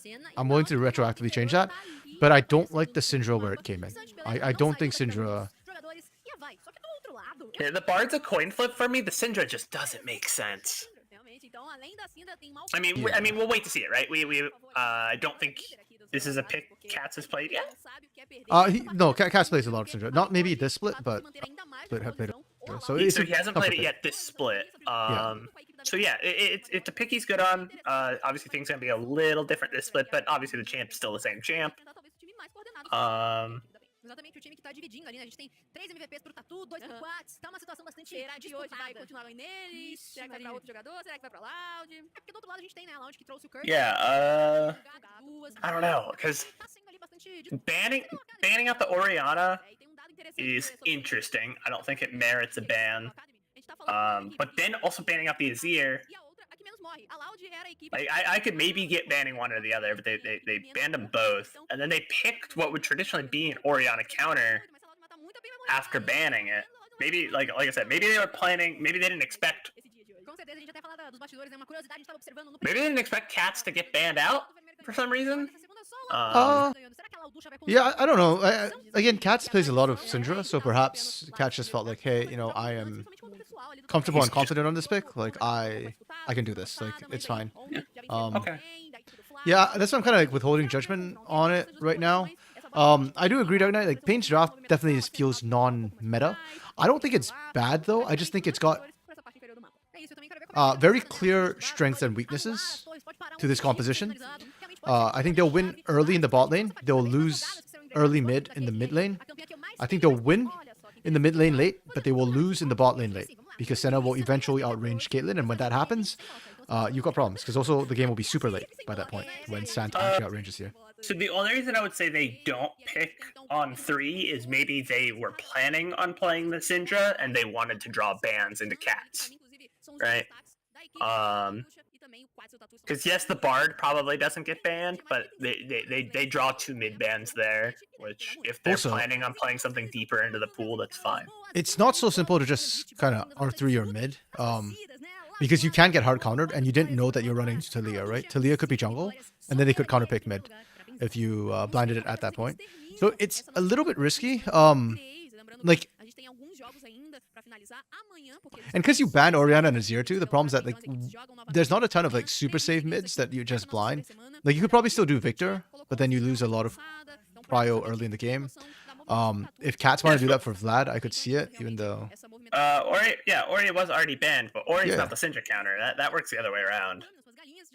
Yeah, no, it doesn't matter. Like to me, the bigger point is just that like I think Pain kind of put themselves in an odd position, and I feel like this is just Cat's sort of counter safety or like comfort pick to come through when everything else is there, and he doesn't know what he's playing. They can't pick it on 3 because they banned out all the safe mid laners, right? Any mid laner he picks has hard counters, and the Talia could have been shifted to jungle, and then they just hard counter mid. Yeah, I'm just trying to think like what you'd play, which is blind and safe into Atalia potentially. Like There's not a Corki, lot. maybe? Yeah, Corki, but I don't think teams favor the Corki on this patch because he got Yeah. nerfed. Well, he got nerfed. I don't think he's completely guttered. I do think he's not as strong as he used to be for sure. So, it's not insta win pretty much like at 25 minutes or when he gets 2 item spike sort of thing. But I think he's still viable. I wouldn't have hated to see it in this comp specifically. He's not a bad pick by any means, but that just kind of happens when something is where it's so good that every team is picking it. The second it gets nerfed, it's like okay, on to new toys. Yeah. Like the same thing happened to Karma. Like we've seen a little bit of Karma this patch, but not nearly as much precedent. Yeah. She was banned this game, right? I think. And, She was. by Loud? She's Okay. been banned more. She hasn't gotten picked as much. Teams aren't trying to prio her and pick her. Hui is not viable blind. Like on 3, you can massively punish Hui in lane. His early laning is not great. Ooh, nice escape from Gigs. Vlad is the one I'm not sure about because you can punish Vlad, but Vlad will just eventually scale into like a hyper monster anyways. And given what I've seen from Cat's Vlad in the past, as well as the one game Cat's played this split, I am inclined to think that it doesn't matter if he loses lane. I think Cats could have just carried on Vlad. So I think there can be a case made for Vlad 3, but it would be the same case we're making for the Syndra here, which is that, yeah, it's a comfort pick. You know, it's going to be a rough lane, but we'll probably be fine after. But Hui, no. If you're doing that with Hui, you're very, very confident. And you, I guess you could have done it actually. Then you can flex Hui into support. But I don't know if Giggs is used to or is comfortable playing Hui support. Yeah, it's weird. Yeah, but at the end of the day, I don't hate it from Pain. Pardon me. Like it's still playable, so it's okay. It's not like the Kaboom draft where I was literally looking at that going like, I don't know how this team operates at any phase in the game outside of laning. Like, yeah, Pain Gaming, I think is going to be a very results-based analysis, right? Either this draft is not going to work and it's going to go down to a 3 for well you tried, or it's going to work really well and go up to a 5 for like, man, what a genius draft. Yeah, pretty much. We don't really know. Oh my goodness. Oh, no way! Curdy was so close. That's gonna be a mental tilter. You're about to go Mega too, so Curdy can't dive this. Oh! Really well played from Curdy. Unstoppable, though. Yeah. The unstoppable buffer was right, spot on. Perfect timing. They're gonna come up. They're gonna get vision of this, and they're gonna. They know. Yeah, they had a pink in the back of the pit. Oh. Oh, that flash from Tatu was awkward, but it worked. Yeah. No, like I said, I think this isn't like complete results based. Like I can see how the comp would work for Pain. It's just execution will matter a little bit more. It's just higher execution. But they have a lot of range, which is nice into Loud's comp.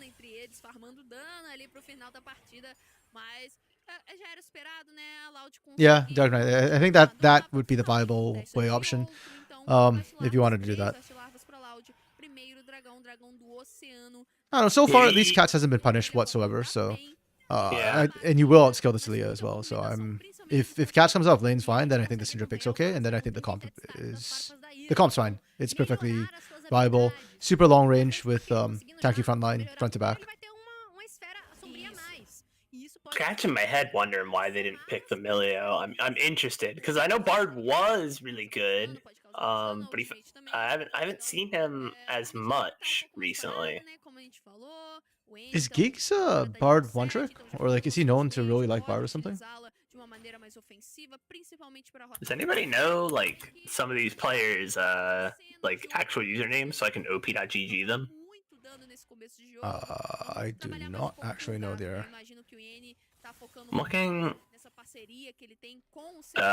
So at least for stage games, quote unquote stage games, obviously this is remote, but competitive play, this is Giggs' first Bard. Yeah, I don't remember him playing it when he was on Kaboom, but to be fair, on that roster, I don't think they had space or time to.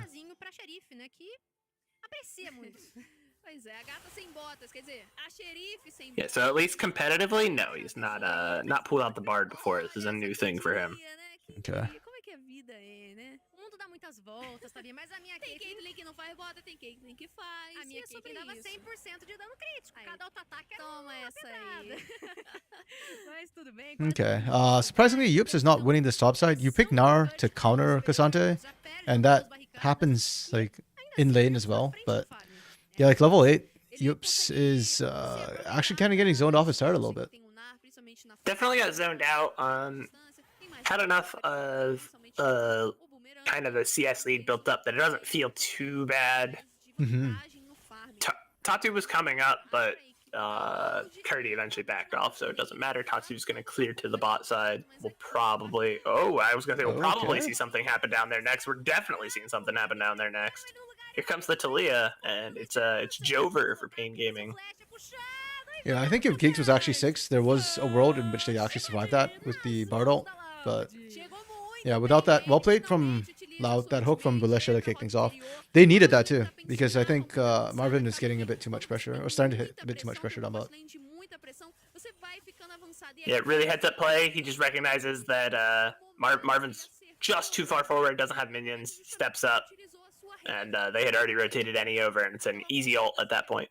Yeah, I actually don't like the fact that Cats even tried to rotate down. Like, I think in a situation like this, you just call it down and over and just shove mid lane instead. Agree. Ooh, they caught Gigs. Oh, Gigs! Man, he's dead. Okay, yeah, Loud's playing this comp really well. I did expect this game to be closer, but I did not expect Loud Academy to be winning it at this phase. So, huge props to this team, this Loud Academy roster. There are no slouches by any means. I thought like Pain, Kaboom, and K-Stars are a cut above in terms of their hands.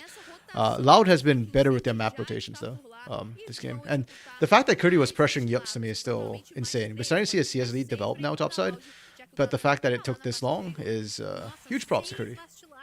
Yeah, agreed. Curdy has a very, very good Cassante. Why did Fugado flash? Because Fugado's Vault Breaker was actually not going to be in range. It just looks like a 2-inch flash. Because... Production, you're a little too early on that. They could totally still lose this last scrub. A freak accident could happen. Someone could cut the power. Yeah, the point grub might just run off themselves, right? They 6 grub them. Yeah, but Dark Knight, Fugado actually wouldn't have hit if he didn't flash. It's just that because it was so short, like just shy that little bit, so it looks like it was a 2-inch flash. But yeah. Realizando a volta base lá na parte superior do mapa. Então, o Geeks, que poderia ter pouco mais de vantagem nessas rotações, não realizou talvez de uma forma mais efetiva, e com isso a Loud sai na frente, tem pouco de vantagem de ouro. Okay, Dragon's coming up. Pain's in position. They continue stacking Drakes. That's fine. That's the win con for them. That's one thing I like about this Pain Gaming Academy roster. Even last split as well, we saw this a lot with the roster, was that they don't lose their cool when they fall behind. Like, they just play really, really standard. Like, and then if they're behind, it's fine. They just keep trying to get advantages where they can, and then they look for that late game team fight.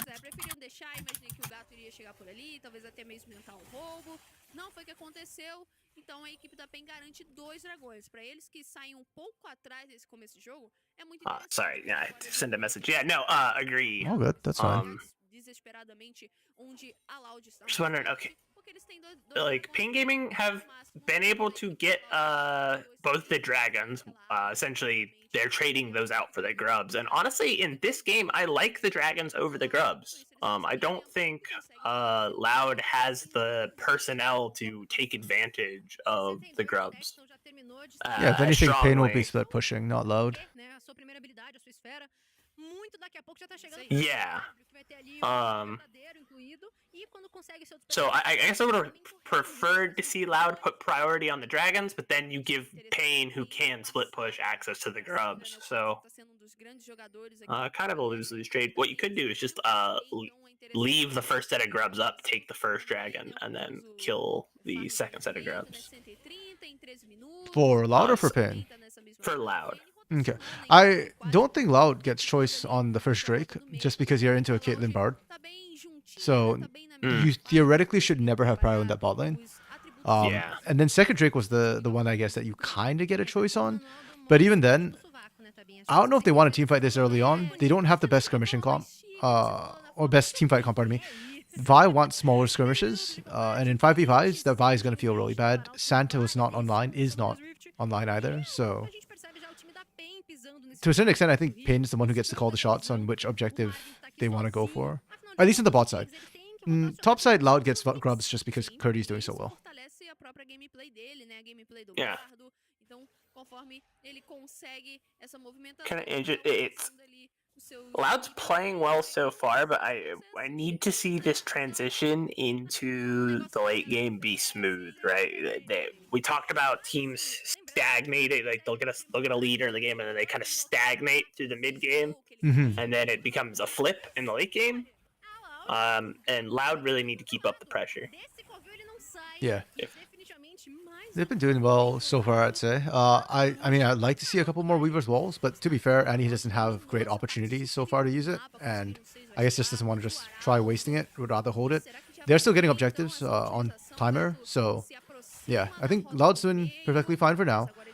Pain's a bit difficult to push into, so yeah, I kind of want to see how they end up breaking the ward line. Oh, this is good. Here comes the Weaver's Wall. Oops, isolated the teleport. No chance for Mega Not either. gonna be there in good. time. And now all of a sudden you're Cats isolated follows up there well. too, Cats. Yeah, that's a missed call, I think, to kind of go for that. This is happening while there's a play brought from Pain, so I think the call was just to try and delay and stop it, but Yups was not even close to Mega. So really good for Loud to recognize and be able to punish that, and that's why I'm not a fan of Gnar a lot of times. Like, unless you're that good with it that you can perfectly control your rage bar, it's so difficult. Yeah, they know they can go in. Oops is not going to have time to build up the rage bar. He's going to die, and then Cats is all alone, so they just turn back around and go, okay, it's your turn. Just really well played from all three members allowed there. They ended up losing a turret in the bot side, but you'll more than take the 1-for-1 turret trade when you get 2 kills off of it.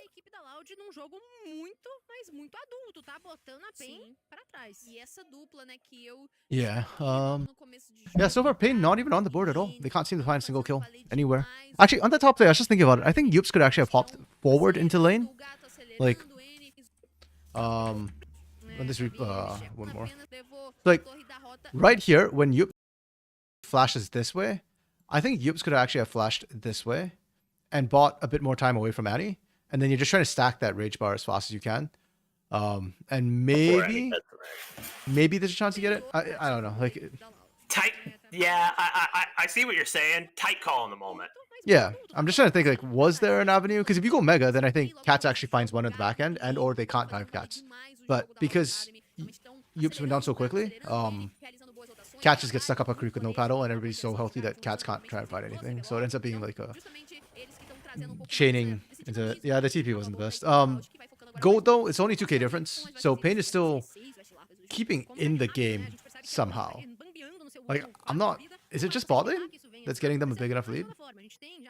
A very... has a pretty sizable farm advantage. Yeah, I guess that's mostly it. They have drags. I don't know. I don't know the gold value difference. Wait, hold up. Between Tati dragons. just walked into that? He has a sapling in there. Tatu just walks forward and yeah, And gets Geeks is juggled. just chilling over the wall. What are we... Okay. Wow, that was not good from Pain. Retroactively, I have not been a fan of the Bard. No. That's fair, yeah. We had questions about it. The answers are not the ones we wanted. Yeah, like, that was a weird fight. Yeah. I'm getting a little bit worried. Pain is just slowly bleeding out at this point. Like I mentioned before, Pain Academy is kind of like this, where even if they're losing, they don't make it easy for you, right? They're slow, they're methodical, they don't kind of take those huge risks to try and get back into the game. But yeah, it's a very slow, painful death in a way, right? If they can't quite get back in. And losing that dragon to me was actually pretty critical, because Pain did such a good job stacking. If they get Soul, it gives them a new lease on life. Oh, damn, that hurt. Yeah, Pain, like I said, Pain dragon stacking, I think when they were looking at, like we talked about, they had control of those early objectives. They get to choose where they go. They smartly chose to go bot side because that's where they had to push. Curdy was kind of just being a menace top side. And that dragon stacking looked like an out, but if Loud are able to just kind of curtail that, buy themselves a little bit more time, you're going to see that Senna be far more valuable in the Caitlyn later on. And I don't think that Katz's Syndra is going to make up for that, but I could be wrong. Okay. For now, though, the game continues being really, really slow. And again, I want to highlight this is not because Loud is not pushing the pace of the game. Loud is actually doing pretty much everything right in terms of macro play right now. Like, we're seeing the setup. You've got Curdy. Okay, Curdy no TP, but trying to set up this bot wave right now. Everybody else is now playing towards this top, getting control, getting... once they clear this wave, I assume Curdy will look to reset and rejoin the team. It's just, we mentioned before, it's hard to play the Pain. Oh, Pain is not playing this right. From any to dodge out on the Bard Q. Yeah, they shouldn't be that deep. This is not ideal. This is actually going to cost Pain a lot. This is Baron for Loud. Oh, that lands? Well. He got lollipopped. That is some grade A bull. Give it to Annie. Give him the quadra kill. You know you wanna. Did they? No, Hagano took it. Wait, okay, Hagano in the first place... Okay, so I'm here saying that Loud's doing everything right. You know, they're setting up, they're doing everything. Not right from Pain. One, they don't know where Hugado and Santa are. So all they see on the map is Curdy in the bot side split pushing. You see Annie. Actually, you don't see Annie, but you assume that Annie was here because Annie was split pushing a second ago. And you see Bulisha in the mid lane. So literally, you know that in this area, there is probably Annie and probably 2 more people. As Tatu, you should not be blinding this. And Giggs actually even uses the Bard portal to come in. So now you have no escapes because you have no flash. So Giggs... And then just the side step from Annie dodges the Bard Q. Like... Yeah. I don't think that changed anything, but it was just really good, like, micro mechanics that just, I feel like it just kind of exemplified how in control Annie was that entire fight. Like, yeah, I think everything we said about Avenger applies to Annie as well. Oh, okay. I was wondering if the terrain actually screwed Yups with the animation, but it didn't. It was just, yeah. Yeah, Katz was not in position. Yeah, they're just basically for Pain, that fight is just Tatu and Giggs. Like, Yups and Katz are effectively not there. And if anything, Yups and Katz get screwed by that series of events. Because, yeah, they tried to go help, and then they just got baited. And then that's just, yeah. This might be the straw that breaks the camel back for Pain. Like, Pain was doing a really good job holding on, despite the losing situation they were in. But, yeah, I mean, now you lose Baron. Yeah, I mean, if you look, Katz is focused on pushing the wave in top. Like, I think Katz is doing the right thing there. I think Giggs and Yups are turbo legal. Yeah, just play slow, scale, right? That's what they were doing, and now you can't play slow against the Baron buff. They just push in and punish. Yeah. Oh man, that's fine. So as Pain, this is unfortunately the reality of your life right now, is you give up all turrets outside your base. You cannot defend any of them. And Yups is just trying to answer back with turrets best he can. I don't think he'll get it. Curdy has already recalled to deal with them. Yeah, he's not getting that inner turret. Curdy is there fighting. Oh, he gets it, but Curdy might make him pay. What was that movement? My goodness. Wait, can Pain find this one? Cutting back and forth. Okay. They're finding it. Gets the kill. Curdy. They have the numbers advantage, but Curdy's there now. Yeah, this is. And Curdy TP's. Wait, top. Marvin's still alive. Marvin's critical here because Marvin's the one who's cutting through people. Wait, how did the fight start? Because we were not. We were focused a lot, and then we were just watching this part. We see that dash, which was kind of cool. Yeah. So wait. Oh. Tatu has the flank with the Nature's Grasp. Yeah, and Bulesha was not with the team. Okay, that's why. Because equal numbers, they shouldn't lose this, but Yeah, Collection, and Marvin's why just are cutting you on through Wolves? everybody. Marvin's doing so much damage. Oh, Marvin. Okay. Up to now, this Pain roster has not been about Marvin to me. It's been about Yups and Cats being huge carries. Marvin this game is stepping up huge. That backside play from Marvin had no support.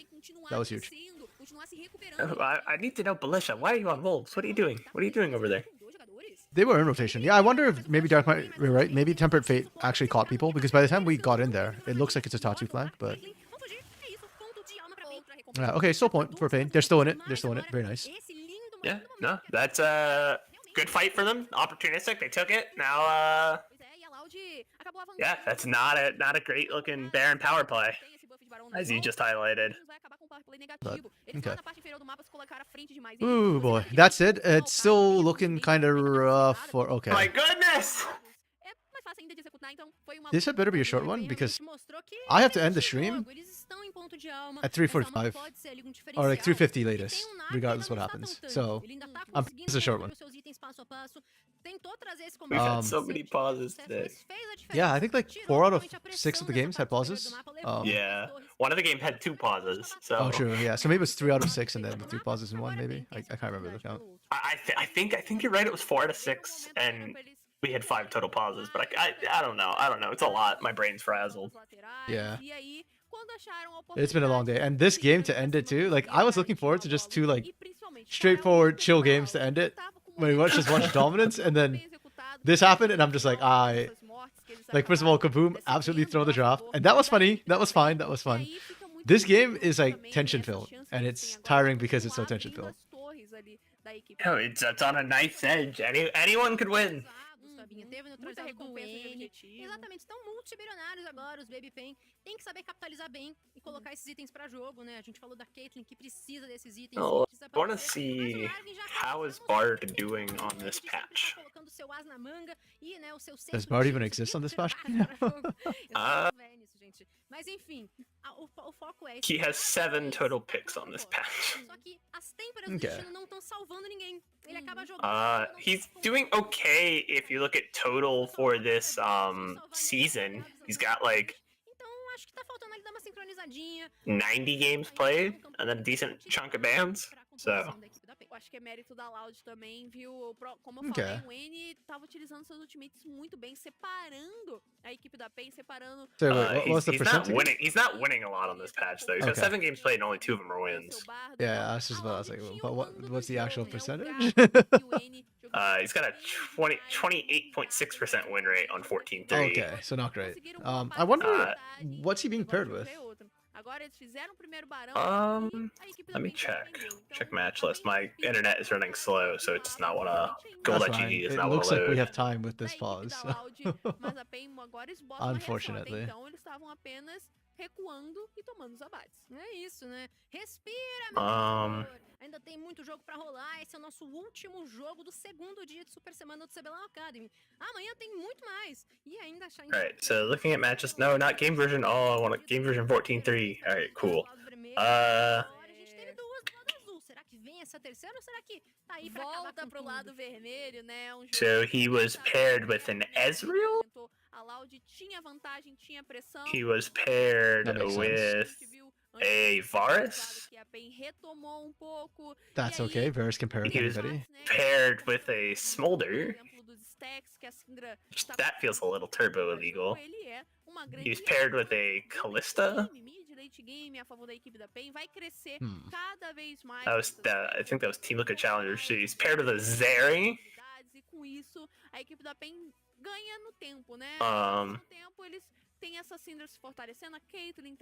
Yeah, 4 of his 7 appearances on the split are NA, 2 NACL appearances and 2 LCS appearances. Okay, that would explain a lot. Like, strange things happen in NACL. It's Vulcan played it and won in LCS. Okay, and the other thing to remember for NACL games is that it's fearless draft, right? So. Right, yeah. So you have a lot more picks that you're like, why would that be there? But with fearless draft, that kind of happens. And he was paired with another Smolder. I don't like him. I don't like him as a Smolder pairing. I don't like that. Let's not do that.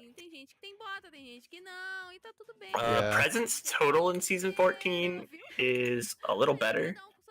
So he has 98 picks and 59 bans, which is pretty decent presence. It's like 10% presence, but I feel like most of that was earlier patches. Because he was like really good on 14.1. Pretty decent on 14.2. Okay. Fearless draft, I'm gonna be honest, isn't that amazing until you hit game 3. Like, we're seeing game 1 and 2 teams just kind of swapping handshaking on which champions. So there's like, yeah, you kind of see a tier list. It comes down to like if players still have pocket picks that they want to pick. And he still has a lot of weird picks, specifically because we have some players who play weird things, like Alorim. I think Dardoch and Doxa both play slightly weirder champs. Yeah. Yeah, that's the thing to remember about Fearless is it's once your team picks it, you cannot Okay, we're you back. cannot pick it again. We're back. Let's go. So it's once your team picks it, you cannot pick it again. But Yeah, it's not like real Fearless. It's like modified Fearless, where like the bans don't count. So yeah, or like it doesn't affect both teams. It only affects the team that picked it. You know. yeah, that's what I like about like true Fearless draft. I was super when they were like, oh yeah, we're doing Fearless draft. I'm like, oh my gosh, you're gonna have to be like thinking about, okay, if I pick Callista, I can't play Callista, but the other team also can't play Callista. RMC, are you noticing anything missing? Where's the tower? What tower? It was just there was the bot side, inner the one? tower was just a hole in the ground. Yeah, did it go down during the fight? I thought it went down during the fight. Well, no. There was no like ruins of the. Do you Oh, see that? It's like a no, I portal didn't. through the map. Oh, okay. No, I did not catch that, but yeah, that's kind of cool. Maybe in the pan over later. It's the same thing like sometimes when they show replays after the game's over of the Nexus going down, there's just a hole where the Nexus should be.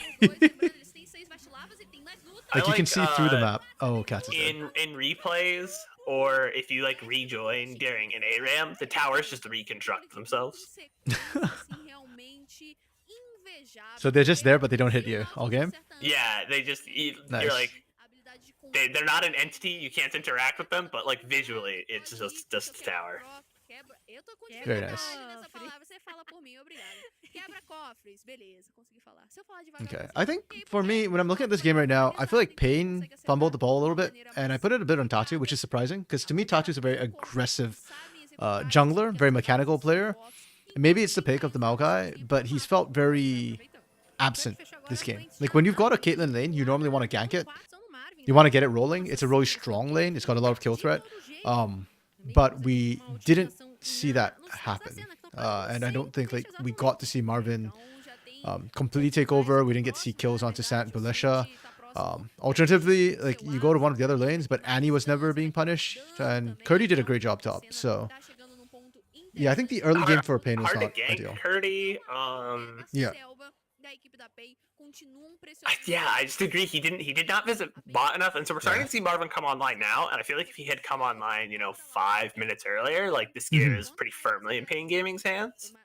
But they lost one too many fights before he started to be like a problem. Yeah.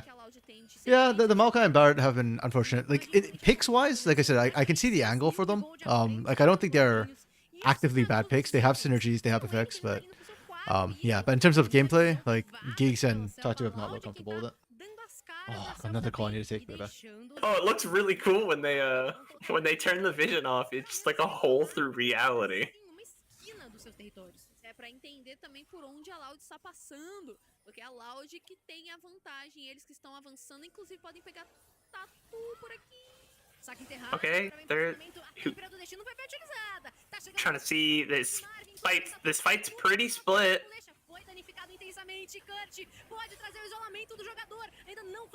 It looks like Loud have the upper hand here.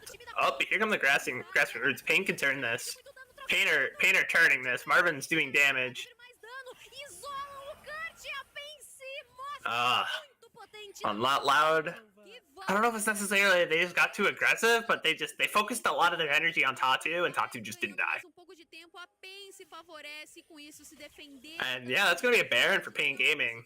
explodir alvo com muita facilidade. Uma ótima ultimate do Giggs pra trás. Watch away back in there. You're wasting time now. Voltou o Yups com seu Mega Na, acertou demais os jogadores da Loud. E agora a PEN tem o Barão em suas mãos. Olha o que esse jogo tá se tornando. Rapaz, o roteirista do Fight being divided between friends. What Yeah. the hell? I just stepped away and Pain got Baron? Yeah, so there was a fight in top jungle. It was kind of weirdly split back and forth. Blut just teleports into mid. Why? Why are you doing that? Just trying to cut the wave and slow down the push, that's all. They also want to make sure they have some sort of, like, they're also trying to go for Dragon. That's it. I hope they replay the fight, or if not, I will manually replay it after this. But Yeah, so the fight got kind of split between two fronts. It was really weird. And then they're focusing a lot of energy on the Tatu, and Tatu got out and then re-engaged with a Nature's Grasp. And yeah, at that point, Marvin just did some crazy goofy damage. yeah, Caitlyn actually does skill up. It's just that she has a really bad mid-game power drop. Oh, Bulesha is dead? Oh, that was a horrific tempered fate. He started the fight at half health because of that TP mid. Like, okay, now that you've explained why, but don't. Yeah, But why? That's But not why? that far. Why? oh, flashes traded. Yeah, Pain just gets this. Okay. Also, that this bar pick is really like this bar pick could be so much more. Like, the tempered fate hits like 2 people. Pain win the fight just off numbers advantage, but Geese can't land it. I see the angle. I think if they have a Milio, like, they're rolling this game. Agreed. I think Miller would be so much simpler. Like, the Bard has the flashier plays and has the higher ceiling, but Giggs' game has not been about the skill ceiling. It's been about the skill floor. Yeah, Are we not showing a replay, please, guys? and you can just, yeah, I mean, dude, Bart's such a weirdly complicated pick. Like, you have to play him correctly. Wait, Dark Knight says Bard gave them Baron last fight? Okay, then in which case, my bad, Giggs. The one moment I missed. He caught two people, which made it easy for the grasping, for the Nature's Grasp to land. We are not going to get that replay, are we? Because they're pushing. No. Damn it. Okay, I'll have to manually watch it after. Sorry, my work is just yeah, that's why I gotta like end stream later because I need to like once this game's over, like I'll fill in my sheet off stream, but I gotta run. It's all right. Yeah. Actually, no, I'll stick around for MVP and then I'll dip. That's like 2 minutes, right? That'll be fine. That'll be okay. If not, we can declare our own, and then even if the official stream disagrees, we can just say we didn't see it, so it Oh, don't that's count. fine. Like my sheet is my personal sheet. I don't care who you name as MVP. That's who I think was good that game. But it's more just like, yeah, I'm curious. We can who they give it to. rewrite history, and the Baron power play going very differently for Pain than it did for Loud. Oh my! I actually screwed up the Leaguepedia CBLOL page last split by accident because I didn't realize that our MVPs were different from the Portuguese MVPs. So like there was a week where I filled in the wrong MVPs, and then after that I was just like, I'm not touching this because I didn't realize that. Yeah, like the English stream had a different set of MVPs. Like that. This is what we talked about, where teams get this gold lead and then they don't know how to transition to late game and they plateau. It's like there, you can literally see it right at minute like 26. It's just a perfectly flat plateau and then they fall off a cliff. It's so weird though because before that, Loud was doing everything right. Like I was feeling so stifled as a Pain fan. I was like like literally nothing Pain can do and Loud's playing everything right. And then I step away for one phone call and Pain have Baron. So I need to see what happened there. Dark Knight, hey, have a good one, man. Peace out. Thanks for dropping by.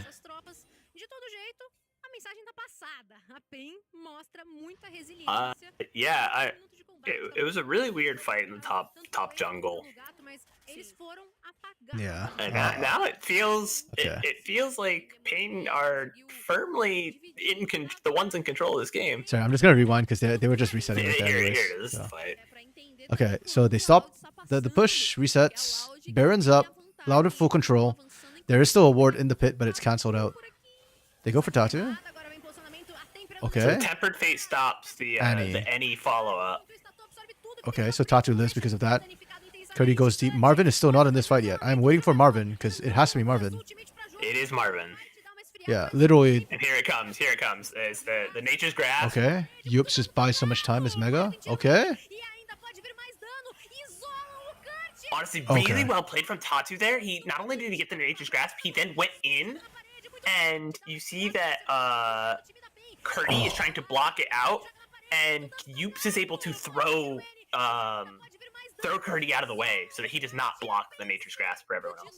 Yeah, that pick onto Annie I think was massive as well. Huge props for Yups to just flash forward at that point. Okay, so literally just one fight turned the game. Holy crap. Yeah. Wait, I should speed this up as well so we catch up. Wow. That's crazy. This is what I mean about the strong mental from Pain. Like, this is how they play, right? Like, the game's not over till it's over. Like, I don't care how deep they are in the hole. Right way to play. Yeah. But it's like so few teams can do that. Even in CBLOL, like, the only team that I can really think of that regularly does that is Loud. Like, Rid with Titan on it started coin flipping their way through, and it worked more often than it didn't last split. But it wasn't a calm measured play. It was just coin flips. Pain does that against most teams except for Loud. But Loud does that to everyone. Yeah, it's I cannot believe like I don't. Huh. I can't say I can't believe it because when we talked about like this Pain gaming team is just a cut above, but it was like really looking like it's over for them.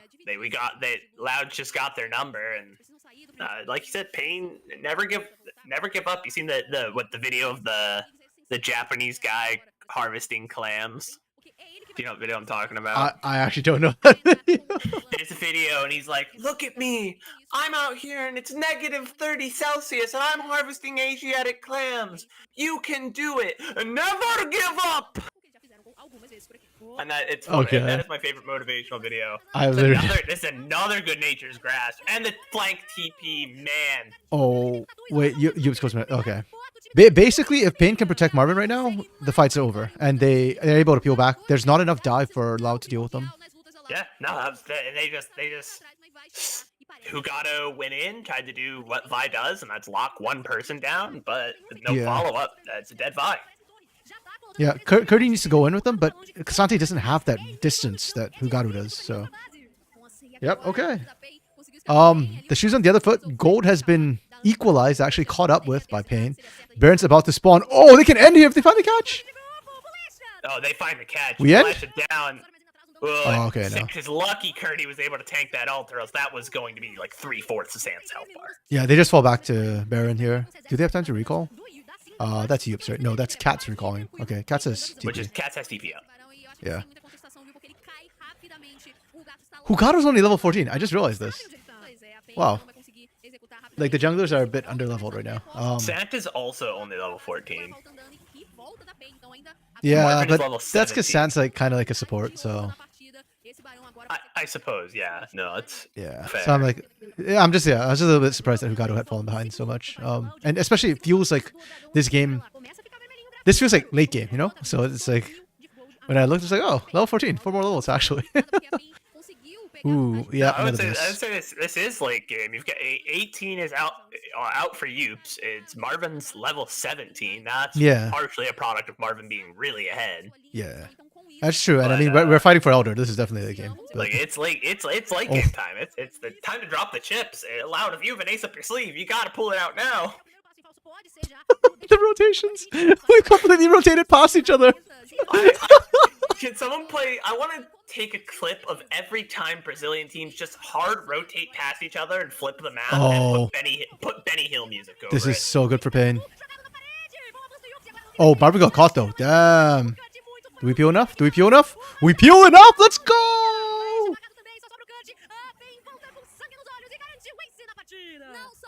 Here it comes. They're not going to bother with Elder. This game is over. It's an ace. You end. Loud is on timers and everyone is dead. Oh my. Pain deserves to be a top team for this game. Loud reconecto.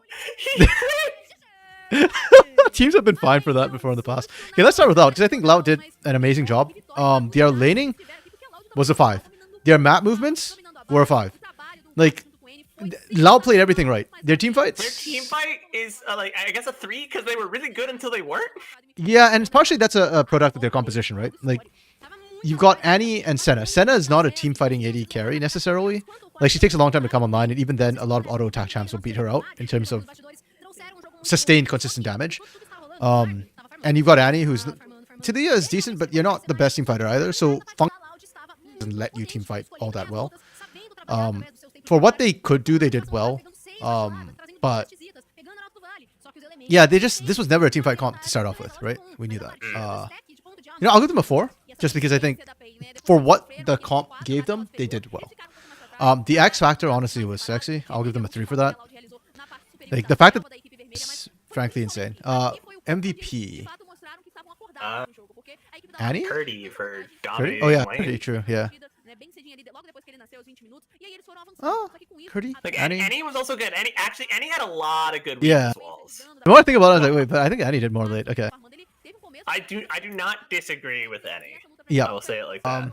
I'll do it like that. Super solid choice. Yeah, you know what? Just outside top 3. Unfortunately, this game I think confirms it. If they had won here, I bumped them up. But you know what? I might personally move them. I think I put them above. I put them Tsuno. above. Yeah, I think I put them above that. Above Flamengo, I will wait because I think Flamengo. Actually, you know what? For his performance, I will put them above Flamengo.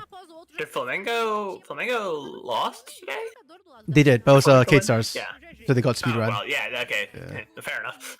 Yeah, it's a bit hard to. But also, if you look at like Loud are playing the best team in the league right now. They're playing Pain, and they put up a hell of a fight. Like they had okay. That's Kate Stars with Takui though. True. Okay, And Takui like hard carried the early sorry, game. Flamengo. Yeah. Okay. Pain's laning this game was like a 3. Their map movements to start were not good, but they picked up the end, so I'll average it out to a 3. Actually, no, their laning was. Do I give it to that map movements? The early ganks? No, I said I put it under laning. The team fight was on point. The X Factor was on point. And the MVP is Marvin. Like. Yeah. No, Marvin did like just goofy amounts of damage in the late game. And I know I say goofy a lot, but it was just ridiculous. You're looking at it, and you're like, oh, they're not going to win this fight. And then Marvin hits someone with a passive auto and a headshot. Yep, Just they got Marvin too. eviscerates a health bar, and you're like, oh. Okay. Yeah, okay, that's it from me. Sorry, I've got to run. So thanks, Brent, for dropping by. Thanks all of you who watched. Tomorrow will be a half day if I do it at all. I'll kind of decide depending on how today goes, because I might have to actually do work, IRL work. I know it sucks, but Costream doesn't pay my bills. Please pay me more. Okay, peace out. Have a good one. Bye. Bye.